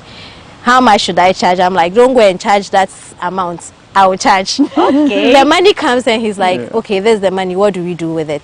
Wow. We are that close. Best of friends. Yeah. Those who know, they're like, hey, you too. Sometimes I close and I'm in his office. Oh. If So I don't have seven anything, couple goals, like, you know. because you can tolerate your friends. They do things to hurt you and so you vibe. You forgive each other. So why can't you do the same? So if you have that kind of friendship with your husband or your wife, you don't have to cut like, hey, Miriam, my husband doesn't like. That flow alone, it involves other people. So Omo won't belong, you know. They fall out. Omo will say, no, I don't belong here. All right. You never see me quarreling with my husband or fighting. Who says we don't quarrel or we don't fight? You will never see it. Serious issues, we will talk like, hey, but we are talking about real serious issues. And everybody will hear, but we don't do that. Right. Yeah, resolve it. And when we were married, we told ourselves that when we are angry, it shouldn't last more than 10 minutes. Hey. Yes, that was the rule we put down. And for 10 years, praise the Lord. Hallelujah. We thank God. We don't for go that. beyond that. So when he says it's after 10 minutes and I'm still like, I'm not talking to him. Hey. You've forgotten what you Holy. brought you from. You are breaking the Is somebody promise. angry with me? I'm like, yes, I'm angry with you. Oh, please, I beg you. What did I do wrong? Because sometimes he doesn't even know what he did or said. Okay. Maybe we're chatting and he said something I didn't like. I just go off. All right. Madam, because he knows I love to talk. So the moment I'm quiet, like, He's allowed. have I said something wrong or have I done something? Because you apologized. All Then right. when he realized I'm going beyond, he was like, okay, now it's getting serious. Let's talk. Okay. Then we don't go overnight. All right. So still discussing, we're talking about the positive and negative side of cutting friends off after marriage. Now let me create a scenario here. You are married, you are with your husband, your wife, and then there's this friend who comes close to your partner. You just don't like the person. But to you, maybe they are your best friend. How do you tell your partner that see, I don't want this person around you, and you, the woman or man, how would you handle it? Because at the end of the day, Rabina was saying that your husband should be your friend. So what they say they don't like, you have to also consider their feelings, because they come first at the end of the day. So how would you handle such a situation? Well, on the man's side, on my side, I'm speaking for myself. If my wife had a friend that I didn't like, and I thought the person was a threat, whether male or female, I think I would do whatever it takes. Let me give you a scenario. Man. There was this boy. I'm not calling him a man. Okay. There was this boy that when I was trying to run my wife, I was trying to cut her. I wish my husband was here. He was lingering in the shadows. And this guy had known my wife before I got to know her. But he became some sort of threat. Anytime I went to my wife, then girlfriend, and she was cooking in the kitchen, she would be speaking with him. And anytime she's driving, she's speaking with this guy. I saw that he was taking too much of his time, her time. So I began to ask questions. Who is this guy? This guy is, this is his name. And I said, okay, what is your relationship with him? Later I got to know that there was more than just friendship in the past. But then I had to, find a way to handle the situation. So I saw that even though I spoke, the thing wasn't stopping. He was incessant, even though she decided that, okay, my boyfriend doesn't like this. But the guy kept on. So I called him one day. I said, oh, yeah, bro, it's like your incessant calling is becoming a problem in our relationship. Could you kindly cool it down? Because most times, even in the night when I'm with her, you are trying to call and you talk for long hours. And I don't think it's really good, because we are trying to do something here, man to man. Or is that he understood? He will do it again. You never hear a word. Then I went to his office. It's like he hasn't seen me before. Oh, no, I went to his office and he was consulting. So, sorry. Well, I've given him a... My brother, it's like I spoke to you, but you are still pursuing my girlfriend, and I don't like this thing. I don't think that is fine. As men, you know what you are doing is wrong. Why are you doing those kind of things? Please, kindly stay off. Is that you? So one day, I came to her, and then I saw that she had cut a call. She was cutting the call. Something doing that. Is that boy? Is the man? So I went, okay, baby, boy. Please, who is the boy? Who is it that is calling you that you are cutting? Like, there is somebody annoying. Say, is this so and so? So I picked up the call and I said, hello. Hi, how are you? He said, I'm fine. Any message? Say, you are an idiot. Oh, how dare you? Violence. Violence starts. I will not tell you what happened in his office. But he stopped. Okay. You see, so what I'm trying to say is that there are different approaches. Exactly. There are people who are reasonable and they will get the message that, look, let me stay off because this thing is looking uncomfortable. But when you need to protect your marriage as a man, I think that men will go to any extent. Yes, we will go to.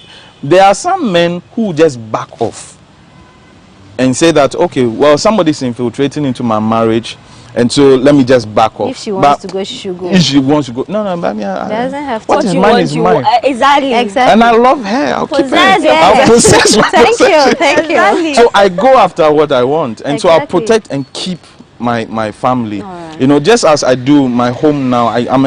Men are naturally protective, so I do that. Okay. So there are different approaches, but that's my approach. All right. Era, so how would you handle such a situation? A quick one. In such situations, like as I told you, my husband is my friend.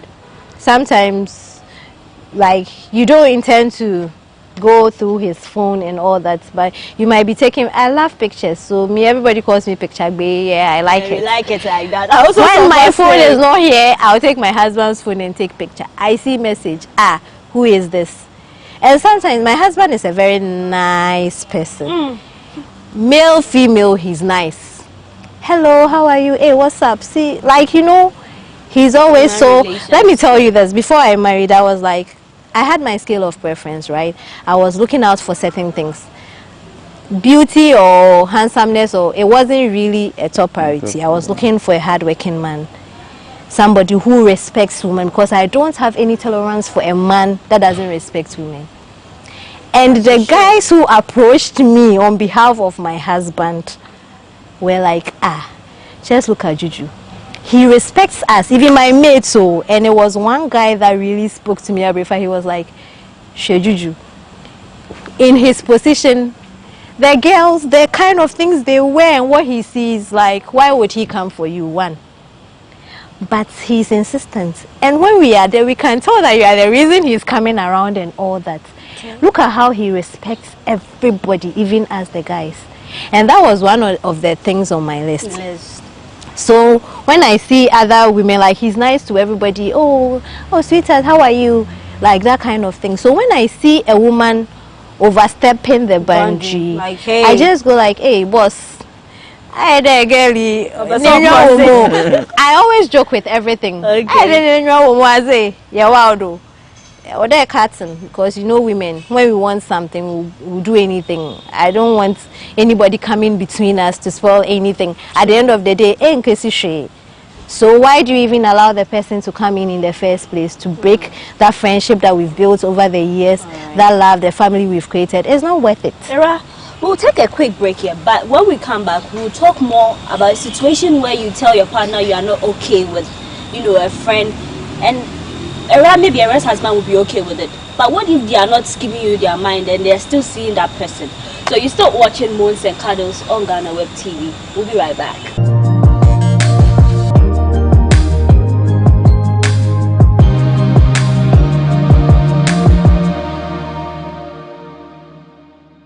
Welcome back from that short breather. This is still Moons and Cuddles on GhanaWeb TV. Now don't forget that the show is sponsored by Cheesy Pizza. So this is the part where we enjoy our Charlie. Are you seeing the pizza? I'm seeing well. So we're going to help ourselves. You could grab a tissue. Okay. And then Munch wants to go into the conversation. Thank you. Something small for myself. So we've said a lot. Still discussing the good and the bad side of cutting friends off after marriage. But should a married person, man or woman, take advice from singles? Yeah, I think yes. I think that it depends on the person's maturity. And you should try to put down. Yeah, I will. Nice. I will. I think that it depends on a person's maturity. Nobody is a repository of knowledge, and it's not because you got married that you have answers to everything. Yes, so there are single people who also know a lot about relationships and how to. Marriage is just people management, really. How to manage somebody, how to live with somebody and compromise on their nuances and idiosyncrasies. And people, you don't have to be married to know that. That's why we have counselors that are not married. Exactly. There are people who learn things from experience. There are people who are born with wisdom. And there are people who learn. Very knowledgeable. When I was a kid, I used to advise my stepmom on how to deal with my dad. You know why? Because I knew my dad. I knew how he was. So I'll tell her, do it like this, do it like this, do it like this. Don't do it like this. And it works out. Even as a kid. My uncle always said that I was an old man. Because I used to advise him with his girlfriend. Even though I had never had a girlfriend. I started having a girlfriend, I was like 20 something. I was a very good boy. Yeah, good boy. Yeah. So, I mean, I used to advise. So, people can advise you regardless, whether or not they are married. Yeah, so. No.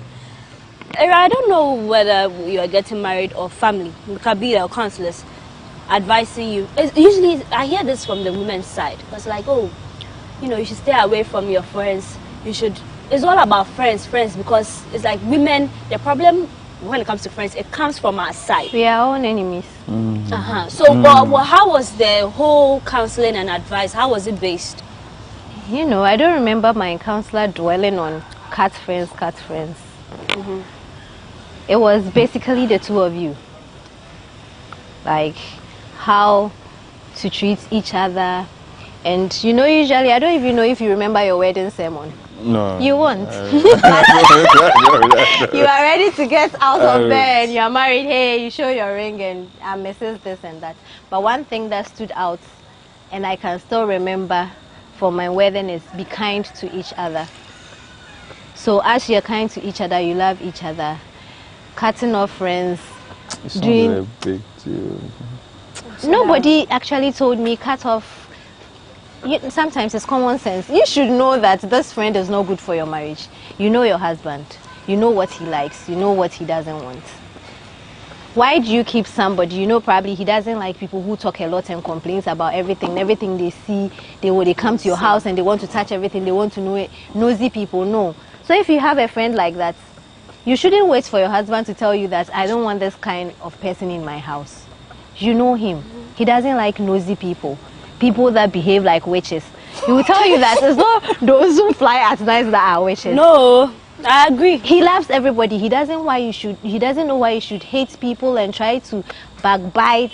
And when you see them, you are smiling. You come across as a witch. He doesn't like such people. So if I have a friend like that, automatically I know how to handle you. We meet sometimes, hey, to say hi. It's been a while. From there, what else? Right. I'm not cutting you off completely, like I don't want to ever see you again, you know, but know your boundaries, like you know how to. Hey, it's been a while. When I give birth, I can invite you to my christening or whatever. If I'm having my birthday, Charlie, we're friends, I'll invite you, but close range, no.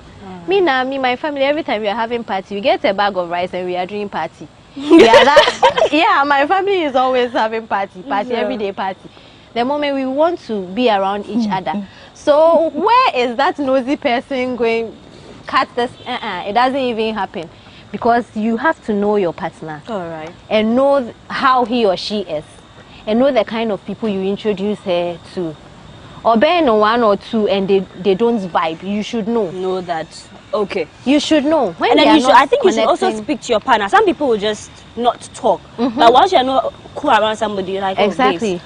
It doesn't even matter if it has to be marriage. Whilst it's just you are caught in, you should feel okay to tell your partner that this your friend, I'm not so okay. They are not vibing. And not, to cut in, whilst we are being very liberal about friendship and marriage and all those kind of things, I think that when you have a relationship, a budding relationship especially, and you involve a lot of friends, it's a very quick way to kill the relationship. Can you hammer on that again? Just like, yes, a lot of people have been victims to this thing. Yes. You see, too many friends give too many opinions. Exactly. When you have too many friends, you tend to want to voice out to please everybody. And when there is issue, you want to have different opinions about it. Doesn't help. It doesn't help a relationship. People have their unique ways of dealing with issues, but they try to project that on you. Deal with it this way. This way. Because this is the right way. But what happens in Mr. Mensah's house that works for them will kill the marriage of Mr. Kofi. And so that's why I even said that counseling is something that I don't like. Because, you see, they go by the books. There are standards.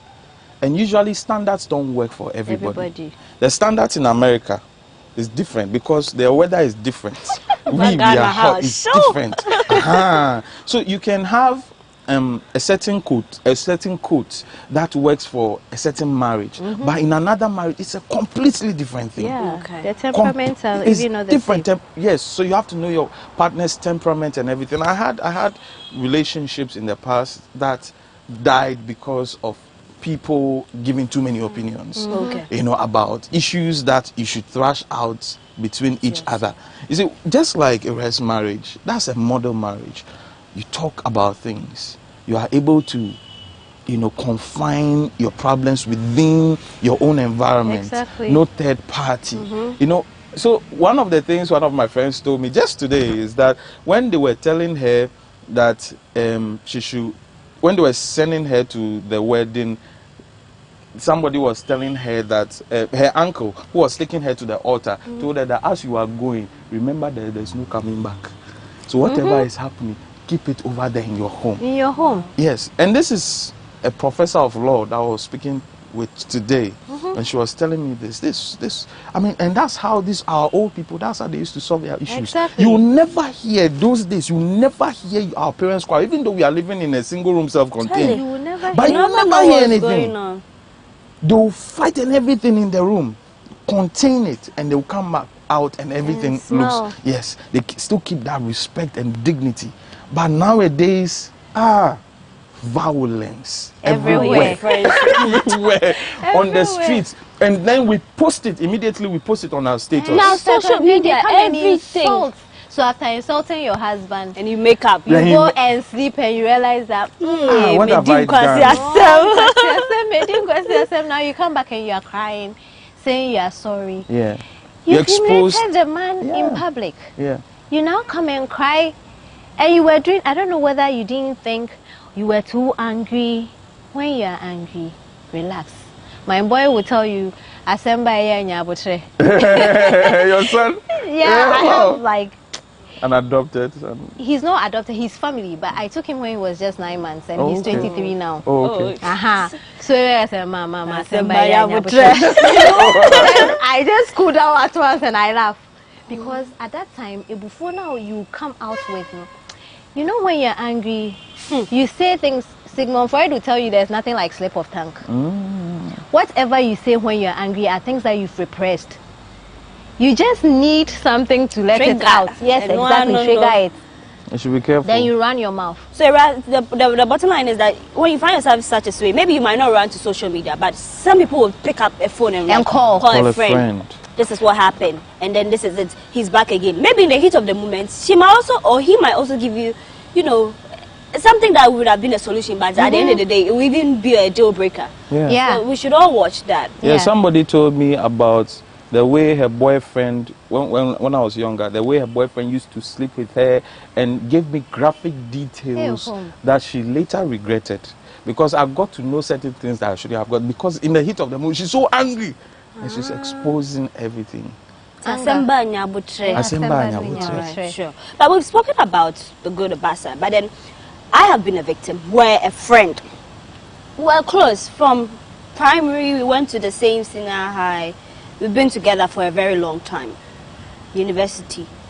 And then she gets married. And no. I explained that sometimes there are new responsibility that comes with it. But when you cut off Jenny Bipan, she's a single for Mundi Mulim. She's married now. Until, you know, yes, 3 years down the lane, and then I said, yeah, when you ask them kakra, I feel no ban or baby, so, you know, it's just one of those. This is not like a story, this is something I have experienced. So in such a situation, how do you think I feel? Because the cutting off, some people do it in a very bad way. It's poverty. Let me tell you, it's poverty. Look, this problem is the problem of poor people. See, I don't understand. It sounds a little bit controversial. Feel bad that you are not even married. Who cuts off Aliko Dangote, Akufo-Addo, or can't convert? It's a mini-scanty. I can't tell it off. Exactly. What can you bring to the table? Okay. So that's the thing. You become a superstar. You become a superstar as you are now, and see if they will not start calling you. Oh, that's my friend. I can even video call her right now. Oh, okay. Yes, it's then I was, you know, maybe I didn't started service crying. Oh, exactly. No, but what are you contributing? What are you contributing? Now I'm married. Can you give me any advice when I need something, advice from you concerning my marriage? They think that once you marry, just as he said, they are wiser than you are. Obi Bessie, maternity ward and change answer. Yes. So the fact that it doesn't mean you will stop at once. Like, you know, it's part of you. And change answer, or the fact that you are married doesn't mean every single person doesn't have anything in their, like, you know, it doesn't work that way. There are some people, you know, almost but they have brains, just like he said. Me, when I was in GSS 3, my friend was getting married, Sister Ajwa. I was always working with her, going everywhere with her, and advising. She tell me her relationship. Is there single people who will be your bridesmaids? Exactly. Is there single people that when you are busy and you can't take care of your kids, you come and be with? I'm bringing my kids over. I have when your people single here sisters are in the house, they will come and be cooking for your husband when you travel somewhere to a funeral or a birthday party or a wedding. So single people, you need everybody. You need people. There are times that you might be in trouble. Maybe then I was not having money and stuff like that. But you never know. It's not always about money. Yes. Sometimes the help you need is not money. See, the help you need might not always be money. It should be someone that you know, say the person that This is a problem, yeah, or the assembly. But not when someone you know. Okay, so then that brings me to it. When it comes to setting boundaries and cutting friends, who decides? Does your partner decide for you that, see, I don't want you to keep friends? Like now, I don't want to see anybody around you. It's just you and I, as we've been advised that, you know, you are on this journey together. Or you personally would decide. Because there are some people who are very overprotective. I'm not going to lie. Yeah, it's true. It's true. Even family. See, cutting off people is not just about friends. So. Family, it's sometimes they even cut. So at a point, I just sat down when I told my nieces, hey, yo, is it because you are married? Because I realized that we were not gelling like we used to. I'm like, is it that we are all gearing towards our husbands, so we are forgetting that we used to do A, B, and C? We should bring our kids along. We have get-togethers. Bring rice, maybe bring drink, I'll cook. Bring the kids, let them play together. That's my cousin, that's that. We need networking. We are a family. We can't just break. We can't go to the, like, behave like the whites where it's my husband, my children, and myself. That thing, we are in Africa. Even they have godfathers and godmothers, what have you. How many times do you hear of may God mother near may God in Ghana here? So it's still your family, and we tend to cut off. So I told them, like, no, you would want to make excuses, but I realized that it is when we marry that we are behaving that way. Let's just get together again. It is not my worry vibe. Because when I need something, I'll call you. Mommy, can I bring my children over? I'm doing this. Mommy, can you do this? Do you know this? It is just nice. And as we were asking, is it the spouse that decides? Sometimes yes, sometimes no. My husband has never told me that I don't like this person, so don't talk to this person, don't bring this person here again.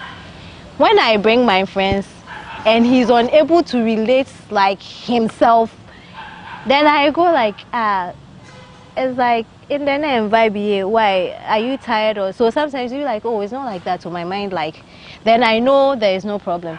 But if he's like, oh yeah, cool, like, next time I know he won't say don't bring the person around, you know. But when I realize that the second time it's still the same, Charlie, I won't really. Now, how many times will you even see the person for the person to come over? Now we are all busy.